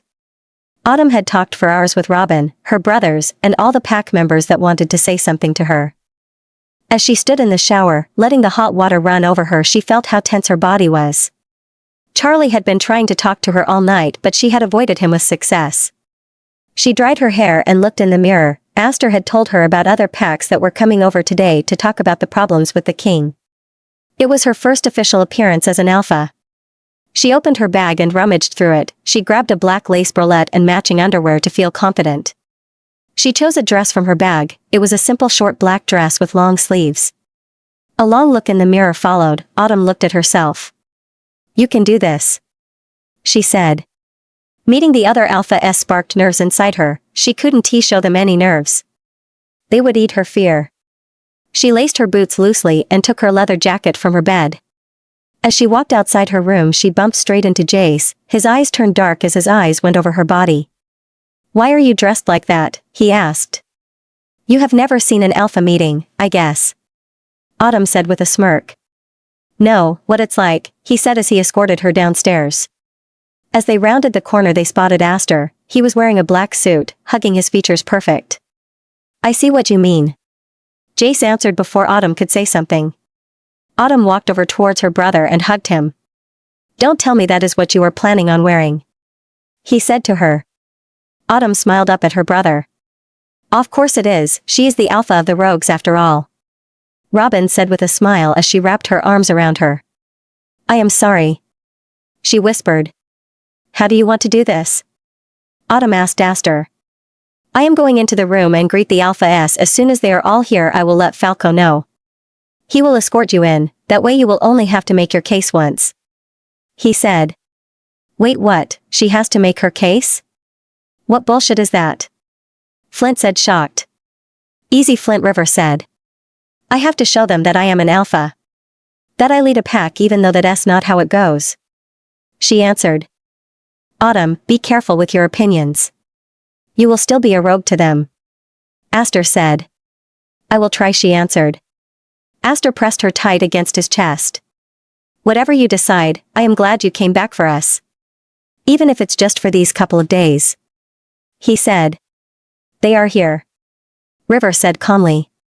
Aster nodded and let go of Autumn as he walked away. "Any news from Luke?" she asked Jace to take her mind of things. Pack meeting was good, nothing special to report. She could notice that he wasn't telling her everything. "We'll go outside for a minute," she said. Jace walked with her. "What's wrong?" she asked. "Something is off about this," he answered. "What do you mean?" she asked. "Autumn, ever since we grabbed Charlie on our lands, there are traces of other wolves at the edge," he said with worry in his eyes. "Why am I hearing this now? Why didn't you tell me as soon as you find out?" she said, angry. "Luke said you needed to focus on this. Your bad feeling, we doubt it was only about Charlie," he added. "Give me your phone," she commanded. "Why? You have one yourself. I am getting an honest reaction from that bastard," she said, stern. Luke picked up on the first ring. "Jace, what now?" "Luke, tell me what's happening. And don't make me command you," she answered, stern. A long sigh followed. "We picked up other smells on the edge of town." "How long, Luke?" Suddenly a smell Autumn never had experienced in her life hit her. She was taken aback by the odor of the smell. "Autumn." Falco popped his head out the door. "They are all here," he said. Autumn handed the phone over to Jace. "Handle it," she said, stern. "Good luck," he answered. "If you need me, link me," he added. The more Autumn approached the pack meeting room, the more intense the smell became. It filled her nose and a longing feeling settled in her stomach. She felt how her heart warmed. The smell excited her wolf even more. It was a divine combination of fresh rain, a forest, almost a combination of all Autumn's favorite places. It reminded her of the lake, home, winter itself, fresh fallen snow. She felt confident and her wolf purred inside her. She was curious about the person behind that heavenly smell. She didn't know what it meant. Charlie had been her mate. What was this? She felt confused. "Are you okay?" Falco asked. "I think so," she answered. As she grabbed the door handle, she closed her eyes and savored the smell again. Her wolf was ready to grab the person responsible for it, but Autumn was a bit more reserved. As she pushed open the double doors, she felt how all eyes were on her. There were 7 Alpha S and her brother in the room, but one of them stood out over all of them. Autumn's eyes were glued on him, his eyes had turned pitch black as they roamed over her body.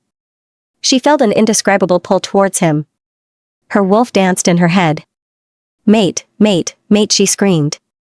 Alpha Asher Storm looked at the girl standing in the door, his wolf was howling inside his head. The smell of fire, burning wood, and cinnamon filled his nose. He had been waiting so long for this moment, the odor was tormenting him from the moment his beta Josh had smelled divine after an encounter with a rogue. Could this be her? Could this be his mate? He had chased that smell for 3 years, without trying to start a pack war with the rogue pack next to his territory. And now that he laid eyes on her, she was even more beautiful than he had imagined, she was by far the most beautiful wolf he had ever seen. She looked badass and yet sexy as hell. He had to stop himself from commanding all the others out and taking her on the table. Ripping that beautiful dress off her body, wondering what her underwear looked like. He licked his lips instinctively at the thought. How she would purr his name as he took her. He licked his lips again. Her hair, the white, her eyes so mesmerizing, everything about her intrigued him. A cute pink blush had formed on her cheek, he felt how his pants tightened under the table. He needed to behave during this meeting, but afterwards he was planning not to. He watched carefully as she took the last empty seat at the other end of the table right in front of Alpha Aster. He couldn't wait to talk to her, to hear her voice. To demand her time and presence for the rest of his life. His wolf was ready for it and so was he just had to survive this meeting with some form of dignity. Autumn felt the eyes of the beautiful Alpha still on her. He had a broad chest on which she wanted to lay her head. His brown hair was carefully combed back, his neat brown beard was shaved perfectly. He wore a dark gray suit, making him even more sexy. She looked over at his hands, they were big and beautiful. As she closed her eyes she imagined how they pulled at her hair while kissing him. She saw how he stretched his fingers, displaying bits of a large tattoo at the edge of his sleeves. His eyes turned even darker if that was possible. Aster looked at his sister, a smile played on his lips. "Gentlemen, I like to introduce the rough Alpha to you, Alpha Autumn," he said. Autumn felt how all eyes were on her. "Alpha Autumn, meet the others." Aster introduced all the Alpha S one by one. "A rogue pack, enlighten me," Alpha Emerson said with a smirk. Autumn didn't like his tone at all. "Nothing to enlighten. Wolves abounded and casted out by their pack, found a home and formed a bond.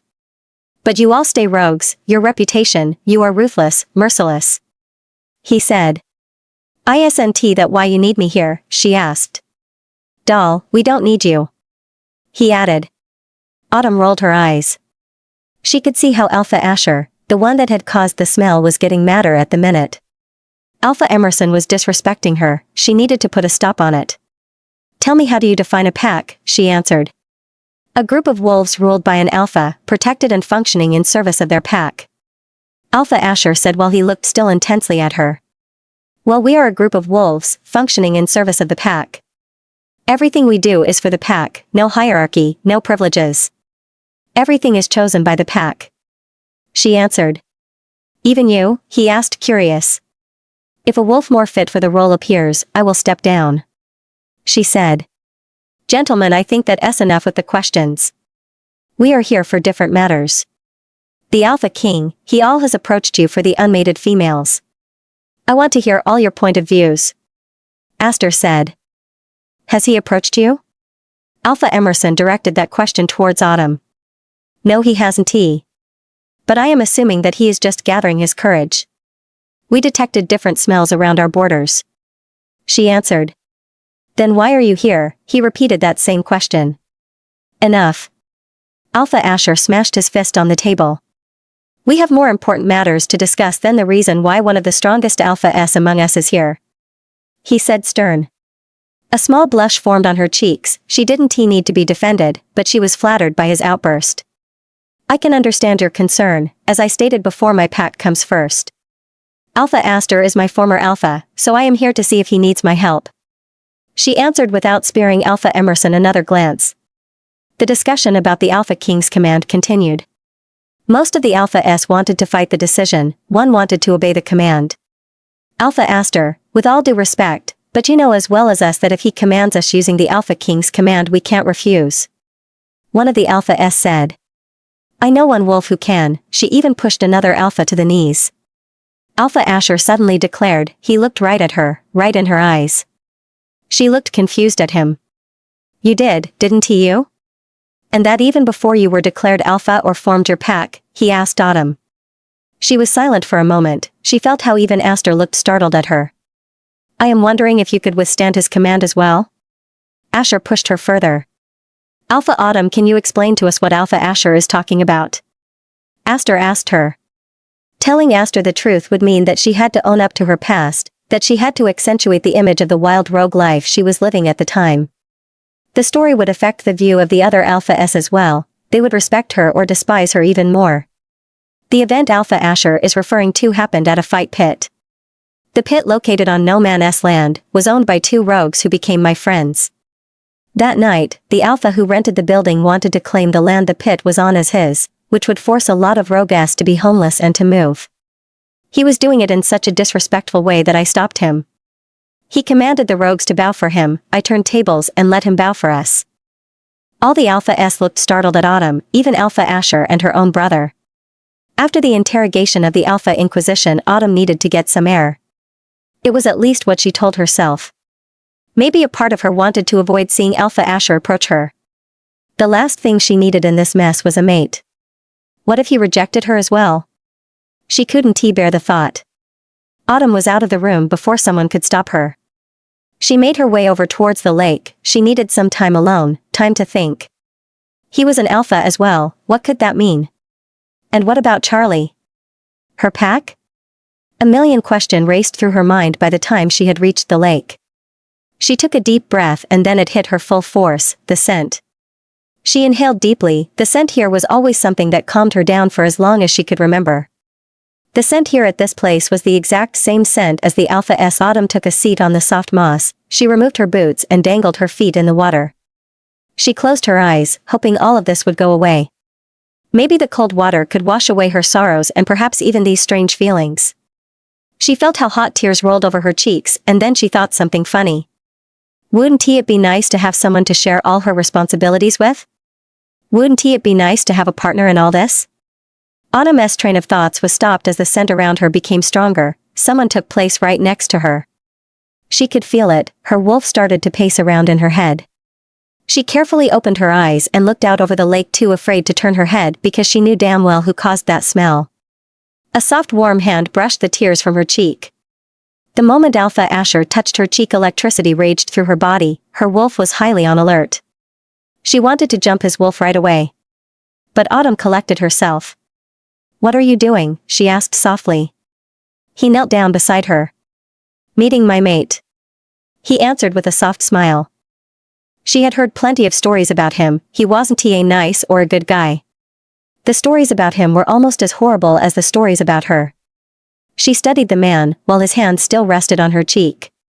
Could it be that he was the same as her, everything for the pack? Why are you crying? He asked. Aren't you happy that you have found me? He asked. I am scared. She answered. You don't have to be scared. You will become a good Luna for our pack, he said to reassure her. Autumn raised her eyebrows. I am an Alpha, maybe you can become a good Luna for our pack, she said with a smirk. Fight me, he challenged. Bite me, she answered. With pleasure, mate. Asher's eyes had turned dark with desire, and with that look on her, Autumn didn't know what to do, she felt how heat filled her core. He instinctively licked his lips, and that turned Autumn on even more. His arms wrapped around her waist and he carefully pulled her between his legs. She turned around so that she sat facing him.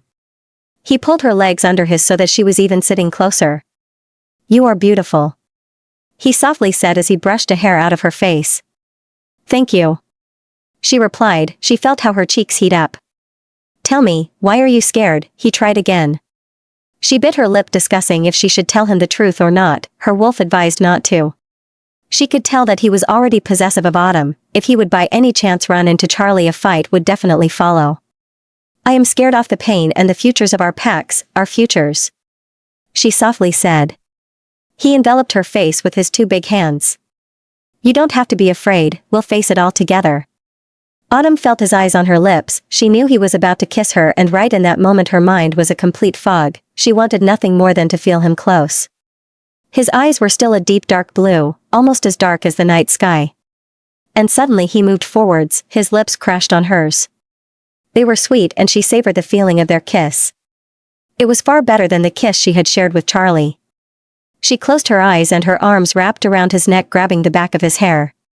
He softly pulled her closer around his body, wrapping her legs around him. His tongue danced over her lips, asking her for access. Autumn let him in and their tongues quickly started to dance with each other. It felt so good that Autumn never wanted to stop.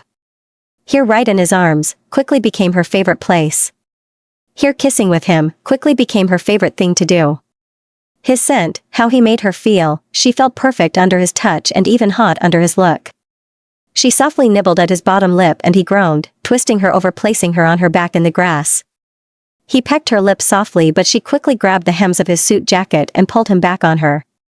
He smiled as he kissed her, trailing kisses along the side of her neck over towards the place he would eventually mark her. A soft moan escaped from her mouth. His tongue danced over her skin, setting her body on fire. Autumn pulled him even closer. He positioned his leg right between hers. She could see and feel how much he wanted her. She wanted him as well. Asher's hand wrapped around her body and found the way to her ass. He softly squeezed it. Autumn rolled him over, placing herself on top, and kissed him again. She softly opened the front of his shirt and her tongue danced over his broad muscled chest. He growled loud and pulled her back up, kissing her hard and twisting her back under him. His hand found the hem of her dress and traveled upwards towards her panties. Mate, mate, mate, her wolf held in her head. Asher softly pushed her down in the grass and suddenly Autumn froze. She was back there that night, back with that man. Fear settled over her.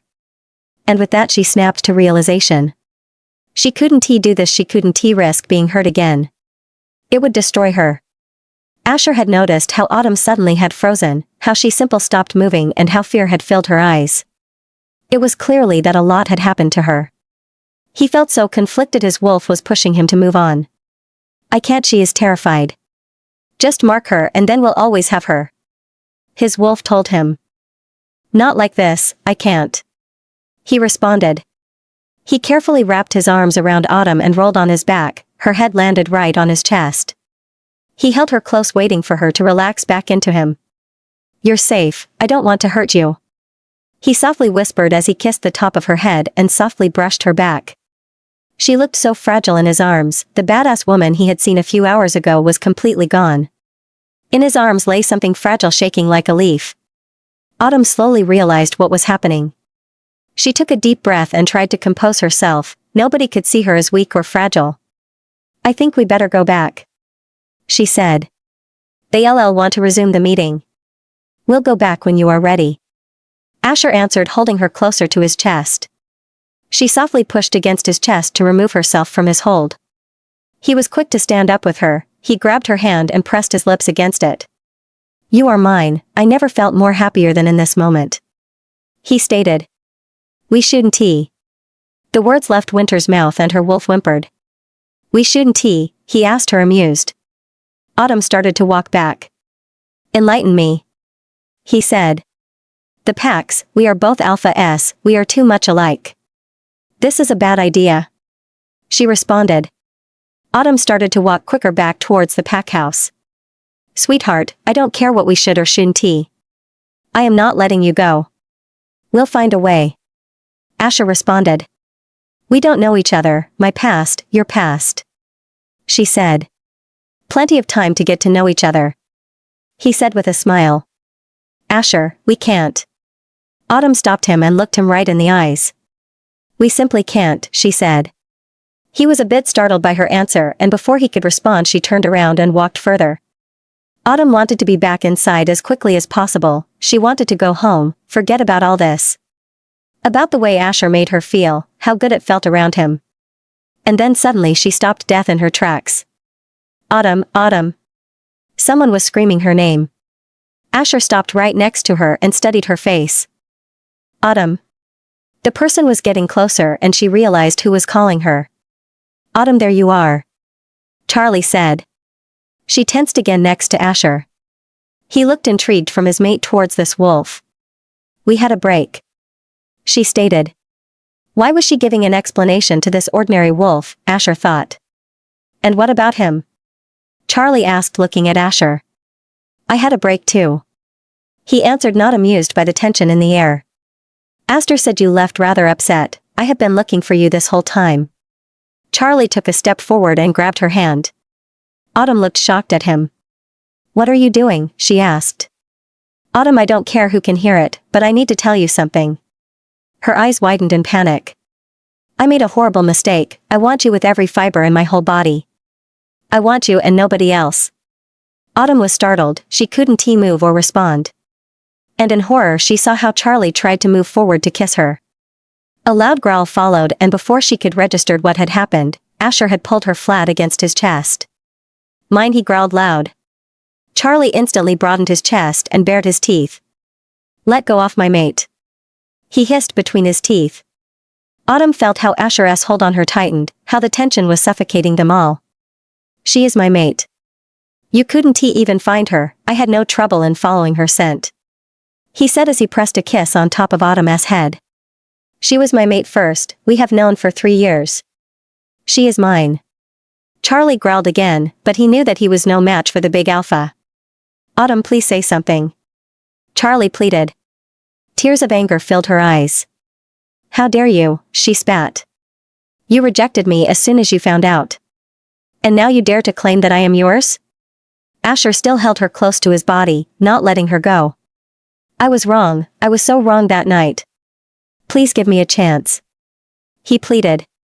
Have you even felt the pain of the rejection? Are you wearing scars? She asked stern while she looked him right in the eye. I have felt the pain too, he answered softly. When? Autumn asked stern. When you were fucking that blonde? You rejected me and you went on to fuck someone else, she screamed. Where was your pain? I lay on the floor keeping myself together, trying to stop the pain, trying to stop my wolf from killing you. And you were simply screwing her brains out, she yelled. She felt how her wolf got more and more agitated with each word he had said. Don't come begging me for a chance, she almost spit. Leave me alone, or this time I won't stop my wolf, she said and walked away.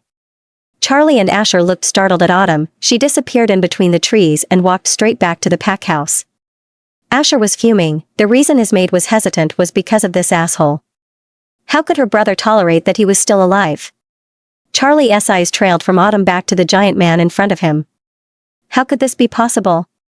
How could it be that she had found another mate? They were destined to be together. As if reading his thoughts, Asher smirked at Charlie. I think she was pretty clear, he started. I am not giving up. She is not wearing your mark yet, Charlie responded.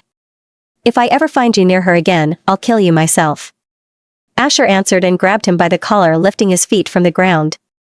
You must be the biggest idiot alive if you rejected her. And not only that, but you hurt her a lot with your actions afterwards. The irony is that I should thank you, because if you weren't this moron I would have never found her. Autumn removed her black dress. She needed to change for the diner tonight with the other Alpha S and their respective Beta S. She had mind-linked Jace a few seconds before entering her room to let him know that he needed to wear a suit. As she rummaged through her bag, she stopped at the long silver dress. She went in the bathroom to freshen up and to change. She pinned her short hair messy on her head, leaving the cutout visible. She did her makeup and pulled the dress over her head. Her fingers twirled over the charms around her necklace as she studied herself. She let the fabric brush her fingertips while looking in the mirror. The long gray dress was covered with a see-through fabric covered in white lace flowers. They were dense at her bust and back and spread out towards the bottom of the dress, accentuating the deep back of the dress. At that moment there was a soft knock at the door. Autumn walked over and opened her door to let Jace in. His eyes roamed over her body and he seemed speechless. Wow, he replied. I am just going to grab my shoes and then I am ready, Autumn replied. She grabbed a pair of black heels and placed them on her feet. Jace held out his arm and together they walked downstairs. You are nervous, he softly said. She knew she needed to tell him about Asher, but right now she wasn't sure about how he would react, how her pack would react. As they walked in the dining room, all eyes fell on them. Autumn felt more nervous than before as she saw how Asher's eyes roamed over her body. They held a possessiveness Autumn had never seen. Jace escorted her to her seat. As her eyes trailed over the names at the side of the plates, she felt even more nervous. Not all seats were filled yet, but she had discovered a pattern. It was always an alpha next to a beta. Only Alpha Asher seemed to mess up that order. Before Jace was able to pull out her chair, Asher had done so. Autumn had politely smiled at him and had taken her seat. She felt how Jace eyed him suspiciously. Her eyes went over the other Alpha S in the room, all dressed to perfection. Asher looked even more beautiful than in the meeting. She tried not to look at him, all the while she felt how his eyes burned over her body. He was wearing a dark blue suit that radiated power. His broad muscled chest was visible since the top buttons of his white shirt were open. Autumn tried not to look too much at him even when she sat down. Jace looked curiously at her. "Are you going to avoid me all night?" Asher softly whispered so only she could hear. A blush crept up on her face as she looked at the handsome man next to her. "I haven't decided yet." She tried to answer as confident as possible. A smirk played over his lips as his eyes lit up at the challenge in her words. Aster walked in and cleared his throat. Everybody around the table looked expectantly at him. He raised his glass. "May we toast to new alliances and so much more." His eyes looked mischievously at Autumn. She narrowed her eyes as she looked over at her brother. Without anyone noticing, he pointed his head to where Asher was sitting and raised his eyebrows accompanied with a smirk. Autumn rolled her eyes at him. Alpha Emerson sat right in front of Autumn and she felt how his eyes were on her body. She tried to control the anger. She couldn't snap at him again. Suddenly he cleared his throat and everybody turned towards him. "After the meeting this afternoon, I have still some questions," he said with a smirk. "Alpha Emerson, this is no time for business." Aster tried to divert the situation. "Not business, but I would like to see Alpha Autumn in action," he answered with a smirk. Autumn felt how her blood started to boil. She had enough of this poser. Jace wasn't so pleased either with the suggestion, and on her other side Asher was fuming as well. Autumn didn't move. She simply stared at him. "Sweetheart, we need to know the truth about you." His voice was soft and coated with silk. Autumn hated it. "I am not a price pony to parade around," she answered. A smile formed on Asher's lips and she felt how his leg brushed against hers under the table. The small gesture sent a shiver over her spine. The first course was served and the waitress placed a plate of soup in front of all the guests. Jace took advantage of the change in atmosphere and moved closer to Autumn. "What's his problem?" he asked, referring to Alpha Emerson. "I don't know, he has been going for me since the meeting," she replied. "He is definitely intimidated by your power," Jace answered. "And your beauty," Asher completed. "He has been provoking me from the moment he met me," Autumn softly said. "He just wants to fuck you," Jace replied. Asher smashed his fist on the table and looked with a death glare at Jace. "Looks like he isn't the only one," Jace answered with a smile. "There will be no fucking." Asher spelled word for word in a tone that sent a shiver over Autumn's spine. "Except for you, isn't it?" Jace looked amused at Alpha Asher. "Guys, can we not do this here?" Autumn tried to diffuse the tension. Jace smirked. "You really thought you could hide that from me?" He looked amused at Autumn. "Hide what?" she blushed. "That you somehow, miraculously found a mate a couple of days after we met the mate that rejected you in the first place?" He smirked at Autumn. A low growl escaped from Alpha Asher's throat as Jace looked amused at him. Dinner passed further uneventful, with everybody making friendly conversation. Asher however made it a sport to touch Autumn without anyone noticing. As dessert was served, Autumn felt how Asher placed his hand on her thigh. She felt how her cheeks turned crimson. "Remove your hand," she hissed between her teeth. "Why should I do that?" he asked amused. "And instead he moved higher up her leg," Autumn gasped. The feelings were running wild inside her. She didn't know what to do. And then Alpha Asher went one step further. Asher's hand moved over between her legs and he pressed it against her core. He softly brushed with his finger up and down. An indescribable feeling rushed through Autumn's body. She had never felt like this before, not even by Charlie's touch. But at the same time she could feel what it did to her body. She couldn't let anyone notice.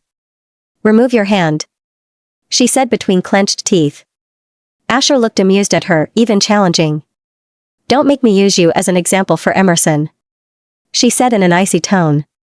Asher pulled his hand back in seconds. Don't test me, she said stern and ignored him completely for the rest of the meal. Alpha Asher saw how Autumn talked with different members of her old pack. Her beta by her side at all times. The whole time she moved his eyes were on her. He wanted her so bad, but he knew he needed to be careful. Underneath her hard shell, the pain of the rejection had still impact on her. She is beautiful, isn't she? Someone said to him. Asher turned around and he stood face to face with Alpha Aster. His teeth clenched a bit, knowing that he didn't do anything about that mutt. She is, he answered. But she is fragile, Aster said. Yeah, and you didn't do shit about it. Before Asher had realized what he had said, the words had slipped from his mouth. I let her leave, there was no way I could hold her here, Aster answered. I am not talking about letting her leave, I am talking about that mutt that is still part of your pack. Did you know that after he rejected her he screwed someone else? Which psycho does that? Asher felt how he got angry again. Aster studied his sister. If it was up to me I would have killed him, even at the time he was my beta and best friend, Aster responded. Asher looked at the alpha in front of him. Why didn't you? Autumn, she said that she understood his motives and that I didn't need to punish him, he answered. What reason could he possibly have? Asher asked. That's not my story to tell, that's one she needs to tell you. I didn't kill him, I just stripped him from his beta position. It always felt as if that wasn't enough, but I had already lost my father and my sister that night. Aster looked up at Asher. She deserves to be happy, she deserves a mate. Even if right now she is too afraid to let someone in. Please be gentle with her and have patience. She seemed happy at the table right next to you, he said. You did that on purpose? Didn't you? Asher asked, amused. Maybe I did, maybe I didn't. Aster replied before he walked away. As Asher turned back around he noticed how Autumn was gone. His wolf panicked immediately until he caught a whiff of her scent. Warning, steamy chapter ahead. Autumn had fled after the diner towards her room, she needed to clear her mind. She needed to prepare herself for the journey home. The emotions of the day had exhausted her. She kicked off her heels and let herself fall on her bed. Asher filled her mind, his handsome smile, his soft hands, how he had touched her. How he had grabbed her close when Charlie approached, how the words mine roared from his throat without zero hesitation.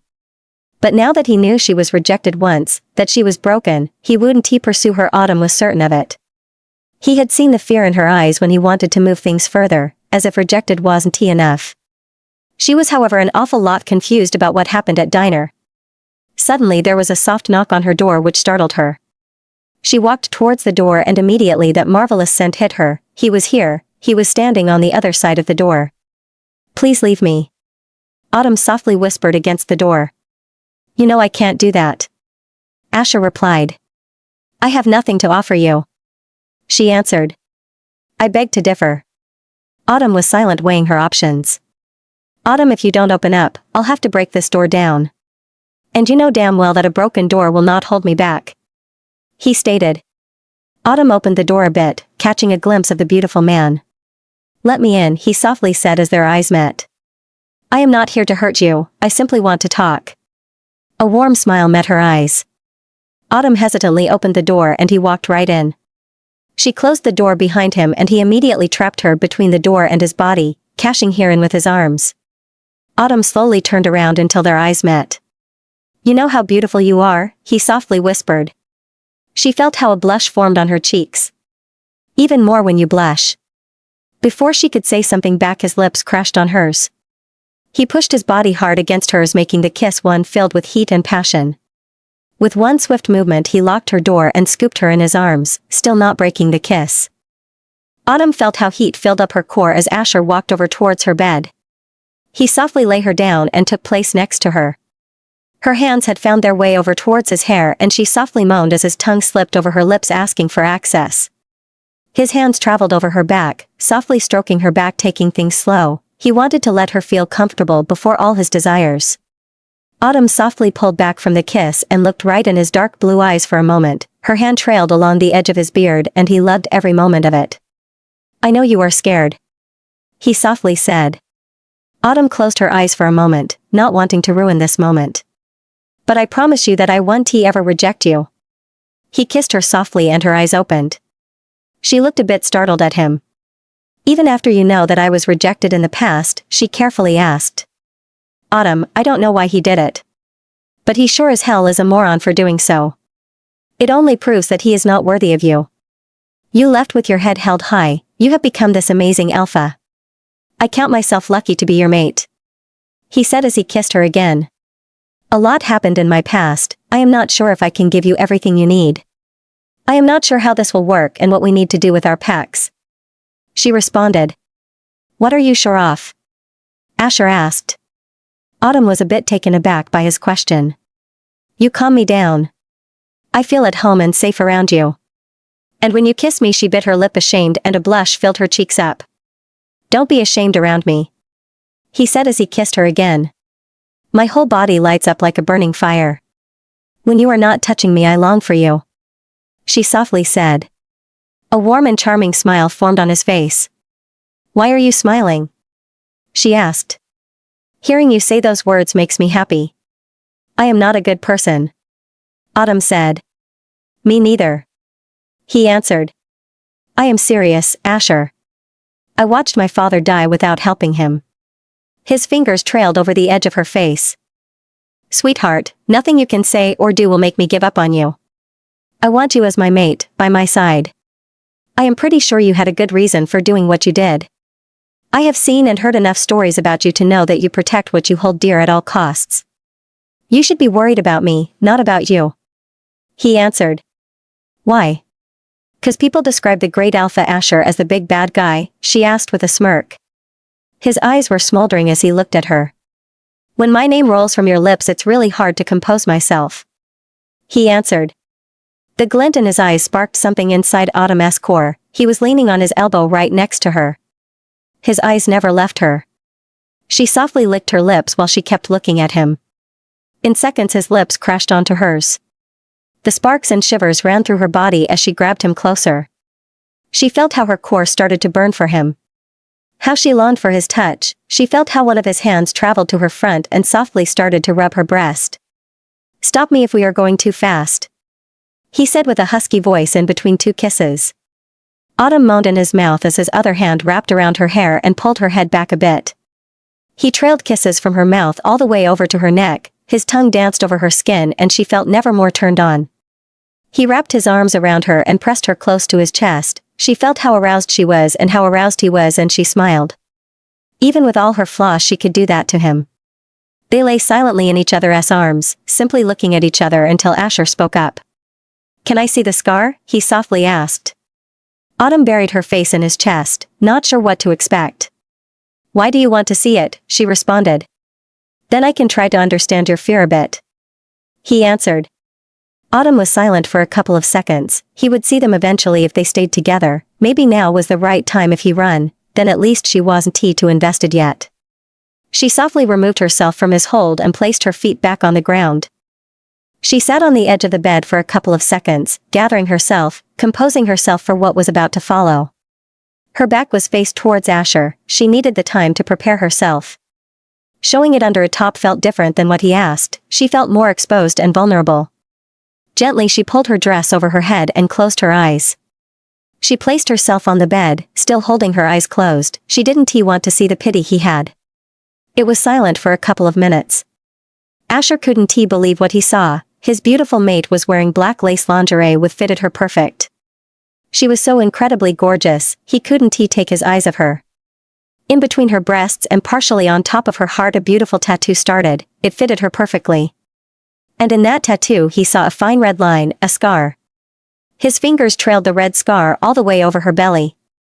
He could feel how she tensed under his movement. "You are perfect," he softly whispered.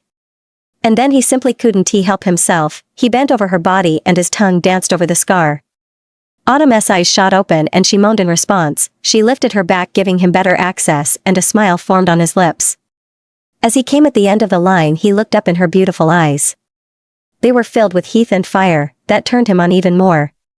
"Don't ever be ashamed, you are fucking beautiful," he said as he pressed a kiss on her lips. "Thank you. I like you as well," Autumn whispered. He started to move back away from her, but Autumn pulled him back, wrapping her hands around his neck and pulling him closer to her again. Her tongue danced over his, she was hungry and eager for his love, and he was happy to receive. A thought sprouted in Asher's mind. It was clearly that something bad had happened to her with a man, but if he showed her that she could trust him, maybe things would change for her. He left hungry kisses over her neck and moved a bit down. His mouth took the fabric of her bralette and a bit of Autumn's nipple inside. He sucked, licked, and then his fingers joined. A loud moan escaped her mouth. Asher looked up at her eyes were closed and her head was pushed back. She was enjoying this. His fingers were still on her breasts as he kissed her again. "Stop me whenever you need to," he whispered as he continued to move his hands. She nodded her head. This felt so different than on the ground. He was next to her. She was free to stop him, but she didn't want to stop him at all. Electricity raged through her as he pushed the fabric of her bralette aside. His tongue was now in direct contact with her nipple. She softly moaned as his touch felt divine. His hand trailed over her tummy all the way down. He softly brushed the front of her panties with his fingers and Autumn's eyes shot open. She felt how a beautiful sensation started to form around his touch. She wanted to feel him even closer. She opened her legs to give him a bit more access as her hands trailed through his hair. His fingers danced over the hem of her underwear until suddenly she felt how he was stroking her bare skin. He traveled lower with his hands until he was at her wet throbbing core. His fingers brushed over her lips. A moan escaped from her mouth. "Stop me," he softly whispered as he started kissing her again. "I don't want you to stop," she answered. Her fingers started to work on the buttons of his shirt as his fingers still were only brushing her front. Autumn pushed his shirt back so she could be closer to his bare chest. He removed his hand from her, to remove his shirt, and she whimpered a bit. He smiled and kissed her hard. His hand was back at her wet throbbing core in an instant. She wrapped one leg around him as she pulled him closer and his thumb found her clit. A loud moan escaped her lips as he softly started to bring her to a high. The kisses were hot and they only turned them on harder. Asher had never been kissed this good and neither had Autumn. For once he wanted to do something for the girl in his bed and not the other way around. As he deepened the kiss, he slipped a finger inside Autumn. Her eyes were closed and she moaned against his skin. "Open your beautiful eyes, I want to see you come," he said husky. He felt how bad he wanted her, but he needed to remind himself that this was for her. She needed to enjoy this, to trust him. As he moved his fingers on her core, her breathing started to speed up. She aced her back, giving him more access. He loved how wet and ready she had become for him. He knew that they would pleasure each other for the rest of their lives. And that from this moment on he wouldn't want anybody else. Her moaning picked up and he knew she was near. He speeded up the pace and kissed her hard. And then right before she started to come he stopped kissing her, simply to look at her beautiful face. Her eyes rolled back and she contracted around his finger. She softly moaned his name as she came and he crashed his lips back onto hers. He still softly moved his fingers and held her close, against his chest. When the orgasm had ended, Autumn looked in his eyes. Asher could see that there were tears in them. "Thank you," she softly whispered as she kissed him. "Are you going to thank me each time I make you come?" he smirked. "Because I plan on doing this a lot," he said as he kissed her hard. Warning, steamy chapter ahead. Autumn had never slept this good. As she woke up she still was wrapped in Alpha Asher's arms. Last night after her orgasm she had fallen asleep like this, and now he was still holding her tight. She looked up at his beautiful face. Her room started to light up with the rising of the sun. The orgasm she had felt last night had been something out of this world. Autumn used to pleasure herself, but this had been nothing compared to those times. And after the rape, she simply couldn't bring herself to do it. Most of the times images of him, of that night would flash through her mind and she would dry up instantly. But now there hadn't been a second that she not wanted this. He had taken his time to pleasure her, to make her feel at ease, and she was really grateful for what he had done. Maybe at some point in time she would even be able to sleep with him. She smiled as she studied his beautiful face. Last night had been amazing. Together they would figure things out, the pack, the alpha king, and even this mate thing. He looked so happy and peaceful when he was around her, nothing like the stern, cold alpha like he was around others. She smiled as she thought about what life around him would be like. Maybe she needed to thank him for what he had done last night. She could feel how hard he wanted her, it couldn't he have been easy on him. And yet he held back for her. Autumn's hand suddenly moved on her own, she wandered all the way down towards Asher's underwear. Somewhere along the night he must have removed his pants and she smiled as she felt his morning hardness. She never had done this before, she had only read about this in steamy passages in novels. And yet she wanted to try anyway. Softly her fingers moved over his length. He moaned softly in his sleep and a smile formed on her lips. Her fingers trailed over the edge of his underwear against his stomach. Her hand went inside and she let her thumb brush over his tip. He moaned again. Her hand wrapped around his shaft and she carefully started moving up and down. His breathing started to speed up until suddenly his eyes shot open. They looked right into hers. "What are you doing, darling?" he said with a husky, sleepy voice. Autumn was startled and she had stopped moving. "By all means continue," he said as he flipped to his back, giving her better access. Autumn lowered his underwear a bit so she could move more freely, she licked her lips and softly moved down under the covers. Her tongue licked his top and he moaned loudly. She came back up next to him and continued to move faster with her hand. She could see how he started to tense and she kissed him, letting her tongue trail over his chest. His breathing started to speed up under her movements and it didn't take him long before he came. He breathed heavy as he pulled her against his chest. He pulled his underwear a bit back up to not stain her. Autumn studied his face. "Why are you looking like that?" he asked with a smile. "Did you like it?" she asked shyly. He looked startled at her. "Why wouldn't I? You woke me up with a perfect hand job. And that tongue of yours is perfect," he said as he pressed a kiss on her lips. "I never did something like this before," she said with a blush. "Autumn, if I wouldn't have liked it, I can assure you I would have made other noises," he said with a smirk before he softly kissed her again. He held her tight against his chest as he let this good morning settle in. "If this was your first time, then are you still a virgin?" he carefully asked. Autumn closed her eyes for a second, pushing the pain away. "No, I am not, someone took it from me," she answered, trying to sound calm and collected. "You don't have to pretend around me," he said as he kissed her softly. "It's scary sometimes, seeing you all turned on, I hope that someday." She trailed off as tears rolled over her cheeks. "Darling, we will get there, step by step." He kissed her cheeks to stop the tears. Her arms wrapped around his neck and he pulled her on top of him. She straddled him and kissed him deep and fully of passion. "What a view," he whispered in between kisses. Asher's hands roamed over her thighs, over her sweet perfect little ass. He counted himself lucky as she kissed him again. How this dull trip had turned around for the better. He still wanted to know everything about that motherfucker who had hurt his love.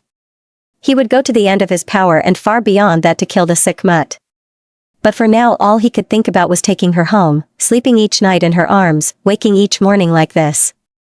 "I think we should probably change and head downstairs." She softly stopped him. Asher couldn't care less about the people downstairs, but he needed to get back to his pack. He just wasn't ready to leave her yet. He grabbed her ass firm and pushed her legs around his waist. He carefully stood up from the bed. "Bathroom," he said between kisses. Autumn pointed over towards a door on the side. He pushed the door open and walked in, still carrying her around. He placed her on the countertop and looked at her. "You are not wearing my mark yet, but I want to give you something else from me." He removed the necklace from around his neck and opened it up. It was a small chain with a tiny medallion and a simple golden band ring.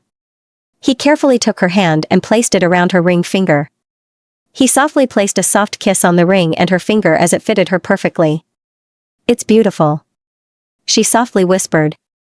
Autumn removed her necklace with charms and carefully took it in her hand.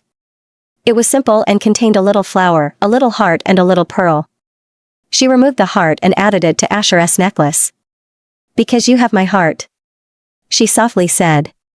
She placed the chain around his neck and looked at him, eyes filled with love. "Do you want to go first?"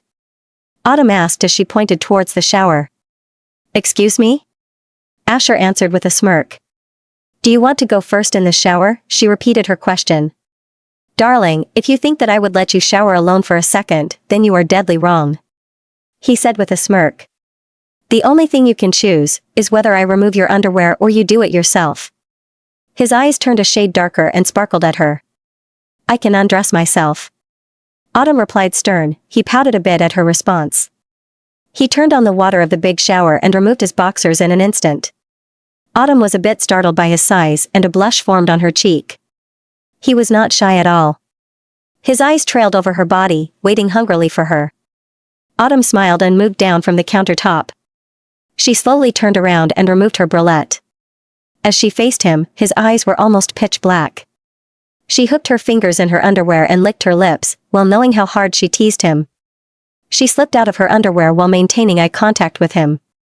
Autumn walked over towards the shower and smiled as she saw how much he wanted her, how much he longed for her. She waited at the end of the shower and looked at him. Darling, get that beautiful ass of yours over her. He commanded with a husky voice. Autumn's eyes roamed over his perfect body and a smile formed on her lips. That beautiful man in front of her was hers. Why are you smiling like a lunatic? He asked with a grin. Autumn didn't respond, she just walked straight up towards him and kissed him hard. Asher was startled for a second, but he quickly wrapped his arms around her and kissed her back. In seconds his tongue dominated her mouth, leaving her breathless. Autumn pulled apart to grab a bottle of soap. As she bent down she could immediately feel his hands on her ass.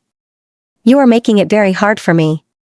His husky voice trailed shivers over her spine. Autumn placed some soap in her hands and looked at him.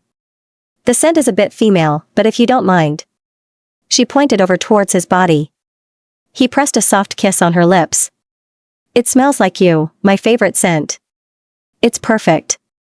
A blush appeared on her cheeks as Autumn softly started to rub every inch of Asher's body, taking her time.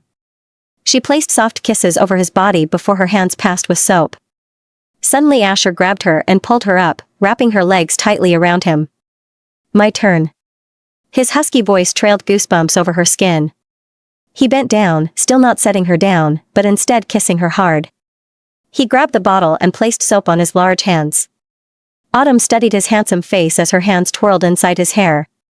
He started to wash her, but instead of placing kisses on her body his tongue trailed over every inch before his hands wrapped her with soap. He took his sweat time kissing and licking her nipples. A soft moan escaped her throat. He pressed her back against the cool wall while his head went lower and lower on her body. He pushed her higher up the wall and wrapped one of her legs over his shoulder. He looked up at her, waiting for her permission. Autumn's hands wrapped in his hair and she looked at his handsome face. She felt scared and yet she trusted him. They stood there simply looking at each other. Until she felt how his warm tongue slipped over her wet core. Autumn felt how she almost exploded. Asher looked back up into her eyes. His had almost turned pitch black. Let me taste you. He softly whispered against her skin, licking her again. Autumn moaned softly again. He waited for her answer as his eyes were on hers. She softly nodded her head and a smile formed on his lips. Within seconds he devoured her, trailing his tongue over her sensitive clit, pushing in and out of her. Taking his sweet time to taste her and to make her come. Autumn had never felt this sensation, the way his warm tongue felt against her skin it was almost unbearable. She felt how moan after moan rolled off her lips until she couldn't take it anymore. Her body started to tremble in Asher's hold, his tongue was tormenting her aching body. And then suddenly she felt how an indescribable release and sensation rolled over her. She felt how her whole body start to clench and unclench until she came undone. Within seconds Asher had lowered her, kissing her hard. She tasted the saltiness on his lips as she felt how his fingers softly washed her sensitive spot. Thank you. She whispered against his lips. A smile plastered over his mouth, he knew that it would stay there until the moment they had to leave each other. I never imagined that this morning could get any better. He replied. As Autumn walked out of the Alpha house, her eyes landed immediately on Asher. He stood next to his Beta and Gamma just radiating power, everything about him was hot as hell. They were having a discussion that looked intense. Jace walked right behind her and smirked as he saw what she was looking at. If you are trying to hide it, then you are not doing a pretty good job. He said with a grin. A blush formed on Autumn's cheeks. You are cute when you blush. Jace said. Alpha Asher's head snapped right at them, his eyes ablaze with fire. All we got his attention. Jay smirked. Asher was at Autumn's side in seconds. Jay stood smirking next to her. Alpha Autumn, I like to introduce you officially to my beta Josh, my little brother. We have met. Autumn smiled with a big smirk. Oh, believe me, I know. Asher looked not amused at Josh. I told you already, if I had known that she was our Luna, I would have never let her leave. Josh replied. Autumn looked intrigued at Josh. Let me leave? She asked, almost mocking him. Sounds just like Autumn. Jace added. And then Asher looked fuming at his beta. She commanded you, didn't she? Asher said. Josh looked ashamed away. Jace started laughing loudly. Jace, I can always command you to walk on foot back if you want. Autumn replied. And then Asher's Gamma joined them and the atmosphere changed completely. Luna, he bowed his head in a curtsy. My Gamma Graham. Asher said. A chill ran over Autumn's spine as their eyes met. I am no Luna. Autumn replied. And definitely not in the way you all see a Luna, she replied stern. Alpha Autumn would suffice, she added. Graham's eyes filled with fire. You are our Luna and opposite to this moron here, I am not letting you leave. Our pack needs you, or don't you give a shit about us? He added. Graham, enough. Asher commanded stern. It's what we all have been thinking. She isn't even wearing your mark. He spat towards his alpha. Autumn looked concerned from Graham to Asher. She saw how difficult this was. We will have a meeting between the packs. Autumn said, and everybody looked baffled at her. A warm smile filled Asher's face. When we are all back at our compounds, I'll decide with Alpha Asher on a time, date and place. She clarified. I want to be a traditional Luna, but don't ever accuse me of not giving a shit. She said stern. Autumn saw how Asher had looked at her, his eyes sparked fire as she let her true alpha vibes come out. He had never seen something this sexy and at the same time beautiful. There was hope in his heart at her words. He knew he just had to be patient, and so had his wolves and his pack. Autumn knew what Graham had referred to by the fact that she wasn't wearing his mark. Wolves could always try to mark her by force. He was scared to lose his Luna and leave Asher behind, his alpha would turn completely mad. But if the world knew it would be Asher they needed to face if anything happened to her, they wouldn't try so quickly. Autumn needed time to prepare herself for mating Asher, and she needed to think for herself if that was even an option. Everything would depend on the meeting between the packs. But she realized that she needed to give them something as well. And so, she took a deep breath and kissed Asher full on the lips. He didn't hesitate a second, he grabbed her tight, his arms wrapped around her in seconds. The place turned completely silent as all eyes turned towards them. Aster stepped forward as they let go. I am happy for you. He hugged Autumn tight to his chest. If you ever hurt her, I'll have your balls. Aster turned to Asher. That honor will be ours. I think. Jay smirked. I won tea. Asher replied without missing a beat. He smiled warmly at her, and for the second time all eyes looked shocked at them. I'll discuss the situation with my pack and then I'll let you know what we decide to do. Autumn hugged her brother again. Are you sure you don't want to stay? He asked. I am sorry, but my duties lie with my pack. Besides, you are doing a pretty good job, yourself. Let Charlie lead your army, he knows what to do, we trained for it together. I'll think about it. Aster replied. That's all I ask. She hugged Falco and River tight. Robin looked at her with a small smile. You better come back. She whispered as she hugged Autumn. Soon we'll have someone who needs a good role model. Robin smiled at Autumn's baffled face. But be quiet, nobody knows yet. I am forever in your debt by what you did. She smiled. Asher was waiting impatiently as he saw how his mate said goodbye to her family.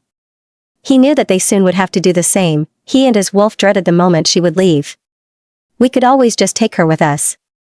Graham started. No, we won tea. Asher replied. Why are you taking this risk? Graham replied. Because if we take her, we won tea have a Luna and I'll lose my mate. He replied. And Graham, I am still your alpha. He added sternly. Autumn walked over towards Asher and he saw how her eyes changed. He could see that she didn't want to say goodbye either. She is beautiful, Asher sighed. She is.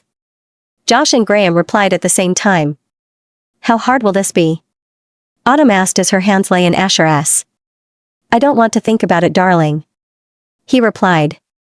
His arms wrapped around her waist, pulling her closer to his chest. Don't wait too long, I don't know how long I will be able to stay away from you. There is someone else that wants to meet you, and he has been eager since the moment he caught your scent. Asher smirked. I know the feeling. She smiled at him. Her fingers trailed over his cheek, she looked right in those beautiful eyes. Be careful, darling. Asher kissed her with so much fire and intensity that Autumn barely could stand on her legs as he was done. Jace and Flint looked at Autumn as they had taken their seat on the plane. What are you going to do? Jace asked, stopping Autumn's daydream. She looked at the both of them. I don't know. Autumn buried her head in her hands. We need to have a pack meeting and then look at the options. And those are? You are there, Luna. Flint said. You have been given a second change at a mate. Don't waste it. You have no idea how lucky you are. He added. Flint, with all due respect, but I am not going to be there, Luna. Do you see Autumn with an apron, handing out cookies in the Opal Storm pack? A loud growl escaped from Autumn's throat. It was just a joke. Jace quickly apologized. We'll need to see what's possible, and if we don't find a solution, I'll reject him. Autumn said. What? Both Flint and Jace said at the same time. The last thing you will do is reject him. You deserve some happiness, someone who will protect you with everything he got, someone who will love you with everything he got. You deserve that. You deserve someone like Asher. Jace said, angry. Autumn had taken a day to think. Now she felt nervous as she looked at all the wolves assembled around the table, her pack, her friends. She had never felt this conflicted. Ever since she was here, she had finally felt complete, but now for the first in a long time she felt something was missing. I have assembled you all here today because we need to talk about our recent visit to my old pack and something else. The wolves looked expectantly at her. It turns out that I found my mate. They all looked startled at her. I thought Charlie was your mate. Jack said. He was, but it turns out that I have been given a second chance on a mate. Autumn replied. There was a lot of mumbling at the table. But how is that possible? He asked, confused. I have heard it before. Thomas spoke up and all wolves turned silent and looked at him. Those who had been here from the start have all seen the changes in Autumn. Tell me the color of your fur, has it always been snow white? He asked. No, it was gray. She said. You changed, your wolf changed. Your mate is someone that completes you, that challenges you, and that keeps you grounded, equal in strength and power. Charlie is no longer the person that does that for you. You evolved, he didn't. I bet your mate is someone really powerful. Thomas said. Autumn was silent as all wolves looked expectantly at her. Of course he is. It's Alpha Asher of the Opal Storm pack, for crying out loud. Jace said. A wave of shock washed over the wolves in the pack room. Autumn felt uncomfortable under the stares she was receiving. Rumor is that he is even stronger than the Alpha King. Luke whispered. What does this mean for our pack? Bastion finally asked as the news had settled in. I don't know yet. That's what I wanted to discuss with you guys first, and then with the Opal Storm pack as well. She said. I am not planning on becoming a sweet Luna, that's just not a role fit for me. You better not, Luke said, stern. With all due respect, Autumn, but you have achieved too much and come too far for simply being sidestepped as a Luna. You are an alpha. You train our armies, talk and teach us things, you guide us. He added. Autumn felt touched at his words. Thank you. She softly whispered. What do you want? Thomas asked her, and all wolves looked at her. I would like to find a way to be with Asher and at the same time still be here with you guys in our pack. But if that's not possible, I'll need to reject him. Everything before the pack. Autumn replied, even though the words weigh harder on her every time she said them. You have been given a second chance on happiness, and you want to give it up for us? That won't be happening. Flint said, stern. I proposed a meeting between the two packs to see how this can work. Autumn said. The table nodded their head. Can't we merge? Evelyn, a young wolf, said. She was head of the health and youth in the pack. Adapt our rules and let them fit in, she asked carefully again. Autumn studied the girl for a second. The least we could do is try it. Luke replied and smiled at Autumn. Autumn stood at the edge of the Opal Storm pack face to face with Graham and some of his wolves. She wanted to talk to Asher herself and tell him how her meeting had passed. Graham held a deathly stare directed to her. Graham. He started but quickly corrected himself. Autumn. Why are you here? He asked. Didn't you choose to go with your pack? He snarled at her. Autumn raised her eyebrows at him. Be careful, she warned him. I am, but I will always protect my alpha. The wolves around him looked curious from their gamma towards Autumn. Can you call him? She asked. Can't you? Graham retorted. Right, you can't. His eyes spat fire at her. Graham's eyes blanked as he called his alpha. Meanwhile, Autumn studied his other wolves. They were impressive. She wondered how they would compete against her pack. A smile played on her lips at that thought. He is coming. Graham replied. Autumn nodded her head. You came alone? Graham asked curiously. I did. She replied. Shouldn't you bring at least a dozen of your best fighters? He asked. Why? Autumn studied him. Because we are the Opal Storm pack. He replied cocky. Autumn acted as if she was thinking. My fighters can be here in seconds if needed, but I doubt you will be much of a challenge. She smiled widely. She saw how her words affect Graham. What are you going to do? Call them. Kill me? Why not? She asked. Graham looked confused at her. You can't, you are a rogue. Sure, honey. Autumn replied with a smile. Graham, you are testing my patience, don't make me command you. Autumn said, deadly calm. Graham laughed loudly and the other wolves looked even more curious at her. You can't, you aren't part of our pack. He replied with a big smile. Want to bet? She asked. Graham was working on her nerves. She needed to show him who was in charge or he would never respect her, no matter what would happen. Graham, why don't you be a good boy and sit? Autumn's alpha command washed over the wolves and Graham sat down immediately looking startled at her. Asher arrived and he looked confused at Graham sitting on the ground.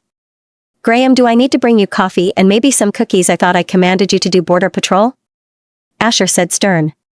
Yes, Alpha. He quickly stood up and looked at Autumn. My apologies, I clearly underestimated your strength. He replied. Don't make that mistake again. But I understand where you are coming from. Autumn replied. Graham nodded his head and walked off with the other wolves. Hey, Asher softly said. Hey, Autumn replied. He brought his thumb towards her cheek. I never imagined seeing you back this quick. He softly whispered. Did you prefer if I stayed away longer? Autumn smirked. Asher grabbed her waist and pulled her close, taking his sweet time to kiss her. He buried his head in her neck, brushing his nose over the spot where he wanted to mark her. Are you okay? Autumn softly asked. It's hard. Asher replied. I know, it feels as if a piece of me is missing. She answered. He softly brushed over her hair. Yeah, that and the fact that you are fucking beautiful and you are surrounded by guys like Jace. He replied with a big smile. What did you do with Graham? He asked suddenly. Autumn blushed and avoided Asher's eyes. She didn't know how he would react to her commanding his wolves. Maybe I ordered him, he didn't stop challenging me. A loud laugh boomed over her. She looked curiously up at her mate. That explains his turn in feelings about you. He thought you weren't worthy being my mate. He changed his mind. Asher kissed her tenderly. A few days had passed since Autumn had last seen Asher. She was waiting impatiently in front of the compound. She agreed with Asher that he would meet her here to talk about the future of their packs and their future as mates. When Jace came into view with the delegation of the Opal Storm pack, Autumn felt relieved. Asher had his ice-cold alpha face on. She imagined it looked just like hers. Graham was by his side and looked curiously around. There were a couple more men in fighting gear, but what surprised Autumn was that Asher's delegation also contained 2 women. It was a nice surprise. She looked over at Jace and saw how nervous he was. Alpha Asher, Autumn greeted. Alpha Autumn. He replied. Autumn escorted her guests inside over towards the pack hall, right until they stood in front of the round table. All wolves looked curiously at her and then one by one Autumn's men walked in taking their seat. As Evelyn walked in, something surprisingly happened. A low growl was heard from inside the delegation, and Asher looked with a smile from Graham over towards Evelyn. It took Autumn a second, but as they approached each other it quickly became clear that they were mates. The moment mates meet for the first time is magical. Autumn smiled and looked at Asher. 2 more wolves found their mates. This would make things more easily. The wolves looked intrigued from Autumn over towards the table. We aren't a traditional pack, Autumn started. But we like to examine the possibilities of us becoming one pack ruled under 2 alphas. The wolves around the table nodded their head. Alpha Asher and I discovered that we are mates, but neither of us wants to abandon our pack, so we are here to see if there is a way in which we can work together and become one pack. Asher's ice-cold look had changed. He held a sexy, nonchalant smile as he watched Autumn. She was beyond sexy when the true alpha in her raised. So, the idea is that we watch each other and see how this puzzle would fit, and believe me when I say I want it to fit. Asher added. Asher's wolves placed themselves around the table and looked curiously around. Each person around the table is responsible for something. Autumn started. But the biggest difference is that we look for the wolf most fitted for the job in our pack. That means that every job and position is challengeable, even mine. Autumn looked at the wolves surrounding the table. No bloodline, no superior position. The only thing that is stated is that the compound stays in my family as it has always been. Autumn took a moment to let it all sink in. I suggest that each of us takes a moment to introduce themselves. Luke and Jace are my right hand, you would call them Beta or Gamma. Maybe we can start there. As introductions were made, Asher and his men curiously watched them. Autumn looked proud at her wolves and then over to Asher. The look in his eyes sent shivers over Autumn's body. Why are you the alpha? One of Asher's wolves asked, challenging. Immediately the whole table reacted by baring their teeth. Not so friendly growls were thrown in his direction. What is your name? Autumn asked. Lewis. The guy answered. Lewis, what is your function in the Opal Storm pack? Asher looked intrigued from his mate over towards the wolf he was about to kick out of his pack. I am one of the top fighters in the pack. Autumn nodded her head. Well, when we started this pack, the council insisted that there would be an alpha, in case we couldn't agree in a discussion. The council decided unanimous that that should be me. I think it's because I offered them a home when no one else would, because I have visions and strategies most of the alphas miss. I care about my pack before everything else. She replied. Or maybe because you pushed a powerful alpha to his knees. Luke added with a grin. Autumn smirked. Maybe that as well. Autumn looked over at the young wolf. So, anybody can challenge you for your position? He asked. Yes, Autumn replied. But so far nobody has tried. It's rather pretentious to think that you can beat a wolf that beat half of a rogue fighting pit, pushed an alpha to his knees, and even your own beta. Luke answered with a smirk. And Gamma, but who's keeping score? Autumn smiled sweetly. I want. Before the wolf could finish his sentence, Asher roared. Are you done challenging my mate? She has been polite because we are her guests, but I am not going to be. Autumn smiled. You always may try, Autumn replied. But it will be to death. Flint added. Do you want me to showcase my power, or do you still want to try? She asked. This wasn't about fear, this was about respect. There was no way it would ever work if the wolves didn't respect her and Alpha Asher. Autumn looked Lewis in the eyes. He was scared she could see it, but she didn't know how far his ego would push him. She preferred not to kill some possible new pack member. Asher stepped between her and Lewis, knowing what position she was in. Enough. He commanded stern. The wolf whimpered at the command. Autumn, escorted by Luke, Flint, and Bastion, walked over towards the training grounds. Our pack is divided in divisions with a division council per division. The division leaders sit in the pack council. But we train and fight over divisions. They are organized to survive as a single small pack in case of an attack.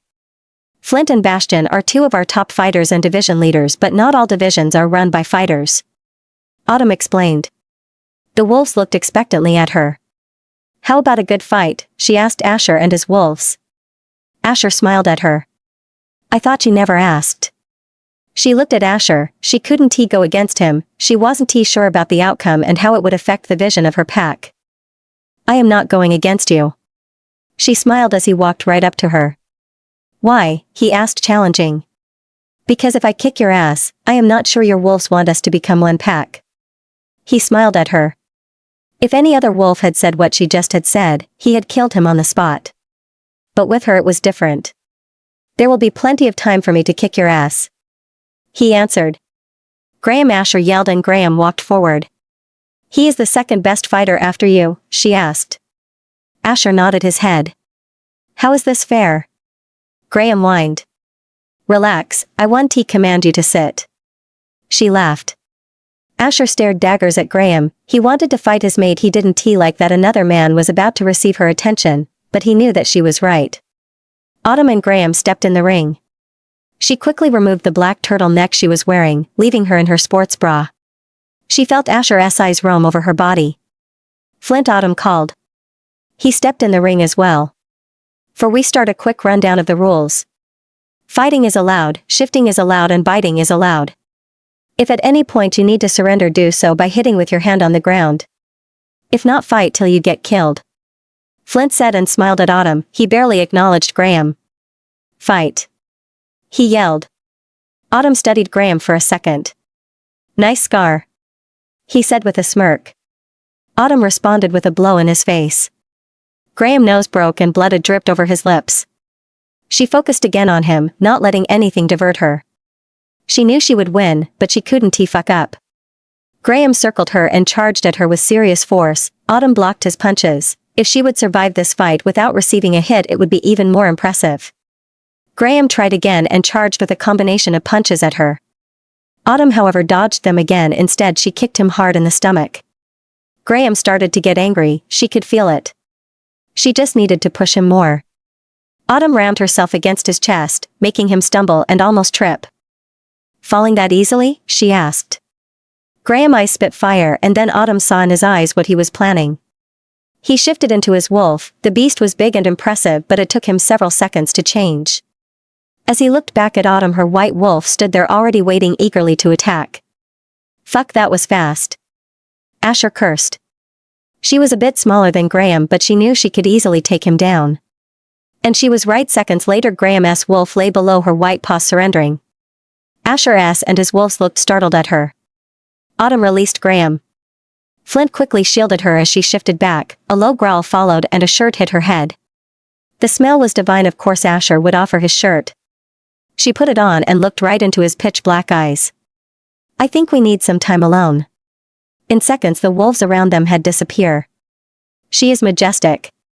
Asher whispered. As majestic as you. A smile formed on Autumn's lips. You are fucking beautiful. It's taking everything to keep my wolf at bay right now. His eyes were still pitch black as they roamed over her body. It isn't helping that you are wearing my shirt. He took a deep breath. Or that it nearly covers your bottom. He added. Do you feel better if I take it off? Autumn teased him. A low possessive growl escaped from Asher's throat. Your room now. He commanded. I am going to rub every inch of you and your room with my smell so that everybody stays away from you. He grabbed her and pulled her against his chest. His lips devoured hers. And Autumn softly smiled. We are never going to make it to my room if you keep kissing me like this. She softly whispered. He smacked her bottom playfully. Lead the way. Yes, my alpha. She purred. Suddenly he scooped her up and started to run. Forget what I said, just point the way. You calling me my alpha? Another low growl escaped his throat and a smile filled Autumn's face. As Asher walked in Autumn's room, he felt overwhelmed. Her smell was everywhere. This was her home, her safe haven, and he was here. He carefully placed her down and Autumn locked the door. She looked curiously at Asher. She thought he would be running wild on her the moment she locked the door, but instead he was looking at everything in her room.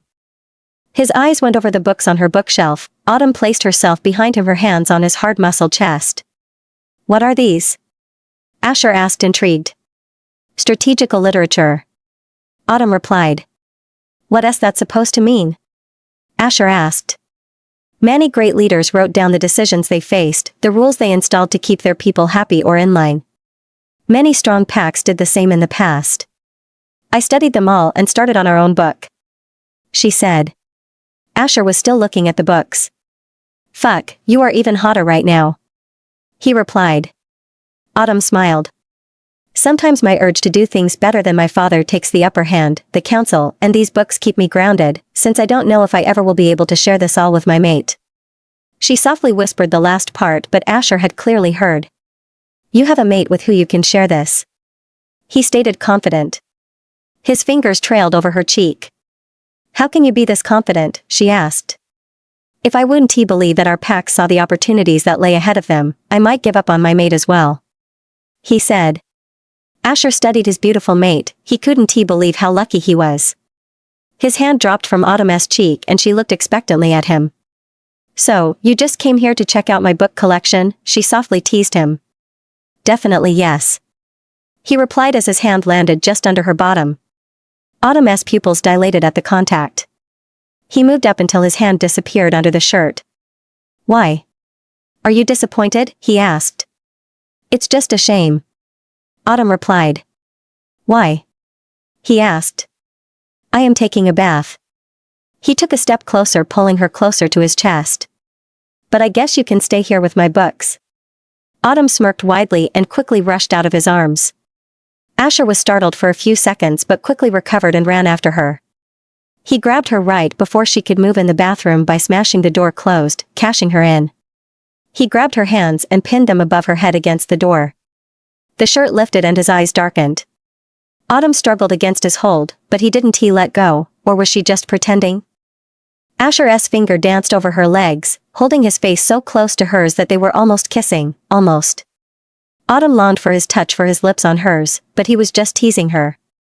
And then she pushed back and freed her arms from his hold, spinning them around in one swift movement.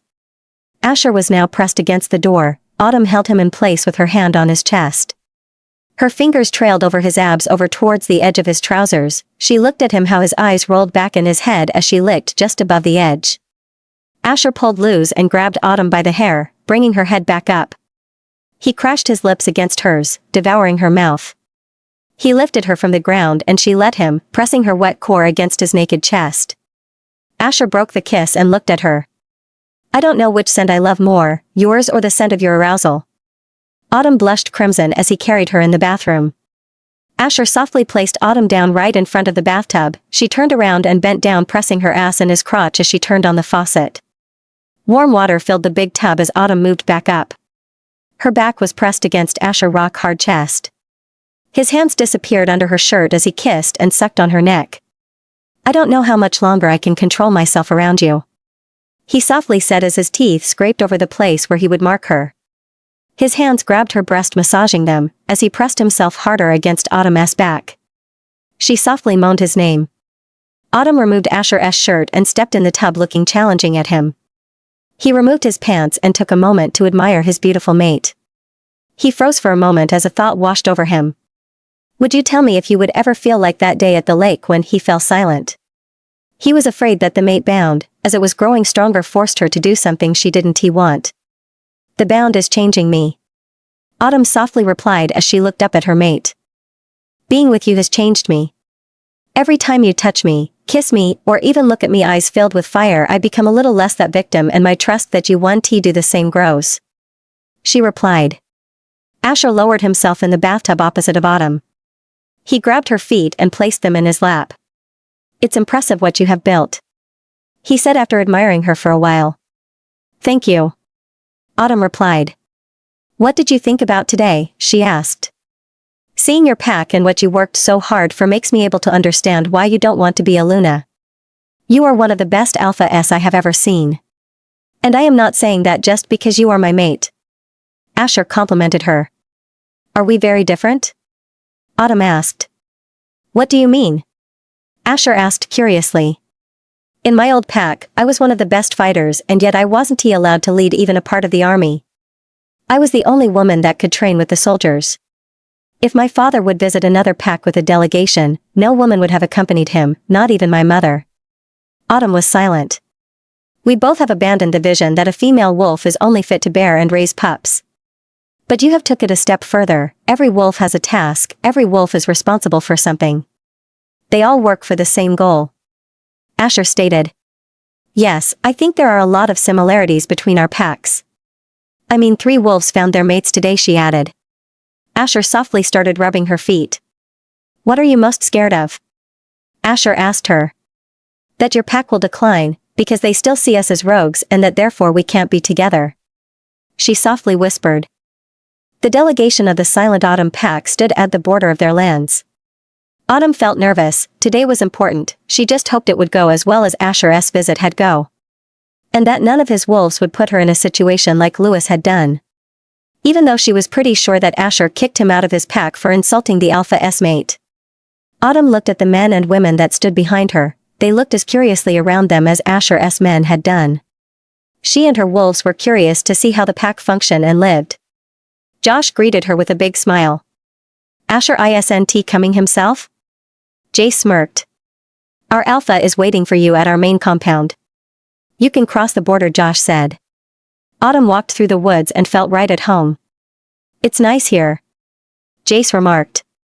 It feels almost the same as around our compound. He added. Yeah, Graham said something similar when they returned yesterday evening. Josh added. As Autumn's eyes fell on the pack house, she smiled, mostly because Asher stood proudly in front of it. Alpha Asher. Autumn started in the same tone as yesterday. But Asher was past it all. He had missed her too much. The more time they spent together, the less he could do without her. He just grabbed her collar and smashed his lips against hers. Autumn was startled for a second but quickly kissed him back. He devoured her mouth in seconds. A few wolf howls followed. Asher smirked as he let go. That's an introduction. He said. Autumn softly licked her lips while looking right into his eyes. Asher's eyes turned pitch black in seconds. Right, maybe we should get to it, before you order us away again. Graham smirked. He walked over towards Evelyn and kissed her with the same passion. You are one to talk. Asher smirked and another set of howls followed. The people that gathered around them looked curiously at the newfound mates. Autumn noticed how they all carried the same glimmer in their eyes, a glimmer of hope. Asher escorted them inside over towards the pack meeting room. The table there was much smaller than the one in the pack hall. Autumn was curious to see who would walk in the room. Josh and Graham walked in first, and a few other followed, even a couple women. Asher explained that they all were responsible for something in the pack, but that it was mostly dedicated by heritage. The wolves were trained from the start for their role. Autumn and her pack looked and listened. As they were all done with talking and explaining their duty, Autumn looked around the room. What is the biggest concern your pack has, facing the possible merge? She finally asked. That we will lose our position, our standing. One of the leaders of the army said. That we will be declared rogues as well. Another person voiced. That we want to have a Luna to bless our bloodlines and to seek out for advice. One of the females said. Autumn was silent for a moment. All eyes fell on her. You want to have a Luna, but you will have two alphas to ask for advice. The Silent Autumn pack is already blessed without having a Luna. I don't see why we can't as well. Asher answered before Autumn could say something. The female thought about it for a moment and then nodded her head. Is it true? She asked Autumn. Yes, the first year we hadn't any pups. But for the last 2 years, our numbers are booming. There are a lot of us that can confirm that the rumor about rogues not having mates is false. She smiled. But don't take my word for it, you can ask Evelyn, head of health and youth in our pack. Autumn added. 2 years ago, we had 8 pups, last year we had 12. Evelyn answered proudly. A lot of hopeful looks were exchanged again. As far as the rogues go, I don't know what to answer. I have thought long and hard about it. I feared that that was the concern the pack would have. But then again, what are rogues? We settled down and live by pack rules. Are we rogues because we kill trespassers? She asked the wolf who had mentioned the rogues. He didn't answer. Because if I recall correctly, those are your rules as well. She added. Are we rogues because we don't live by the Alpha King's rules? She asked. Because if I recall correctly, you guys aren't doing everything by the book as well. She added. The wolf looked at her. No, but you will never share a blood link, let alone a mind link. Autumn's eyes blanked and suddenly Jay stepped forward and grabbed the wolf by the throat. Who says we can't? She asked sweetly. What's next? Do you want a performance of me using my alpha power? Because Graham and Josh can testify that I have it. She smiled sweetly. Autumn looked up at Asher and smiled. You haven't answered my question. An arrogant older man stepped forward. Autumn turned around and smiled back. Right position, power, and standing, she said. Well, if that's your biggest concern, then you don't have a place in my pack, in the merged pack or any other pack for that matter. She answered. The room fell deadly silent. All eyes went from Autumn over towards Asher. She is right, he simply said. Asher grabbed Autumn's hand and pulled her out of the meeting room. Lunch will be served in half an hour. Graham lead the silent Autumn wolves around, he said before pulling her along the hallways back over towards his office. As he closed the door, he pulled Autumn against his chest and wrapped his arms around her. We are going to be okay, he softly whispered. Autumn's fingers brushed through his hair all the way over towards his jawline, her fingers trailed the lines of his beard and she tenderly kissed him. How will we decide if we'll merge? She softly asked. Full pack meeting, he answered. What if they don't agree? She asked. The majority will decide, Asher said without emotion. And those who don't agree? She carefully asked. They are free to leave, he replied. I am not letting you go, he said. But what if it's more than half your pack? Autumn wasn't sure. She knew her pack would agree in a heartbeat if they saw it was what was best for their future. But she didn't know how Asher's pack would react. How about we wait and see what happens tomorrow? He asked. I can't let you choose between me and your pack, Asher, and you can't ask the same from me, she softly whispered. I know, he answered. But the more we talk, I am convinced that together we could build something really beautiful, something really powerful. A really good place for all our wolves and even maybe our family. Graham had escorted Autumn and her wolves back to the edge of their territory after a full day of watching the Opal Storm pack in action. Autumn felt nervous as she crossed the border. Graham, can I talk to you in private for a moment? She asked. Graham nodded his head as the wolves around them disappeared. What is the feeling in the pack about the merger? She started. Graham looked confused at her. Asher made it seem as if most wolves will agree, but I fear that he may not tell me the truth, she clarified. I don't want to lose him, but I don't want to place him in an impossible situation. I can't let him choose between me and his pack. I want to do that, she added. Graham looked at her. And he can't ask the same from you, Graham replied. He stepped over the border and hugged Autumn. I am sorry for how I behaved when we first met. It takes some time to get used to the idea that you are more than a traditional Luna, he smirked. The fact that more wolves found their mate is hopeful, and the fact that most prejudices about rogues aren't true helps as well. The pack hasn't decided yet. But I hope that they choose the right thing, not only for you and Asher, but for me and Evelyn as well, Graham added. You two make a cute couple, Autumn added. Yeah, we do, Graham smirked. You and Asher both deserve some happiness, Autumn. I know. Can you let me know how the result of the vote? I am going to postpone ours a bit. If needed, I'll influence the decision, she added. It'll break his heart, Graham said. And mine, Autumn sadly replied. Autumn looked at the sky. She closed her eyes for a second. The wolves of the Silent Autumn pack had mostly assembled in front of the compound. She smiled as she heard the footsteps, knowing the numbers in which they had arrived. Border Patrol was still running, but she knew they would listen in using the mind link. Autumn opened her eyes and looked at the crowd. A gasp went through the crowd. Your eyes, Luke stammered. My eyes? Autumn asked, confused. The brown, they are glowing golden, Luke stammered. What does that mean? Jace asked, confused. Autumn looked for Thomas in the crowd. He looked right at her and nodded his head. She knew what that meant. The result of the vote in Asher's pack was done. She felt even more nervous in the moment. For the past days you have all seen the Opal Storm pack here. You have heard the rumors that Alpha Asher is my mate. And you have all seen how some of us have found their mate in his pack, even though we rogues aren't supposed to have mates. Scratch that, it's safe to say that we are no longer rogues, we are a pack, a family. You are facing an important decision. She was silent for a second and looked at her pack members. We talked a lot these past days and listened to your concerns and advices. We came to the conclusion that we could benefit from merging with the Opal Storm pack, that we will respect our current rules as much as possible, but that we will have to make some compromises, as will they. But we'll continue to live by one rule and one rule only, so in that side I want the opinion of all my pack members.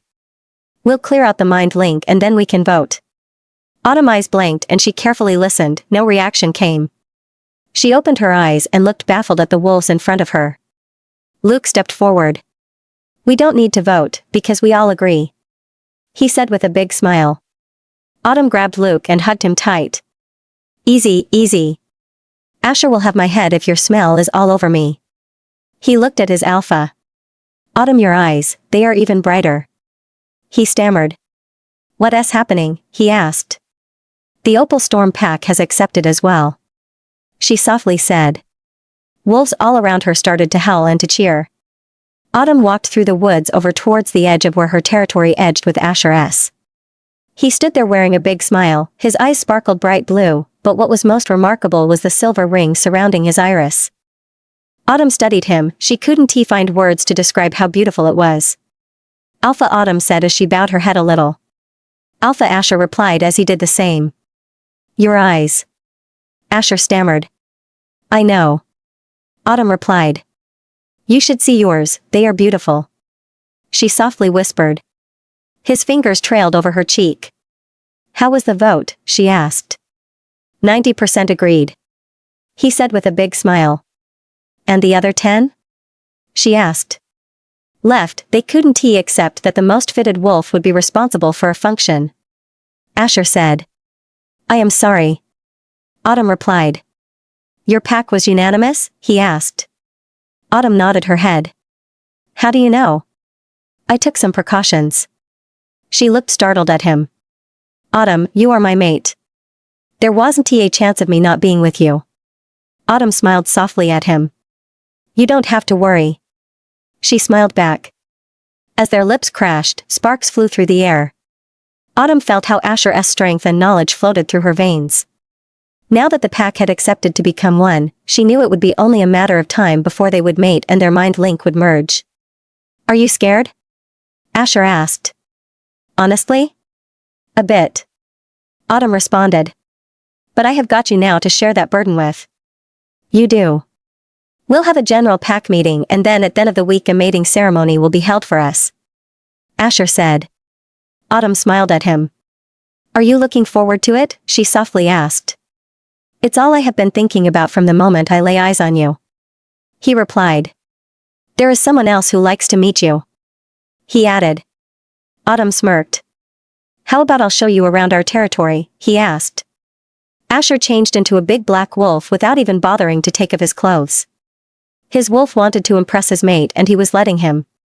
Autumn smiled as the enormous beast approached her and carefully nudged her side. She smiled and seconds later her white wolf dashed out.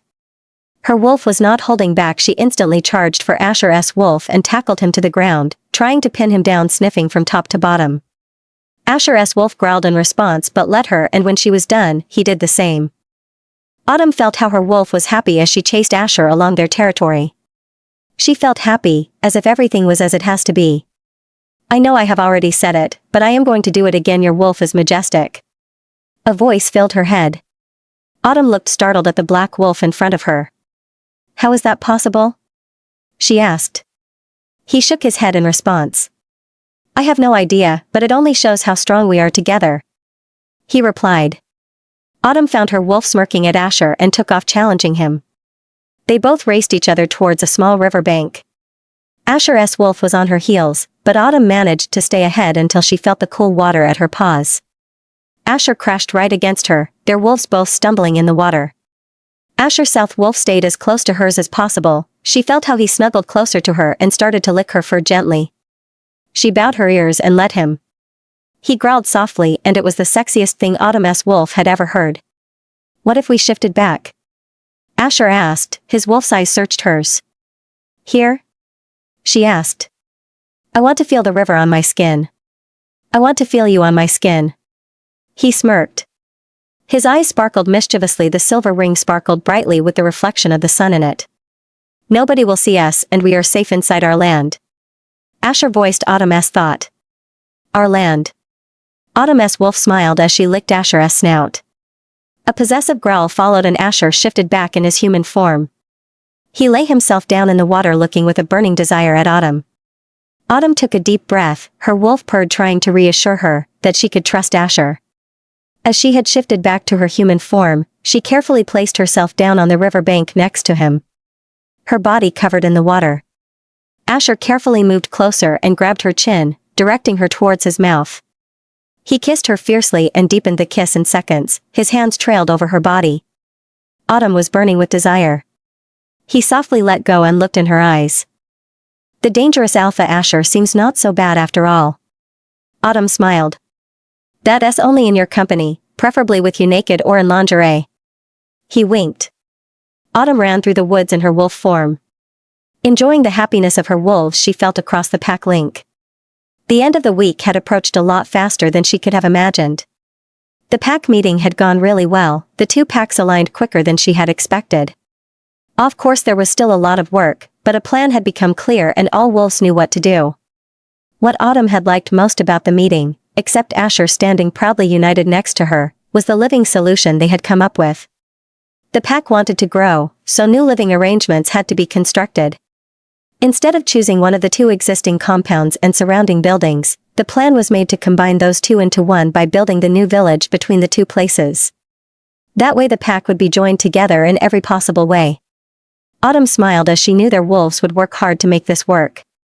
She was greeted by a patrol group under the guidance of Graham. Alpha they greeted in unison.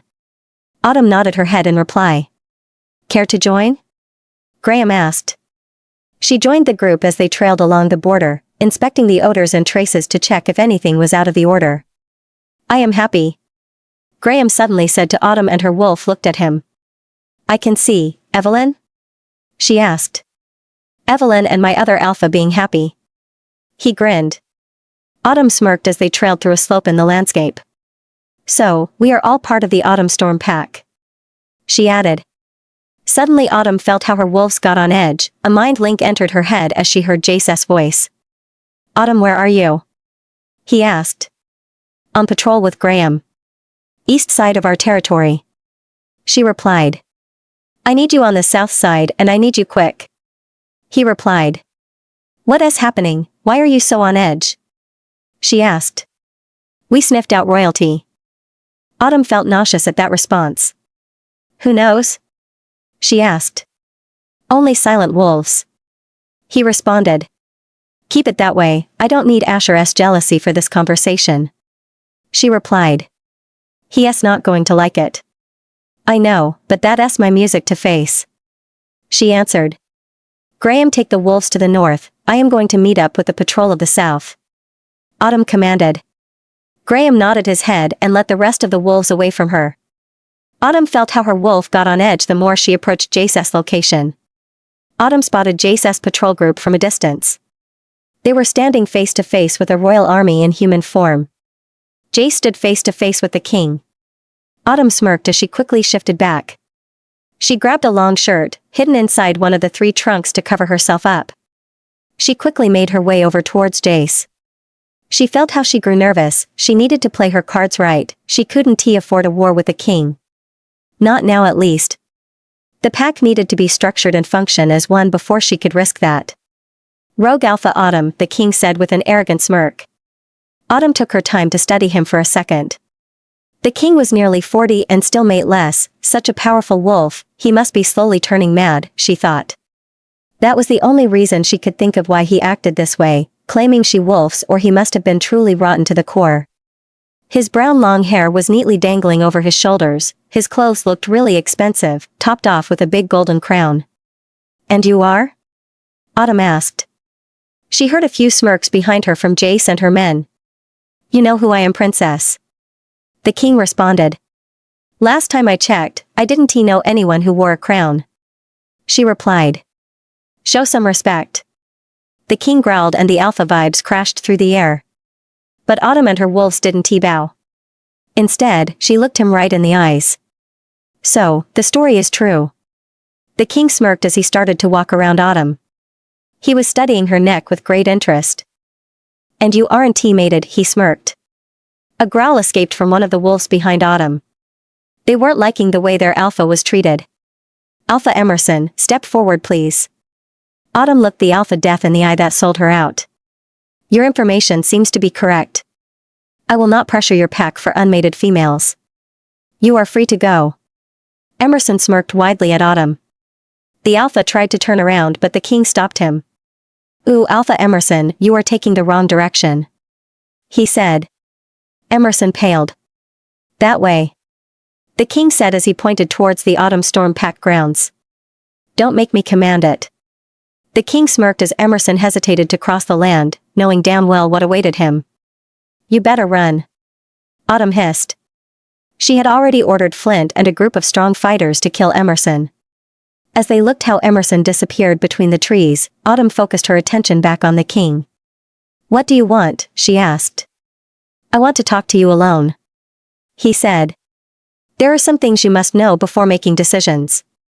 He responded. I don't take them alone. Autumn answered. I know, but you can't trust everyone. The king replied. And I can trust you, she asked. Don't think so. She replied before the king could answer. Autumn, may I call you Autumn? He asked. Alpha Autumn. She snarled. Alpha Autumn, I have a proposition for you, one that you need to hear, without prying eyes. The king continued. I am not interested. She snarled. Yes, you are. You don't want war, at least not yet. The king replied. Are you threatening me? She asked. I am not. Not yet at least. He was silent for a second as he studied her. Here is my proposition for you. A dinner with me, just me, and a talk. No, Autumn replied stern. It's that or war. He smirked. Don't do it. Jace's voice popped in her head. I don't trust him. He added. Me neither, but we are not ready for war. She responded. With Asher by your side you are so much stronger than him. He wants to mate me Jace, Asher will kill him whatever it takes. Even if it costs us the pack. He can't know. Am I clear? She commanded. Fine. Jace answered. I'll be there. Autumn replied. The king looked smug at her. I knew you would do the right thing, Alpha Autumn. He replied and bowed his head. A car will pick you up in this spot tonight. The king added. Autumn doubted for a second, had Emerson told the king about Asher or not.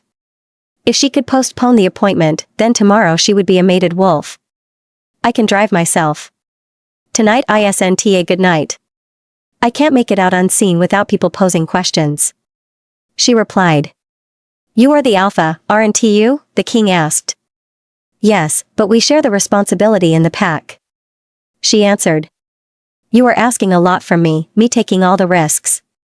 I ask this of you. She added and looked the king right in the eyes. Fine, he answered with a dirty smile. Until tomorrow, Autumn. A chill ran over her spine as he said her name and not in a good way. As Autumn was back at the compound, she immediately knew she needed to talk to someone. She started walking through the fields until she stood in front of Thomas' cottage. He was sitting on the bench in front of his house. Autumn. He greeted her. Are you okay? He asked. She took a seat as he sniffed her. Royalty. He whispered. He was here? That was quick. How did Asher react? Thomas asked. Asher doesn't he know? Autumn softly said. I see Thomas reacted. He wants to talk to me alone tomorrow night. Someone at the meeting sold me out. He knows how strong I am. She sighed. He wants to mate you. Thomas filled in the blanks. Autumn nodded her head. I was able to postpone our meeting. She replied. Thomas looked at her and scratched his head. I hope that's enough. I hope so too. Asher can't find out. She whispered. He will be blinded by rage, by jealousy, and start a war. Thomas answered. Autumn nodded her head again. Be careful, the king is wicked. I know, but someone needs to stop him. She replied. That someone hasn't to be you. He searched her eyes. But Autumn knew the answer they held. Your Nana was right. He sighed. She had always known that you were destined for something great. You will survive, Autumn, I don't doubt that. There will be lots of Whitmore alphas to tell stories about. but it will cost you. He sighed. How do you know all these things, Thomas? My Nana lived with us in the pack. Autumn asked. Your Nana had a gift, she knew what her future would be like, before it even happened. Thomas was silent for a second. She knew that we wouldn't spend the future together, but she also knew that if she tried to change the future, she never would have met you. He looked out over the fields as a tear escaped his eyes. She didn't know everything when she had to leave me, so she sent me letters over the years. Choose wise, Autumn. Your Nana thought that leaving me would save me, but in the end, it killed herself. He softly smiled. Thomas softly brushed a loose strain of hair out of Autumn's face. You look so much like her. Autumn was silent at his words. If I can save our pack from war, don't you think then it's my duty to at least try? She finally asked. Yes, it is, but you are not leading this pack alone anymore, not after tonight. He added. Talk to him. At least let him know what you are planning, but do it carefully, you don't want war. Thomas tried to persuade her. She grinned. I'll think about it. She placed a kiss on Thomas' head and rushed back towards the compound she needed to get ready for the ceremony. Autumn stared at herself in the mirror. She was wearing a beautiful long white dress. The high-waisted skirt of the dress had a long sexy slit, displaying her beautiful legs. The top covered her breast with lace flower patterns, leaving her neck and collarbone exposed and accentuated.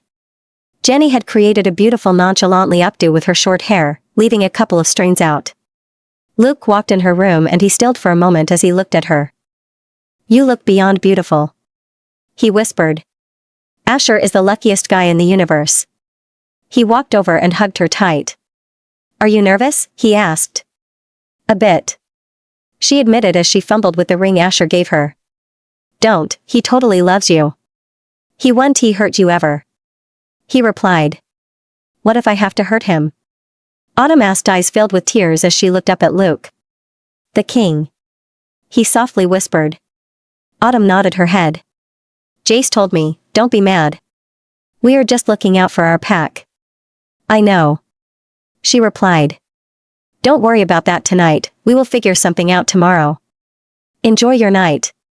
He said as he wiggled his eyebrows. The ceremony was held in the upper territory that lay in the middle of the two compounds.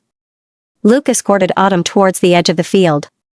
The place was surrounded by tents all decorated with lights and flowers. In the middle of the field a large flower arch was constructed where Asher stood waiting. He couldn't see her jet. I thought you wanted to see everything before he saw you.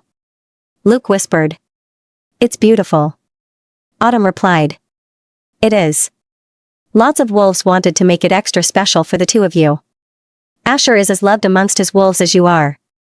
Luke smiled down at her. She looked once again over towards Asher. He was wearing a royal blue suit that fitted him perfectly. Even though it was snowing he wasn't wearing a shirt, his beautiful chest on full display. Perks of being a wolf, Autumn thought. Look how he is showing off, all proudly smiling. Luke smirked. You better make sure that he doesn't hear that. Autumn replied. A girl started to play violin, making the wolves all silent. This is it. Are you ready? Luke asked. As ready as I'll ever be. Autumn replied. And in that moment, it started to snow. Autumn looked up towards the sky, everything felt perfect in that moment. The wolves formed a path towards Asher and Luke started to walk with Autumn towards her mate. As Asher's eyes landed on Autumn, the air was punched out of his lungs. In her beautiful white dress, she looked almost angelic. She was the most beautiful wolf he had ever seen. His wolf purred in happiness inside his head. He was ready for this, ready to finally make her his own. He remembered the moment they had met so clearly as if it was yesterday. He had wanted to mark her right then and there, but he was happy that he had waited. There was nothing more perfect than this moment. As Autumn looked into his eyes he noticed that they glowed even more golden. He knew that they were destined for something great. He couldn't wait for the rest of their lives to start. As Luke stopped right in front of Asher he couldn't keep his eyes away from his mate. Alpha Asher, I hereby hand you my alpha, if you ever hurt her there is an army of wolves who will happily kick your ass. Luke said with a big smirk. I will never. He replied without missing a beat. Graham stepped forward. Alpha Autumn, if you ever hurt our alpha, we have an army as well. Asher smirked at his words. But as he looked at Autumn, he saw how she looked away, avoiding his eyes. "I'll do everything in my power to not hurt him," she whispered. As she looked back up to his face, Asher saw the fire burning in her eyes. Josh stepped forward towards Autumn and Asher. "Humans have a wedding ceremony, most wolves just mate. We wanted to give you guys something special, something in between. It's not every day that two strong packs join. It's not every day that you see your heartless alpha wagging his tail like a lovesick puppy." Laughter went through the crowd. "I am talking about you, Autumn." Josh smirked. Autumn raised her eyebrow in challenge. "Had I known who you were that first day, I would us all have saved a lot of trouble." He smiled. "Josh, we both know that even if you knew, you still would be routed to the spot as I commanded." She smiled sweetly. "There were many times where I imagined what the mate of my brother would be like.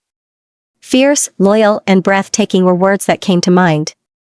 But Autumn, you are so much more, you complete my brother and this pack in the best way possible." Josh smiled. Tears formed in Autumn's eyes at his kind words. "Thank you," she whispered. "I have both asked you to write something down, something that means a lot to you." Josh continued. "Autumn, you can start," he added. Autumn nodded as she looked straight up to Asher. "When we just met, I wasn't really open to the idea of a mate. You asked me what I was sure of. The look you had when I described what you mean to me made my heart melt. It's the look that made me fall for you, hard." She started. "So, I took the liberty to write those words down for you, to keep me close. For days when not everything is going smoothly or just whenever you need it and I am not around to say them." Autumn swallowed as she felt how all eyes were on her. "Asher Storm, you calm me down. I feel at home and safe around you. And when you kiss me, my whole body lights up like a burning fire. When you are not touching me, I long for you." She read from the small paper with trembling hands. Asher's eyes sparkled bright silver in the moonlight, remembering when she had said those words on that special night. He softly licked his lips, letting her know what she did to him. As Autumn handed the small paper to Asher, he pulled her closer and crashed his lips against hers. The field filled with howls. And Asher smirked against her lips. "You can say those words any time to me," he said. "Preferably naked," he whispered. Josh looked to Asher. "Your turn, big brother." Asher smiled and grabbed a little box from his jacket. "Darling, a while ago you gave me your heart." He started. Autumn looked up and saw that the little heart still hung around his neck. "From the moment I met you, you have mine. I gave you a ring back then, it was the one that hung around my neck. My grandmother had always said that that was part of the ring for my mate." He smiled fond at the memory. She always emphasized the part. He carefully opened the box, revealing a beautiful rose gold ring with two round brilliant diamonds framing a third big diamond that sparkled beautifully. "Asher," Autumn stammered. "It's too much," she whispered. "It's not." He carefully placed the ring on Autumn's finger on top of the small golden band she was already wearing. "It's beautiful," Autumn whispered as Asher softly kissed her hand with the ring. "You are beautiful," he answered. Jay stepped forward and handed Autumn a small box. Autumn smiled at him. "You and your damn rings." She smiled. "I can't compete to yours, and I was planning on giving it later to you, but now seems a better timing." Asher laughed warmly and it warmed Autumn's heart.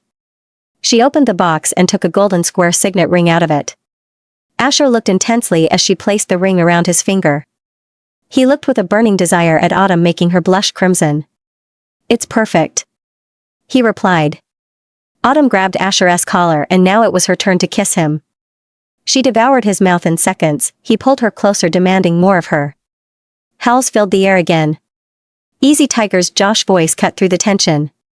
"We are almost done, then you two can go at it like there is no tomorrow." Asher smirked dirty at Autumn. "Or until he can't take it anymore," Autumn replied. Laughter followed and Asher kissed her again. "We'll see about that," he smirked. "With you two mating, the whole pack is convinced that we stand at the start of a great new future. We are all looking at you two to guide us into that new future. But for tonight we won't expect anything from you two. Except for the mating." Josh smirked. The violin started to play again and Asher took Autumn's hand. "May I have this dance, darling?" "There is nothing I would rather do," she answered. Asher pulled her close to his chest as he escorted her over the dance floor. A waltz started to play. "You know how to dance?" she asked. "I do. Don't look so surprised." He softly kissed her head. "I love you," he softly said. "To the moon and back," Autumn whispered. Asher smiled down at her. "I want some time with you alone away from prying eyes," he whispered in her ear. Autumn looked up in his eyes. "Are you scared?" he asked. She studied his handsome face for a few seconds. "No, it's you. It's how it's supposed to be," she smiled. Asher dipped her low and kissed her affectionately, his tongue trailed over her shoulder and a shiver ran over her spine. A moan escaped from her lips and a grin appeared on Asher's face. "Alpha." Graham was by their side the moment Asher pulled her back up. "You want to leave?" Graham asked. "Yes, we do. But there are more wolves that want to dance with our new alpha." Asher looked him death in the eye. "But that can wait," he stammered. Warning, steamy chapter ahead.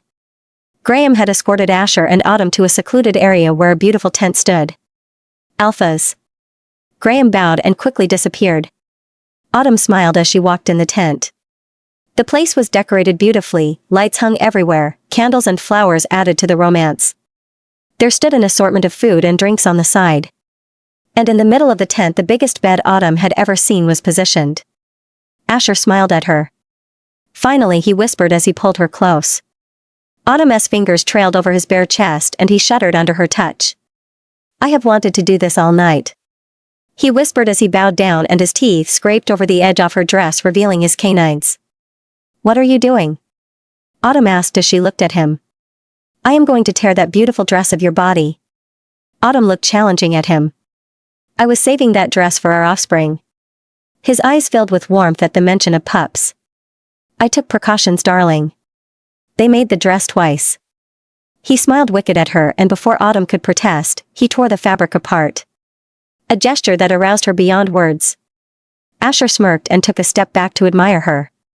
Autumn wore a short white lace bustier that covered her sternum with white flowers.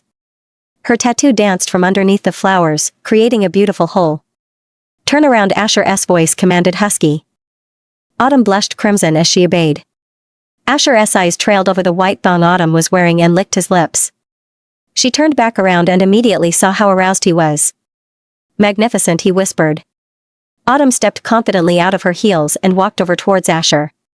She grabbed his collar and pulled him against her chest, she kissed him and then continued to trail with her tongue over his neck, towards his collarbone.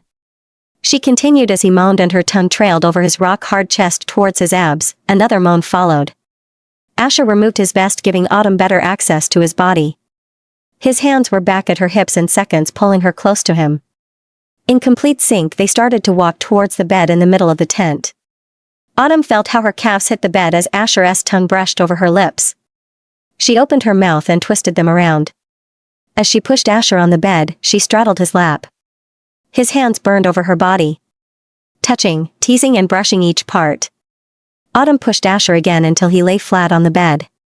She smiled at him as he lay there utterly peaceful. His fingers trailing over the edge of her lingerie until his hands cupped her ass and pulled her back towards him.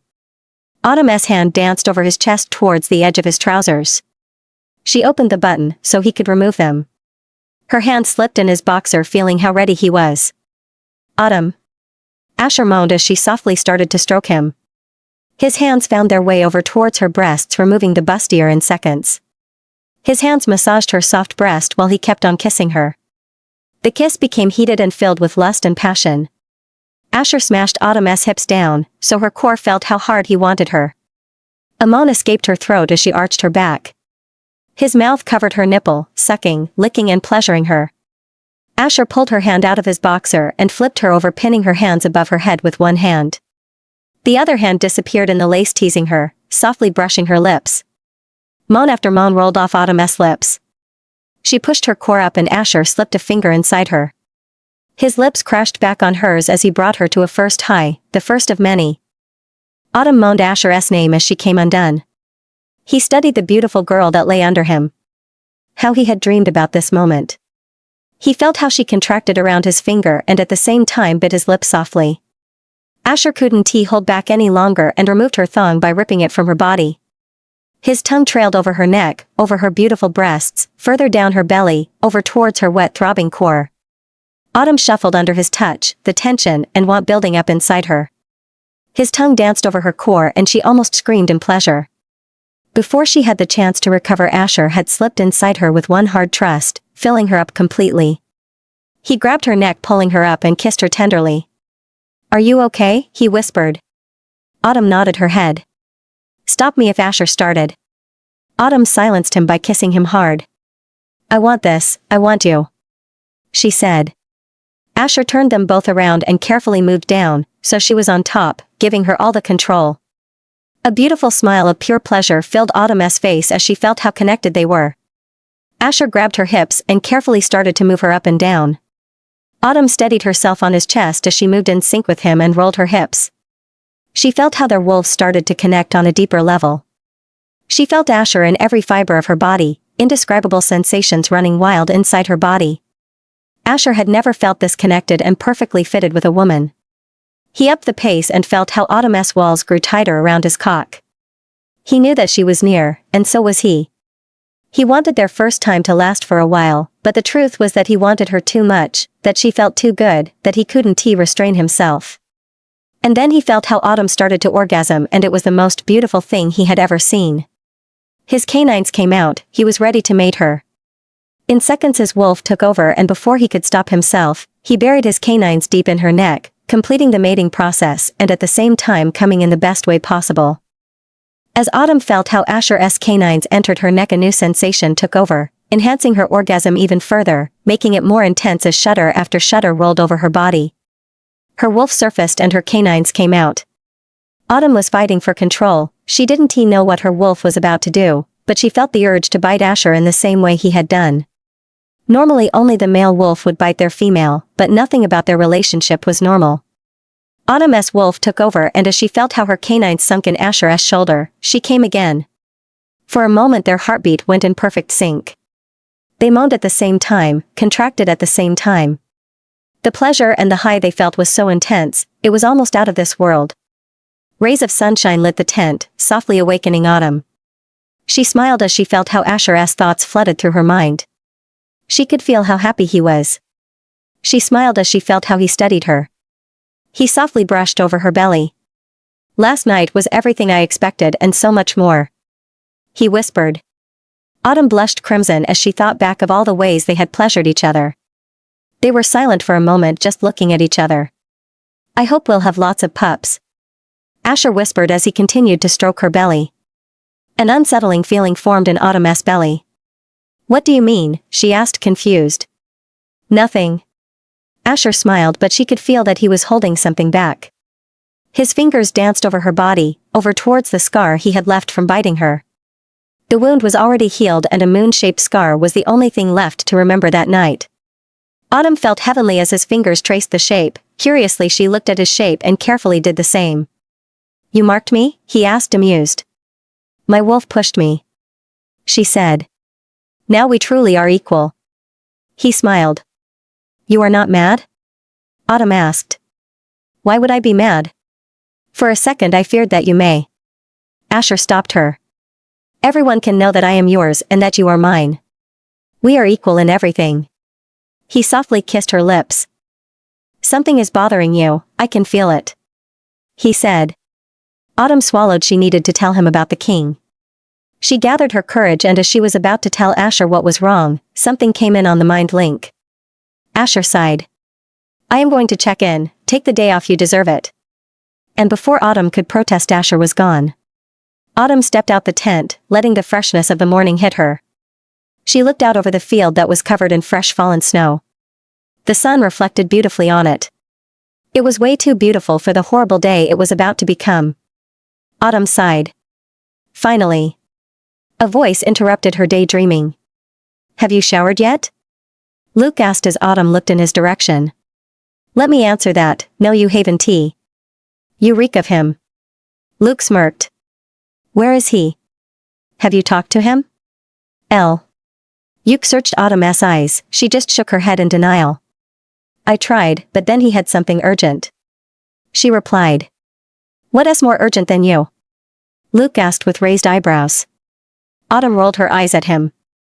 We need to get back and think of a plan. Luke started. Don't you think I know that? Autumn asked. Listen to me, everything is going to be okay. We are not letting anything happen to you. He tried to reassure her. It's not what I am worried about. Asher Luke filled the blanks. Autumn nodded her head. I am scared that one way or another I will lose him tonight. She whispered. You. Luke replied. With the merger he has commanded all wolves to leave you alone today, that helps. He added. He did what? Autumn fumed. Easy, he did it for you. He has no right, it's my pack as well. She replied. He knows that, he just wanted you not to worry for once, and besides today out of all days, I think it's a blessing in disguise. Autumn was silent for a moment and thought about Luke's words. Maybe you are right. She whispered. I am. Now let us go. You need to take a shower. Jace is assembling a crew, then we need to come up with a plan. We are running out of time, we are leaving in 2 hours. Autumn stepped out of her shower wrapped in a towel. As she walked in her room she smirked. Jace, she smiled. Do you have a death wish? She asked. Asher is busy, he grinned. If he smells you in here, you're death. I hope the next time I see him that's the least of my problems. Autumn looked at him. I have a bad feeling, Autumn. Jace started. Yeah, me too. She replied. You are the alpha, you should reassure me that everything will be alright. He replied with a smirk. We both know that that's not me. She smirked. Autumn grabbed some black jeans and a turtleneck from her closet. You are not wearing that. Jace smirked. Autumn looked with a raised eyebrow at him. Make him think with his dick, not his head. He smirked. A soft smile formed on Autumn's lips. Are you going to watch how I change? She asked. Jace turned around as she grabbed her clothes. Better? She asked. Jace looked back, he immediately swallowed. Asher better not see you like that. Or me with you for that matter. He answered. Autumn was wearing a gray pencil skirt with a high split, revealing part of her thigh. A white bandeau crop top that showed her tattoo beautifully. A leather jacket hung loosely over her shoulders while she stood on black heels looking challenging at Jace. Jace stepped forward and examined her mark. It shows perfectly. Autumn smiled. Straighten your hair, then you look sterner. He said after thinking for a second. And then it will be perfect, hell I find it hard to concentrate right now. He smirked. As Jace escorted Autumn in the room where Luke and the others were discussing what to do, the room went silent. They all looked at her with raised eyebrows. Ready? Luke asked. You definitely look ready. He smirked. Stop thinking with your dick, Luke. Jace smirked. See, it's working. He said to her. Autumn and the others talked about what needed to happen, the risk and the possible outcomes. We need to leave. Luke said stern, and they all made way over towards the black SUVs. You need to shut part of the link down. Luke looked at her. I know. Autumn replied. Are you sure?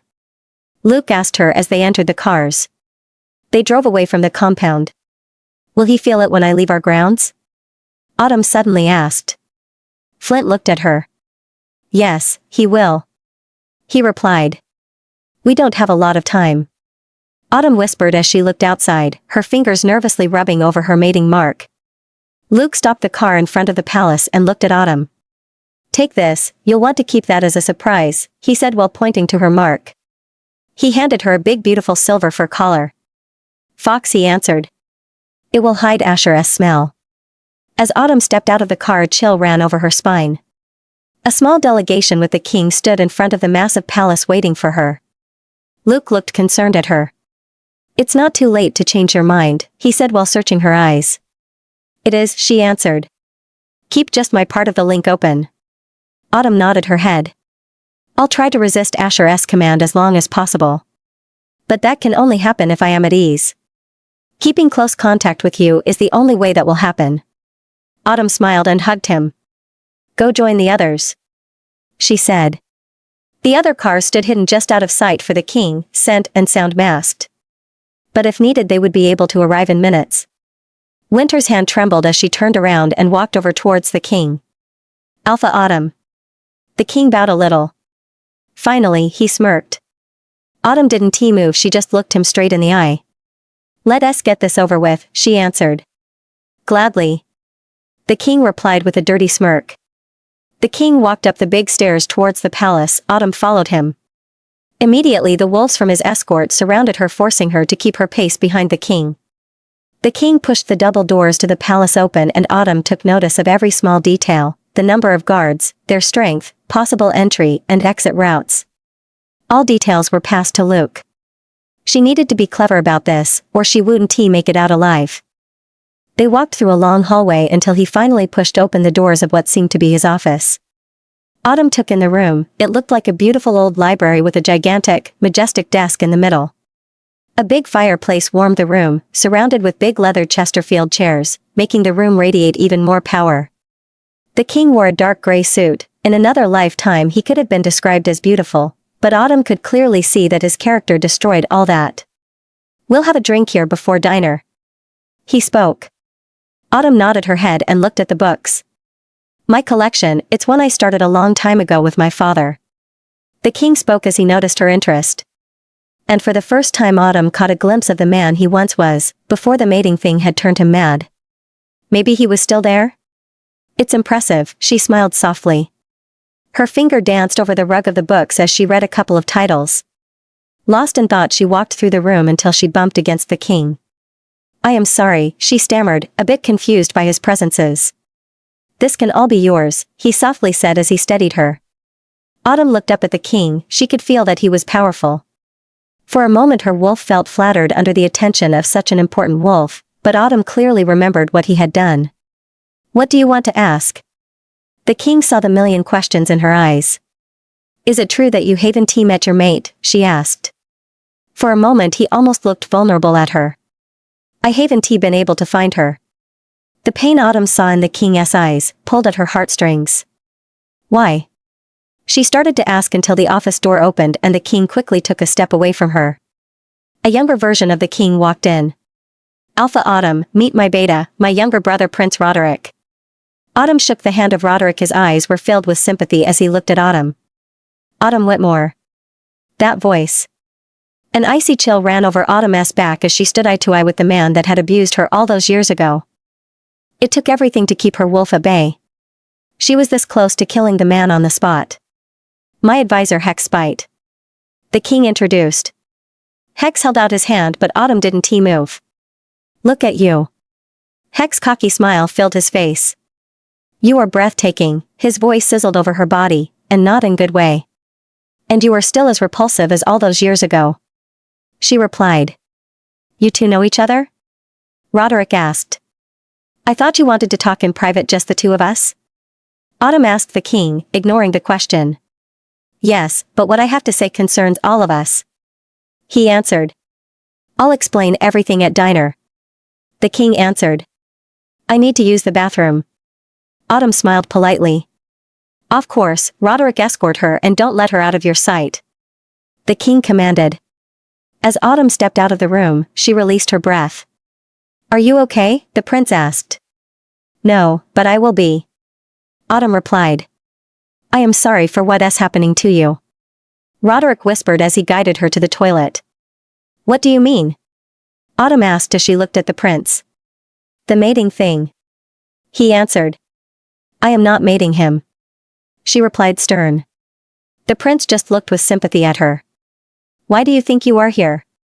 He asked. To end this charade once and for all, she replied. She entered the toilet and freshened up. Luke, how are things on your end? Autumn asked over Mind Link. Everything is quiet. He replied. No word from Asher yet? She asked. Lots, but we are doing our best to resist it all. He answered. You must keep him away from here at all costs. Understand, Luke? Autumn asked. I'll do my best, but we both know that when it concerns you, he doesn't listen very well. How are things on your side? Luke asked. Messed up. I need to go, I'll try to update again. Autumn walked out over towards Roderick. How many like me have you seen pass? She asked. A lot, he replied. But they weren't like you, in fact you are probably the most powerful wolf that ever set foot in the palace. What happened to the others? Autumn asked. Roderick was silent. You did nothing to stop him? To save them? She asked. I can only guide him and do damage control when I am his beta. There are matters that are too delicate to interfere with. I rather have some influence than none, he replied. You are just a coward. Autumn replied stern as she walked back in. Autumn walked in the big dining room, the king and his advisor already took their seats. The king sat at the head of the table with Hex on his left side. Roderick pulled back the seat on the right side for her to sit. Autumn took a deep breath and sat down. She watched how Roderick took the seat next to her. Wine was already served as Autumn looked at the table. I don't drink. She simply stated as she looked Hex death in the eye. He was the reason after all. One of the servants quickly changed her glass of wine into water. She noticed that they all seemed to be afraid of the king. Now that we are all here together, I want to share some news with you. The king started. He rose his glass to held a toast.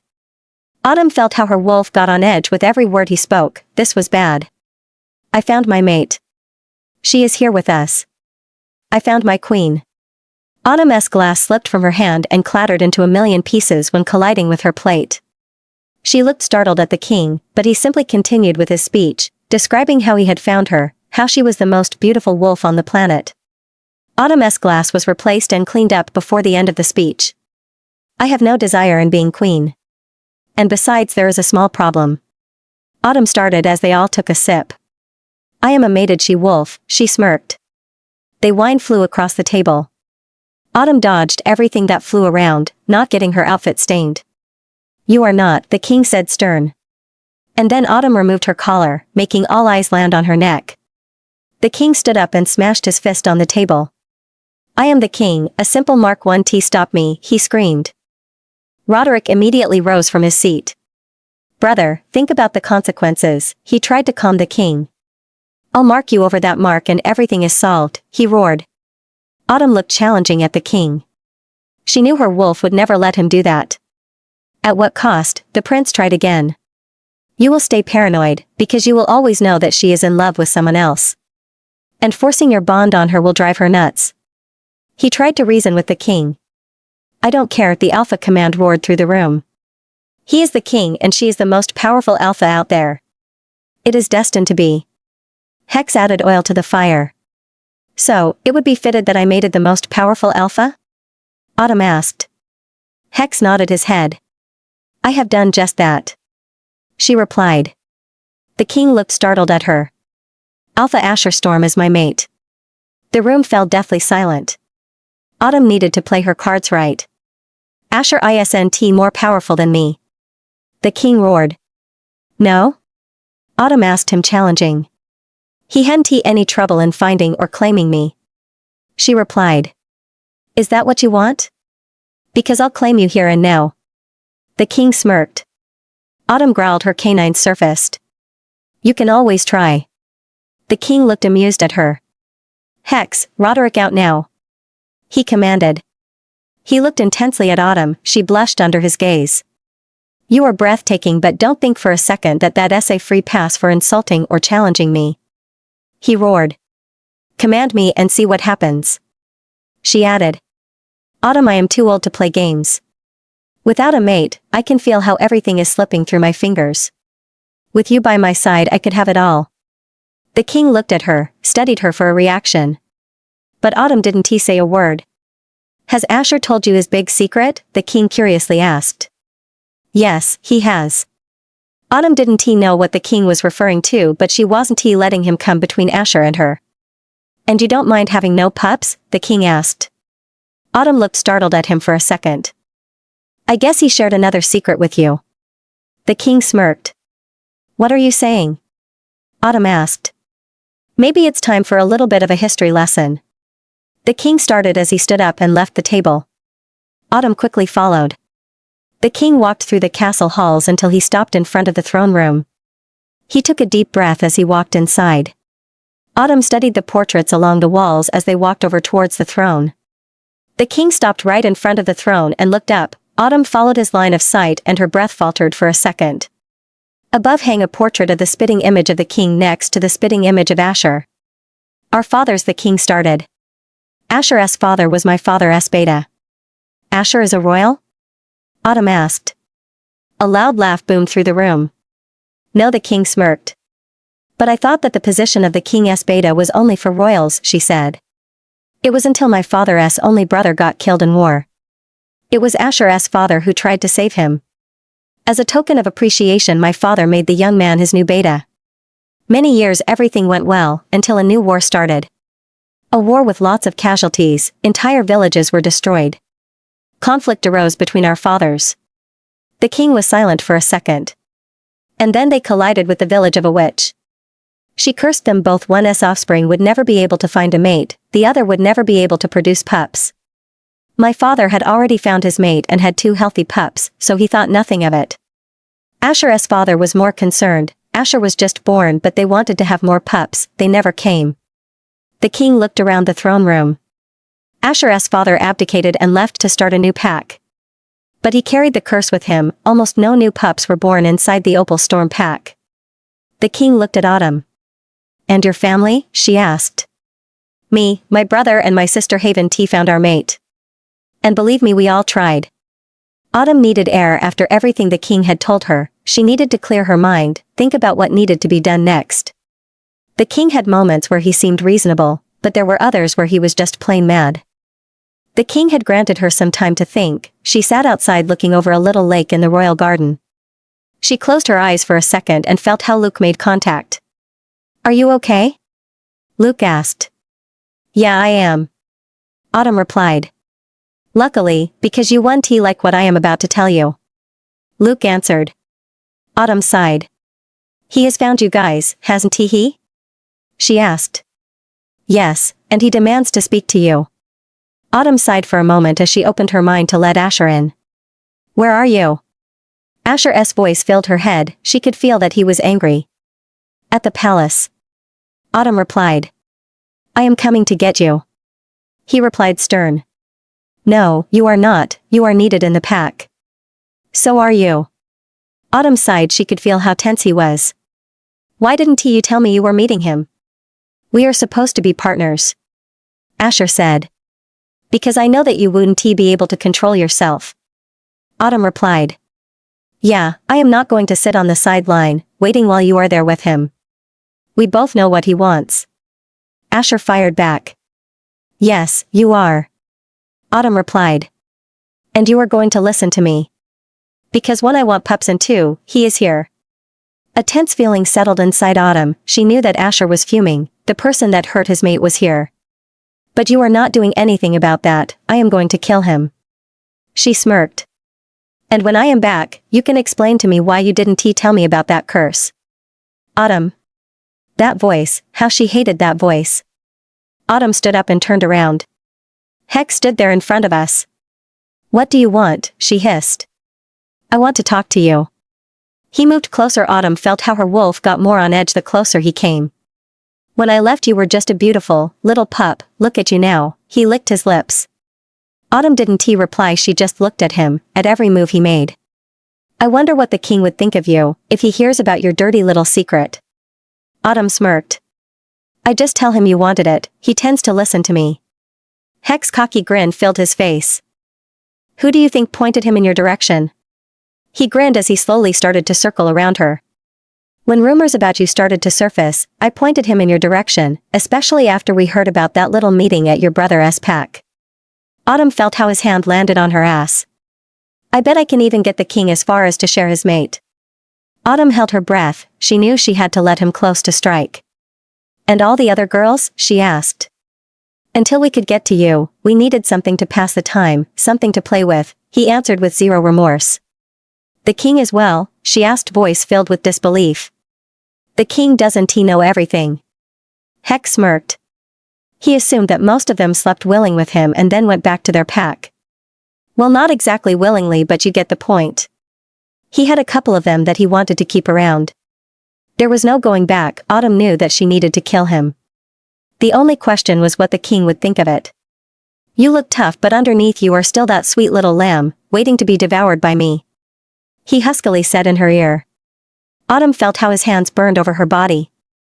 She needed to keep her wolf in line, promising her something else. Autumn tried to step away, but he grabbed her. Bruises wouldn't he do it, they would be healed before anybody could find them. You'll never have me, Autumn hissed. Hex ripped her top open. We'll see about that. Autumn smirked. She wasn't backing down now. She wanted to feel how his miserable life ended, how he would never be able to hurt someone else. She turned around facing him and started to scream for help. All the while she grabbed him by the throat. Hex was surprised by her force. He tried to fight, but he wasn't a match for her. In seconds she had wrestled him down. She heard how wolves were approaching her. She needed to be fast. She squeezed his throat shut with all her might, watching how he begged and fought for his life. Autumn was still screaming for help, masking the sounds of Hex. Until she saw how life left his eyes. She knew that his dead wouldn't undo what he had done, his dead wouldn't change anything for her. But an odd sense of relief washed over her now that she knew he couldn't hurt her anymore, or anyone for that matter. The king was by her side moments later. Autumn knew she had to keep the performance going. The tears flowed naturally over her cheeks. The moment she dreamed so long about had finally happened. He couldn't harm anyone else. The king kneeled down next to her. What happened? He softly asked. He tried to. Autumn stammered. Roderick draped his vest around Autumn's shaking body. It must have been all the tension that left her body. How did you know him? The prince asked. He raped me when I was little, she softly whispered. Everything around them turned silent. I was young and weak, she answered. The king softly rubbed her back. He tried again, she said. But I am not weak anymore. She looked up between tears at the king and the prince. Are you okay? The king asked. Autumn nodded her head. Let us get you inside, he said as he helped her up and walked with her towards the castle. Prince Roderick quickly followed them. What's going to happen now? Autumn stammered. The king studied her for a second. What do you mean? He asked. I killed your advisor, she answered. It was self-defense. And I now get why he insisted on having you here, the king added. I am sorry I let that happen to you. He softly brushed with his finger over her cheek. Autumn closed her eyes for a second, imagining it was Asher. Once we are mated, nothing will harm you anymore. Autumn looked around the enormous room the king had placed her in. She was still shaking a bit from everything that had happened. He had kept her here on the pretense that she was still too affected by everything that had happened to leave. Are you okay? Asher's voice popped up in her head. I don't know. Autumn replied. I am coming for you. Asher immediately answered. No, you are not. She was silent for a second. I killed him. How are you feeling? Asher asked. Still the same, but at least now I know he can't hurt anyone else. I miss you. Asher replied. Me too. How is the pack? Jace and Josh are managing things. Graham and Luke are here with me. Autumn, darling, I don't like the fact that you are there alone. What's your plan? Asher asked. Autumn was silent. She didn't have a plan anymore. She had been so blinded by the hatred for Lex that her plan had evaporated. To find a solution that doesn't end up with war. And without you mating him, understand, Autumn? Asher was quick to respond. We moved eyes closer to the castle. The moment I see anything that comes close to a mating ceremony, I won't hesitate. Autumn smiled. Don't underestimate my love for you, Alpha Storm. Autumn answered. I don't, I am just not underestimating the wickedness of the king. He replied. Autumn sighed. She felt how an unsettling feeling nestled in her belly. Something was calling for her, something inside this castle. I need to go. Autumn said to answer Asher. I love you. She added and shut the mind link before he could respond. Autumn lay in her bed and looked around her room. The windows gave way towards the garden. She could hear the heartbeat of the guards standing in front of them. She had tossed and turned, trying to come up with some sort of plan that could stop the king. She doubted that she could get away with simply killing him. She had no idea how Roderick would react without the king. The army was no doubt weaker. But it was still an army. The unsettling feeling became stronger with each passing minute. Autumn needed to know what it was. She hoped her door wasn't locked as the feeling pulled her towards the halls. She placed her hand on the knob and carefully twisted it, listening at the same time that nobody was around. The door wasn't locked, but Autumn knew better than to believe she was free to leave. She tiptoed through the hall, her wolf on edge, carefully listening to everything around her. The feeling pulled her down, it guided her through the castles, and soon she found herself making way to the basement of the castle. Most rooms just held storage, but it was something else that pulled Autumn deeper. Her wolf was on edge with every move she made, listening and smelling everything around her. She was drawn to a door at the end of the storage units. She listened carefully, but there wasn't a wolf close by. She opened the door and silently moved through a long tunnel. As Autumn approached the end of the tunnel, she could hear the presence of other wolves, a lot of wolves. She needed to be quick because she heard how at the other end of the tunnel someone was approaching her, and he was coming fast. Autumn pushed the door open, letting her true alpha vibe shimmer through. A group of guards looked her right in the face. She smirked. "Stand down, go back to your rooms and tell nobody about what you saw here," she commanded. The guards obeyed her immediately and stepped aside. Autumn stood alone in the middle of a place that sent chills over her spine. The place reeked of death. She had walked right in the dungeons of the palace. Autumn walked forward, ready to look at the prisoners, until she felt how someone grabbed her. She was ready to fight him. "Easy, I am not here to harm you." Autumn looked right in the face of Roderick. "What are you doing?" he asked as he looked confused at her. "Looking around." Autumn said cautiously. She didn't know how hard she could trust the prince. The prince looked around. "What are you doing in the old dungeons? Why are you here?" he asked. "What do you mean the old dungeons?" She looked at the prince, trying to see if he was telling her the truth. "These are the old dungeons, we don't use them anymore. My father sealed the doors and the tunnels a long time ago." He looked startled around, and at the same time circled Autumn. "And yet part of the royal guard was here," Autumn stated. "And you are here," the prince remarked. "How did you find this place?" he asked. "A feeling guided me here, not a good one," she added. "A feeling? I don't trust you have other intentions for being here," he answered. "What about not being forced to mate? Is that good enough reason for you?" Tears rolled over Autumn's cheeks. "I came down here because I felt a pull, a feeling that didn't go away no matter what I tried," she answered. Autumn stepped further in the hall and looked at the cells. The floors were covered with women, starved and badly threatened. Autumn swallowed as tears welled up in her eyes. "Who are all these women?" Roderick stammered. "The playthings of your brother and Hex," Autumn replied. The silence was deafening. Autumn walked further down the hall. The number of women here was enormous. The prince followed her, with a terrified look on his face. "This is my brother's doing?" he asked. "His and Hex's." Autumn looked up. "Autumn Whitefortis, is that you?" A voice from inside one of the cells whispered. Autumn rushed over and looked inside. "Leah," she softly whispered. Robin's little sister sat on the floor of a cell. "Leah, what happened?" she asked. "A few days after you left, the king came. Aster didn't he want to hand us over? The guard of the king stole us out our homes." Tears streamed over Leah's face. Autumn smashed and pulled angrily at the cell doors. They were locked. "Save your strength," Roderick said as he pushed Autumn aside. He dangled a set of keys in front of her. "I think these may come in handy," he smirked. Autumn rushed in and hugged Leah tight. "What happened afterwards?" Autumn asked. Leah's eyes filled with tears. "Each night they take a couple of girls," tears rolled over her face. "What they do, it's horrible," she added. "Has he taken you?" Autumn asked. Leah nodded her head in denial. "I am so scared, Autumn." Autumn pulled the girls out and one by one she opened the doors of the cells. The prince was silent for a moment. "Do you have men that are loyal to you?" "We need to get these girls out," Autumn said. "He needs to be stopped," Roderick whispered. And Autumn looked at the prince. "He does, but are you ready for that? For what we will need to do?"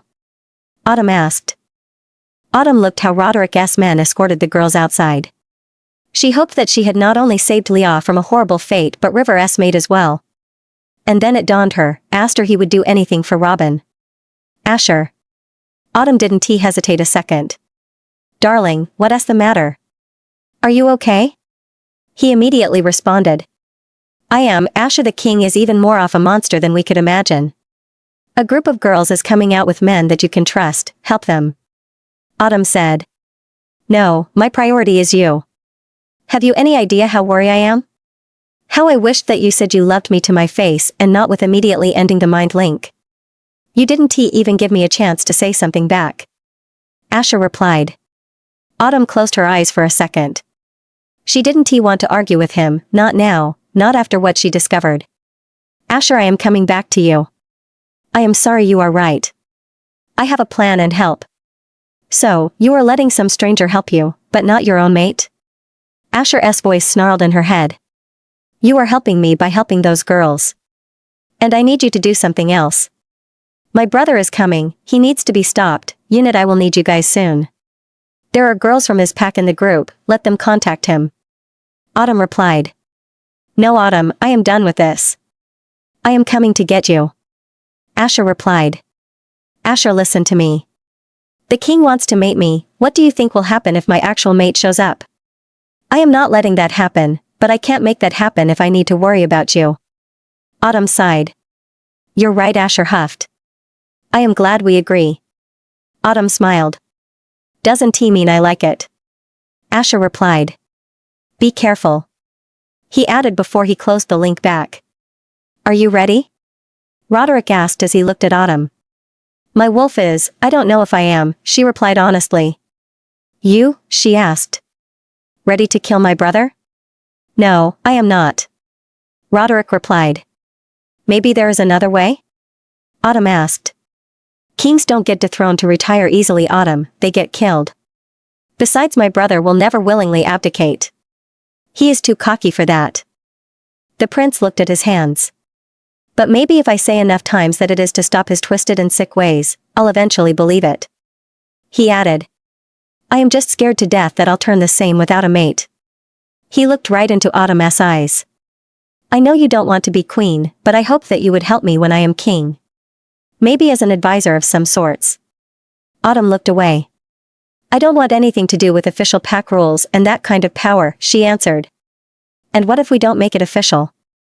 You don't have to live at the castle. I just wanted someone to talk to from time to time, someone who won't hesitate to put me in place, someone who has done an amazing job with defining new rules herself. Roderick said. Autumn felt how a blush crept on her face. You think so? Roderick smirked. I am in charge of the army. Do you really think we didn't study the rogue pack that was building at a dazzling speed? The changes and the growth? He asked. Autumn looked at him. If we get through this, and you become our next, reasonable king, I will be that someone, she smiled. The prince did something unexpected. He pulled Autumn against his chest and hugged her tight. Autumn closed her eyes for a second, thinking about every possible outcome. Autumn walked back with Roderick through the tunnel. She stopped a few meters in front of the door, making the prince bump against her. They are waiting for us, she looked at Roderick. What now? He asked. Act as if you caught me. What? Roderick stammered. Let the king believe that you don't care about the woman, that I alone set those women free. Roderick looked startled for a second. And then he regained his senses. You need at least something that looks like a bit of a bruise. He said as he smacked her against the wall. He'll never believe that I just captured you. Hex was weak, but he knows how strong I am. Roderick said. Scratch me with your claws, that will heal slower. Autumn said. She felt how the claw marks stinged at her cheek as Roderick did as she told. He grabbed her arms and twisted them behind her back. Autumn just prayed that the king would believe the charade, that the prince was as honest as he made it seem, but most of all, that the marks were gone by the time she saw Asher. As Roderick pushed the door open and Autumn out, they were met with the king and his full royal guard. The cramped space was filled with wolves. The king looked surprised from Autumn towards Roderick. What happened? The king asked. I caught her lurking around, but sadly I was too late, she let the women escape. He replied without emotion. The king smirked. It looks like we have some taming to do, he smirked. Did she use her alpha command on you too? The king asked curiously as he studied Autumn. She tried. Roderick smirked. too bad you ruined her pretty face, the king smirked. By tomorrow those scars are gone. Roderick replied. Right, only the mating ceremony starts in an hour. The king replied. Autumn looked up at the king, hatred filled her eyes. I am not mating you, you are a monster, she spat. My queen, do you really think you have a say in the matter? She felt how Roderick stiffened for a second. Are you going to mate me like this? Looking like this? She snarled back. No, Roderick will first whip you to punish you and then there will be half an hour left to clean you up. What? Roderick stammered. Don't use the human whip, will you? Use the one made of the first king's skin, those marks will stay with her for a while. Roderick pulled Autumn along as he walked through the castle. The king walked in front of them accompanied by the royal guard. Autumn assumed they were on their way towards the torture chamber. Autumn was placed in the middle of the room on the floor. Tie her wrists and take her shirt off. The king commanded. Roderick kneeled down in front of her and searched her eyes. It's okay, she softly whispered. Roderick pulled the shirt over her head, leaving her in nothing but her bandeau bra and a legging. The king's eyes darkened as they roamed over her body. A guard handed Roderick the whip and he took place behind Autumn. The king signaled to start and Autumn felt how the strings scratched her back. She didn't lower her head, she looked the king right in his eyes, showing how strong she was. The whipping continued but Autumn didn't flinch. Harder. The king yelled as he became frustrated that Autumn still managed to look untouched. Roderick acted as if he whipped harder, but the stroke stayed the same. What are you doing? The king yelled. Do I have to show you how it's done? He added. Because believe me then nothing will be left of her back, he roared. Roderick had no choice than to hit her harder. Autumn just gritted her teeth and didn't bow down. Autumn had lost sight of how long she was tortured, but eventually the king got bored and he left to change for the ceremony. Roderick had immediately stopped and gathered Autumn in his arms. He had carried her through the castle towards her room. He had softly placed her on the bed. A few moments later the door to her room opened and a young woman carrying bandages walked in. What's happening? The young woman asked Roderick. Autumn was too tired to listen, she just lay with her eyes closed thinking everything through. Reginald ordered the punishment for her. Roderick answered. Why would he punish his mate like this? The girl replied. Rosalind, she isn't his mate, she is mated to someone else, he answered. Is Reginald forcing her? The girl stammered. Yes. Roderick answered. You need to stop him, she answered. Autumn opened her eyes surprised by the words. She looked around and was met by a beautiful young woman, she held the same beauty as the king and the prince. Alpha Autumn, may I introduce you to Princess Rosalind, my little sister? Roderick said proudly. Autumn tried to smile through the pain, but failed miserably.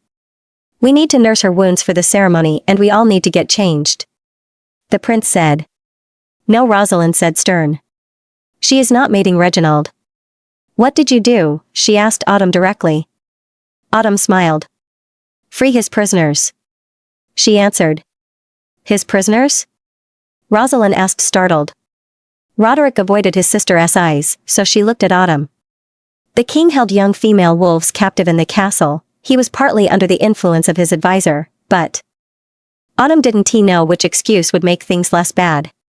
Did you know? She asked the prince. No, I discovered them with Autumn, he replied. The princess took place next to Autumn on the bed. She looked at her hands. He will never abdicate, not even if we force him. Tears had filled her eyes as she looked at Roderick.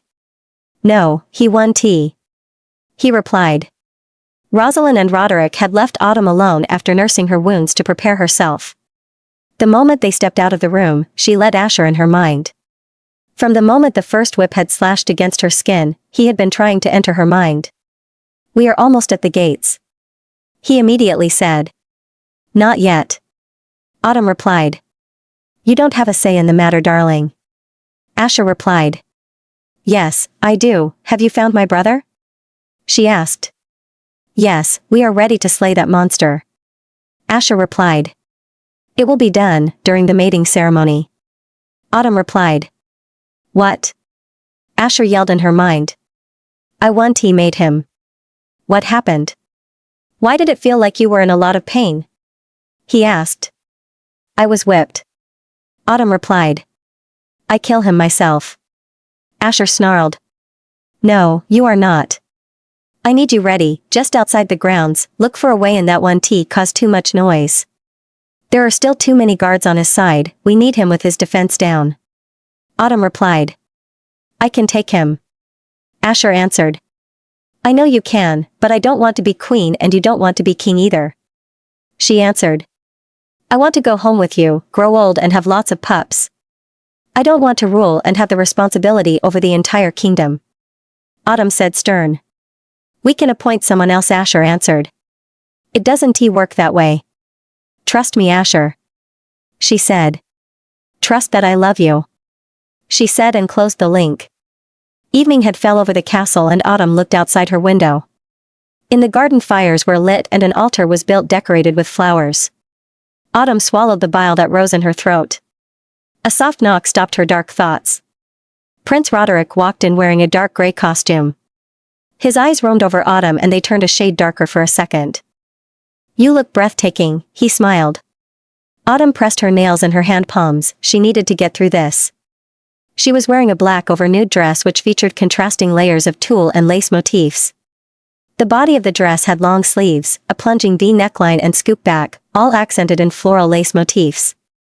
A couple of the whip marks peeked out from under the dress, but Autumn had nothing to cover them. She cleaned imaginary wrinkles out of her dress and smiled at Roderick. Thank you, she replied and grabbed Roderick's arm. You look handsome as well. She added. Not as handsome as Alpha Asher, I presume? Roderick smirked. With a bit of luck, you can be back in his arms rather sooner than later. I hope so. Autumn answered. The garden was covered in snow as they walked through it. Lots of people. Autumn swallowed nervously. A big part of the army. Roderick said. The festivities for the people are tomorrow, he added. Are they all on his side? She whispered. Not all of them. Roderick smiled nervously. A fourth, she carefully asked. A third. The prince answered. Autumn looked around, combined with Asher and Aster they had a fair shot. They just needed to stay alive long enough. Most of my men are standing on our side of the altar, the left side, that way you know who will be with us. Roderick answered. Left side. Autumn quickly passed through to Asher, so nobody could notice she was speaking over mind link to her pack. The king stood proudly in front of the altar, as Autumn saw him a shiver ran over her spine. He looked handsome in his silver suit, radiating power. If she hadn't seen his cruelties with her own eyes, she would never have believed that he was a horrible man. Roderick handed Autumn's hands to the king and stepped behind her. My queen. The king greeted as he bowed a little. Autumn just stared him death in the eye. He bowed forward and whispered in her ear. Now is not the time to be disobedient, or do you like to get punished? The king smirked. Autumn bowed a little and then looked back up. You will never be my king, she answered with a smile. A gasp went through the crowd. You will never be my king. The words echoed over the field as a gasp went through the crowd. Lightning fast the canines of the king came out and a growl that sent a shiver over Autumn's back followed. This was it, this was the moment. Autumn knew it. I am the king, I am the one and only king. You shall bow for me, you shall all bow for me. The alpha vibes washed over the field. Autumn felt how it pulled on her insides, she had to fight it hard. But she managed to look the king right in the eye and not bow down. That angered the king even more. And then he looked startled behind Autumn. Roderick hadn't bowed down either. I think it's time for a new king. Autumn said.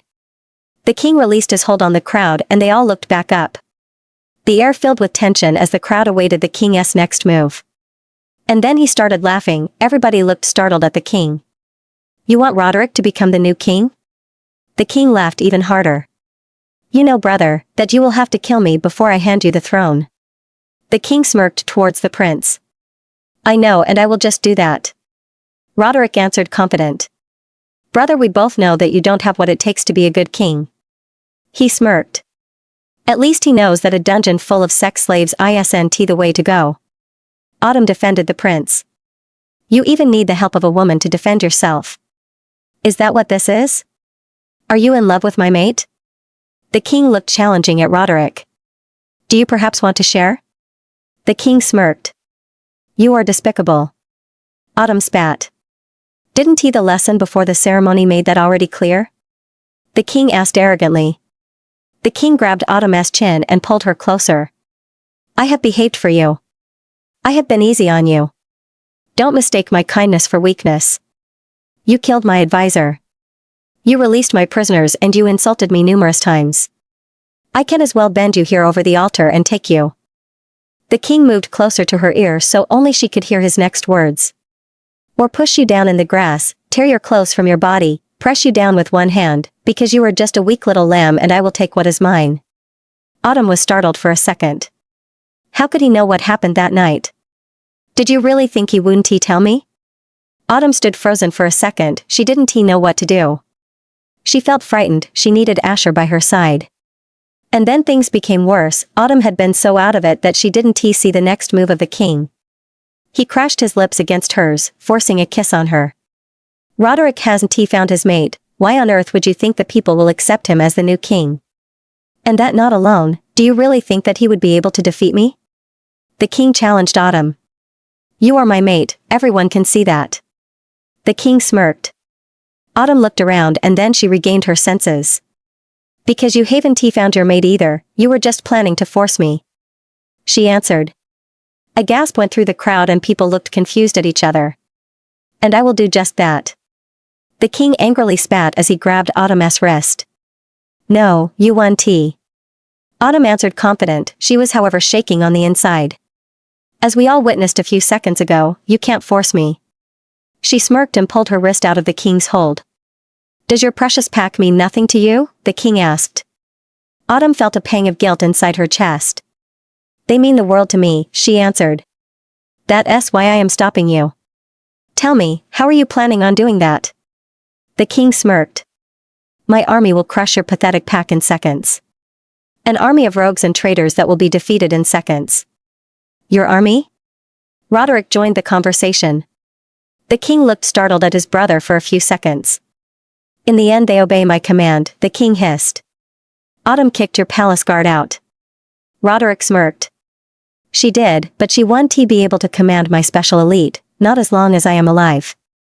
The king grinned. And on his signal 100 wolves stepped forward. You are not the only one that trained on the Alpha command, the king smirked. And besides you can't fight on all fronts.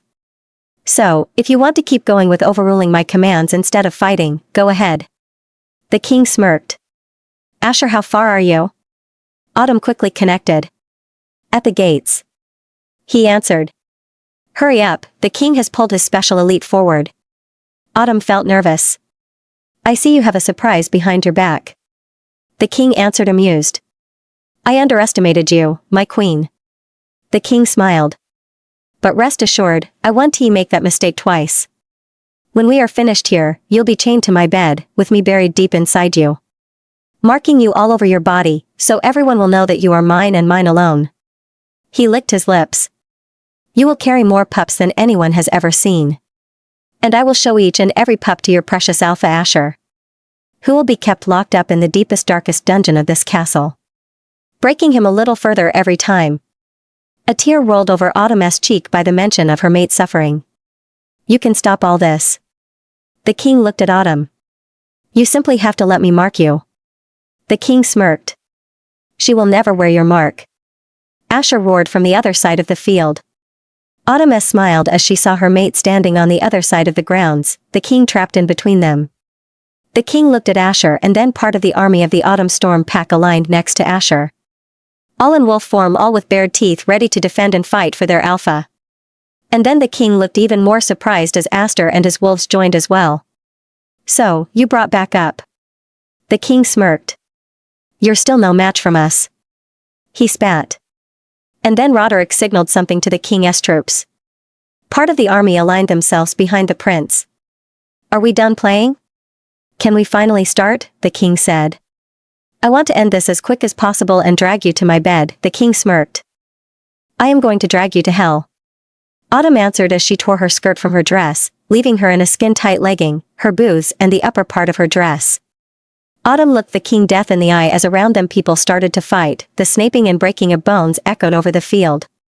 Fur flew around as wolves started to change. Roderick grabbed Autumn by the arm. This is my fight. He smirked. Autumn took a step aside, and in that moment two massive beasts charged at her. Autumn had seen how they had changed. They were positioned right next to the king during the ceremony. She knew that they would probably be among the strongest wolves on the field. A wicked smile filled her face as she felt how excited her wolf was. 2 seconds later her white wolf stood face to face with her two opponents. A few minutes in the fight, Autumn could already feel that the special elite of the king would be something else. She could only hope that she wouldn't lose too many wolves on her side. The wolves in front of her attacked her almost simultaneously, mimicking each other's moves perfectly. It almost felt as if they were trained together to execute the same series of attack. They both aimed for her back legs, trying to immobilize her, but Autumn was quicker and jumped over them before they could bite her. Autumn needed to figure out who the leader of the two was to take them out. She slowly circled them, watching how they moved, watching how they attacked. She knew she needed to pick her moment carefully. The moment she attacked she would be most vulnerable. The pair charged at her again, biting and aiming for her neck.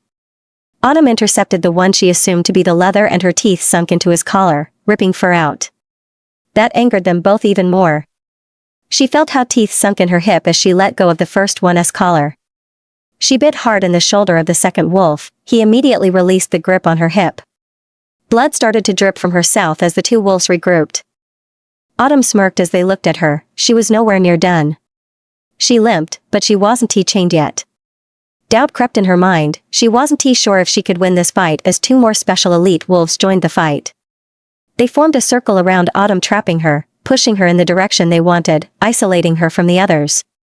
The wolves took turns to attack her, but Autumn noticed that they tried to minimize the damage. They clearly had the order to capture her alive. Autumn's wolf didn't surrender. She answered each and every attack. She limped through the battle. And then she saw her chance and grabbed one of the first wolves by the throat. A howl pierced through the air as she took his life. The 3 remaining wolves charged at the same time at her. She felt how one was able to grab her shoulder. Autumn was sure that she was done. And then something happened. A massive black wolf jumped in front of her, pulling the wolves off her. Asher. He looked at his mate. Worry filled his eyes. The alpha pair quickly became the centrum of the fight as more special elite wolves joined, all eager to take down one of those strong alphas. Autumn, however, felt recharged by Asher's presence. They stood back to back, teeth bared. Each wolf that tried to attack was slaughtered by the 2 alphas working together. Autumn looked over the field. They finally had the upper hand. She smiled at Asher. "Let us finish this, darling. I want to go home." Asher's voice filled her head. "Thought you'd never ask." A wolf charged at the pair. Asher immediately wrestled him down, while Autumn held the others at a distance, grabbing the one's that aimed for her mate, wounding more than one deadly. More and more wolves of their pack joined. The army of the king was slowly reducing. Autumn looked over the field to where she last saw the king and Roderick. In horror she saw how Roderick wasn't only fighting the king but 2 other wolves as well. Asher followed her line of sight. "Go, I follow. This can't be all for nothing," he said. Autumn dashed out of the fight and sprinted over the grounds as she saw how the king was about to kill Roderick, while the other wolves held him down. Roderick was fighting with all his might, but it was clearly not an equal fight. No decent king would fight like this. Autumn launched herself in the air and crashed against the king's body, pushing him away from Roderick. Asher immediately followed, grabbing one of the wolves holding Roderick down. The king lay beneath Autumn's paws. He smiled wickedly at her. She growled, threatening, crashing her alpha vibes over him. He immediately did the same and the 2 forces collided on the field. Autumn, however, didn't move, her 2 paws firmly placed on his shoulders. Blood had colored her white fur. Some was hers, some was of her victims, but the king studied it carefully. Suddenly he moved with all his force and grabbed her shoulder, biting right in the wound Autumn already had. For a moment her grip on the king loosened and he took that second to push Autumn of his body. Autumn and the king stood eye to eye. She knew she couldn't kill him. That had to be Roderick. She needed to weaken him so Roderick could finish the fight. Autumn and the king slowly circled each other. Asher was helping Roderick back up. He was heavily wounded but he was still alive. Autumn looked at the king. He growled, threatening at her. She just looked at him, deadly calm. And then she jumped, grabbing his collar, trying to wrestle him down. Autumn bit deep inside his neck. She had to hold one. The king was surprised by her move, but immediately tried to shake her loose, slamming her body against the ground. Autumn let go and looked at the king, blood dripped from his neck. He grabbed her back by the shoulder. Autumn whimpered in pain. Asher's wolf moved forward, but Autumn bared her teeth, pushing him back. The king's snout was covered in white fur as he smirked at her. He looked proudly at her, but Autumn wasn't backing down. Now she aimed straight for his behind legs. She bit hard as she grabbed his leg, pulling him down. And in that moment Roderick growled. He jumped right up on the king. Autumn felt how her wounds caught up with her. The battlefield faded. The world faded. The panicking voice in her head faded. And everything turned black. Autumn stood side by side with King Roderick as they looked out over the graveyard that lay next to the castle. All victims from the war about the throne change lay buried next to King Reginald, reminding everyone the heavy cost. They were silent as their eyes moved over the many tombstones. It still weighs heavy, the king finally said. It does. Autumn answered. How is Rosalind? She asked. She has handled this all a lot better than me. Roderick smiled. She has helped me a lot, grounded me, kept me sane. Just like you, he added. You have found someone? Autumn asked. Yes, well, not my mate, since you know the curse. The king replied. But someone who wants to help me through all this. Rosalind has met her already. I would appreciate your opinion on her as well, he said. Autumn nodded her head. The king was silent for a second. It pains me to see that still so many people detest me because of my brother's actions. It weighs heavy on my shoulders, the king sighed. Autumn looked up at the king. He caused a lot of pain, give them time to heal. You are doing a lot of good things for your people, keep that going and they will forget eventually. You have to be patient. Autumn smiled softly. How are you? The king asked. Fine. Autumn replied. Sure, the king looked at her. Tired, she smiled. It's a lot, she answered. He looked at her. But we are getting somewhere, so it's worth it, she smiled. Do you need me for anything else? Autumn asked.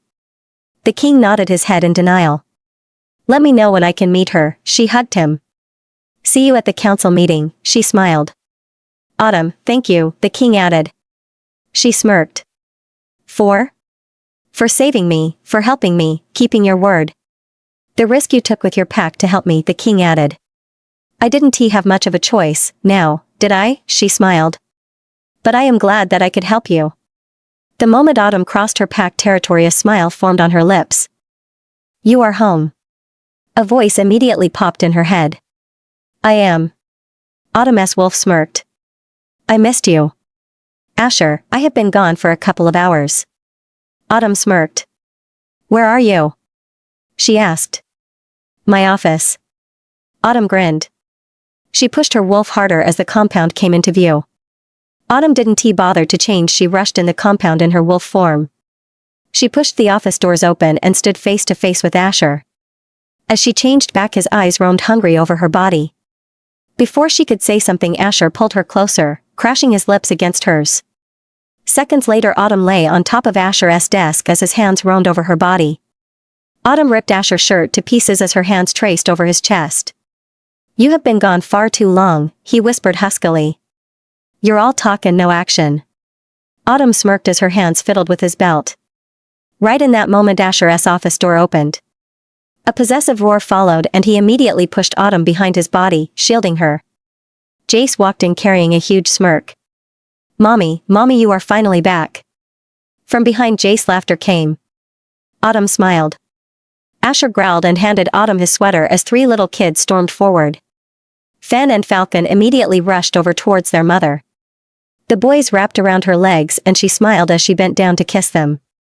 They were the spitting image of their father, already charming every she-wolf that crossed their path. Fallon rushed over to her father, she smiled sweetly at him and was immediately tossed in the air. Asher looked lovingly at his daughter, the spitting image of his wife.